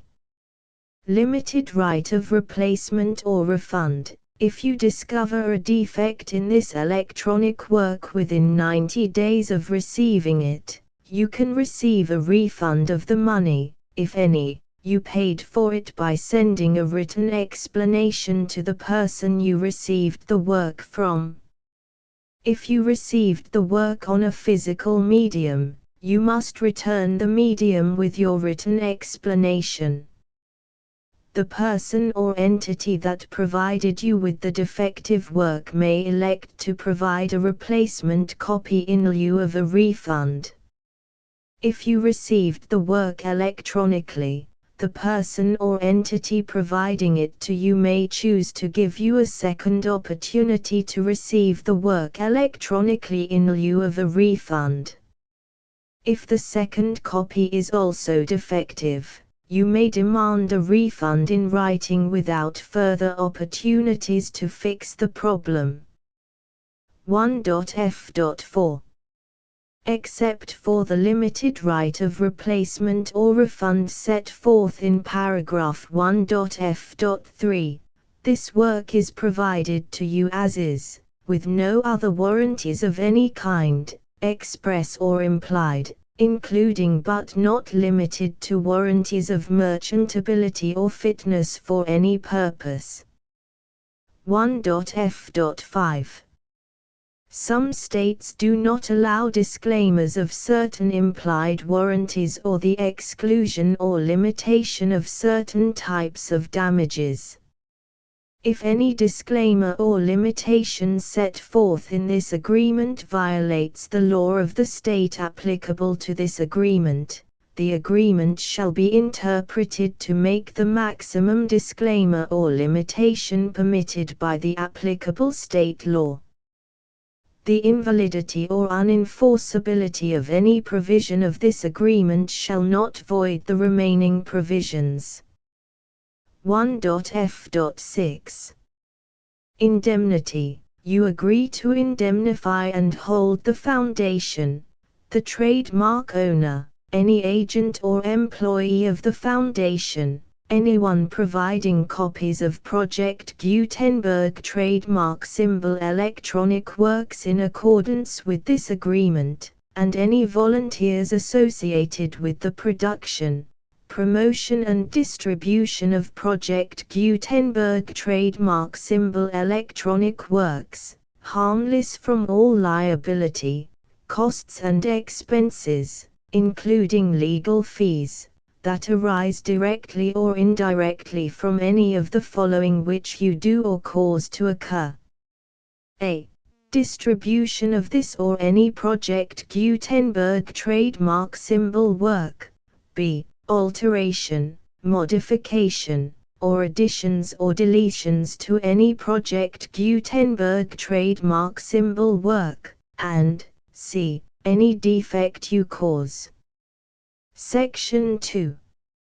Information about the mission of Project Gutenberg trademark symbol. Project Gutenberg trademark symbol is synonymous with the free distribution of electronic works in formats readable by the widest variety of computers, including obsolete, old, middle-aged and new computers. It exists because of the efforts of hundreds of volunteers and donations from people in all walks of life. Volunteers and financial support to provide volunteers with the assistance they need are critical to reaching Project Gutenberg trademark symbol's goals and ensuring that the Project Gutenberg trademark symbol collection will remain freely available for generations to come. In 2001, the Project Gutenberg Literary Archive Foundation was created to provide a secure and permanent future for Project Gutenberg trademark symbol and future generations. To learn more about the Project Gutenberg Literary Archive Foundation and how your efforts and donations can help, see sections 3 and 4 and the Foundation information page at www.gutenberg.org. Section 3. Information about the Project Gutenberg Literary Archive Foundation. The Project Gutenberg Literary Archive Foundation is a non-profit 501(c)(3) educational corporation organized under the laws of the state of Mississippi and granted tax-exempt status by the Internal Revenue Service. The Foundation's IN or Federal Tax Identification Number is 64-6221541. Contributions to the Project Gutenberg Literary Archive Foundation are tax-deductible to the full extent permitted by U.S. federal laws and your state's laws. The Foundation's business office is located at 809 North 1500 West, Salt Lake City, UT 84116. 801-596-1887. Email contact links and up-to-date contact information can be found at the Foundation's website and official page at www.gutenberg.org/contact section 4. Information about donations to the Project Gutenberg Literary Archive Foundation. Project Gutenberg trademark symbol depends upon and cannot survive without widespread public support and donations to carry out its mission of increasing the number of public domain and licensed works that can be freely distributed in machine-readable form accessible by the widest array of equipment including outdated equipment. Many small donations, $1 to $5,000, are particularly important to maintaining tax-exempt status with the IRS. The Foundation is committed to complying with the laws regulating charities and charitable donations in all 50 states of the United States.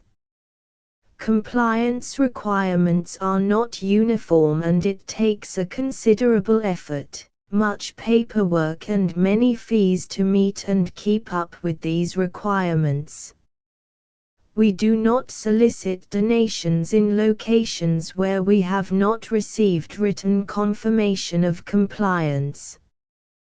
To send donations or determine the status of compliance for any particular state, visit www.gutenberg.org/donate. While we cannot and do not solicit contributions from states where we have not met the solicitation requirements, we know of no prohibition against accepting unsolicited donations from donors in such states who approach us with offers to donate. International donations are gratefully accepted, but we cannot make any statements concerning tax treatment of donations received from outside the United States. U.S. laws alone swamp our small staff. Please check the Project Gutenberg web pages for current donation methods and addresses. Donations are accepted in a number of other ways, including checks, online payments and credit card donations. To donate, please visit www.gutenberg.org/donate. Section 5. General information about Project Gutenberg Trademark Symbol Electronic Works. Professor Michael S. Hart was the originator of the Project Gutenberg trademark symbol concept of a library of electronic works that could be freely shared with anyone. For 40 years, he produced and distributed Project Gutenberg trademark symbol ebooks with only a loose network of volunteer support. Project Gutenberg trademark symbol ebooks are often created from several printed editions, all of which are confirmed as not protected by copyright in the US unless a copyright notice is included. Thus, we do not necessarily keep ebooks in compliance with any particular paper edition. Most people start at our website, which has the main PG search facility, www.gutenberg.org. This website includes information about Project Gutenberg trademark symbol, including how to make donations to the Project Gutenberg Literary Archive Foundation, how to help produce our new ebooks, and how to subscribe to our email newsletter to hear about new ebooks.